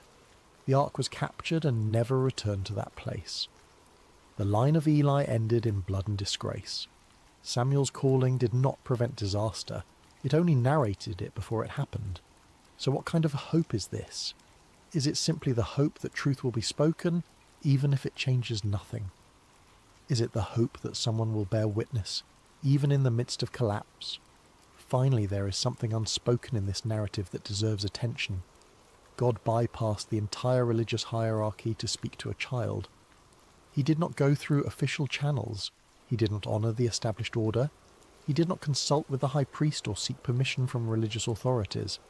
He simply called out in the darkness to a boy who had no status, no authority, no credentials beyond faithfulness in small things. This is either deeply encouraging or deeply unsettling, depending on your perspective. It suggests that divine communication is not controlled by institutions, that truth can emerge from the margins, that the voice of God might speak to those we least expect, rather than to those we have designated as official intermediaries.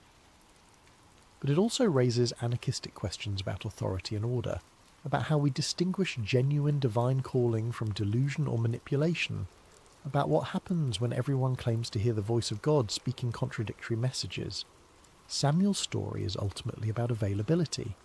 He was not the most powerful person in Israel. He was not the most educated or the most connected.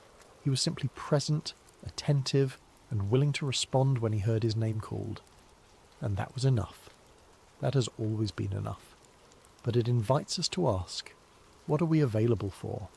What sacred spaces do we inhabit, whether physical or spiritual or psychological, where we might be found by whatever calls to us in the darkness? And when that call comes, will we recognize it, or will we mistake it for something ordinary, something explainable, something that requires no response? Epilogue: The Voice in the Night. Close your eyes and imagine that sanctuary again. The vast stone building in Shiloh, the oil lamps casting their gentle light, the shadows dancing on walls that have witnessed generations of worship and neglect. Imagine the boy lying near the ark, exhausted from a day of simple service, drifting into sleep with no expectation that this night will be different from any other. And then the voice, clear, personal, undeniable, a voice that breaks through the silence of heaven and calls a child by name. Samuel's story is a reminder that the divine does not always announce itself with thunder and lightning. Sometimes it comes as a whisper in the darkness. Sometimes it arrives in the form of a question repeated until we finally understand that we are being addressed. Sometimes the most significant moments of our lives happen when we are alone, unguarded, simply present in a space where we have made ourselves available to something greater than ourselves. The lamp of God is still burning. That is the promise embedded in this ancient narrative.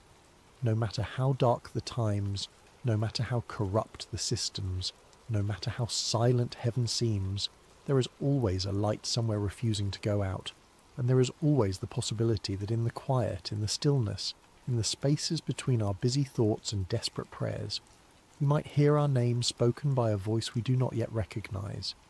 The question is not whether the voice is calling. The question is whether we are listening. Samuel lay in that sanctuary as a boy and became a prophet because he learned to say 5 words that changed everything. Speak, for your servant is listening. He did not demand proof. He did not negotiate terms. He did not insist on understanding everything before committing to anything. He simply made himself available, and availability was enough. Perhaps that is the real legacy of Samuel's calling. Not that he became powerful or influential or historically significant, though he became all those things. The real legacy is that he teaches us what it looks like to be genuinely open to transformation, to be willing to hear hard truths, to be faithful in small things while waiting for larger purposes to reveal themselves. In our age of constant noise and perpetual distraction, where silence is something to be feared rather than cherished, Samuel's story feels almost subversive. It suggests that the most important communications might not come through our devices or our carefully curated information streams. They might come in the quiet, in the dark, in the moments when we stop performing and simply exist in the presence of something that knows our name. So tonight, as you drift towards sleep, consider the possibility that you, too, might be lying in a sacred space, even if you do not recognize it as such. Consider the possibility that there might be a voice, gentle and persistent, calling your name in the darkness. Consider the possibility that the most profound transformation of your life might not begin with a grand revelation or a spectacular sign, but with the simple decision to respond to that voice with 5 words. Speak, for your servant is listening. The lamp is still burning. The voice is still calling. The only question is whether we have ears to hear.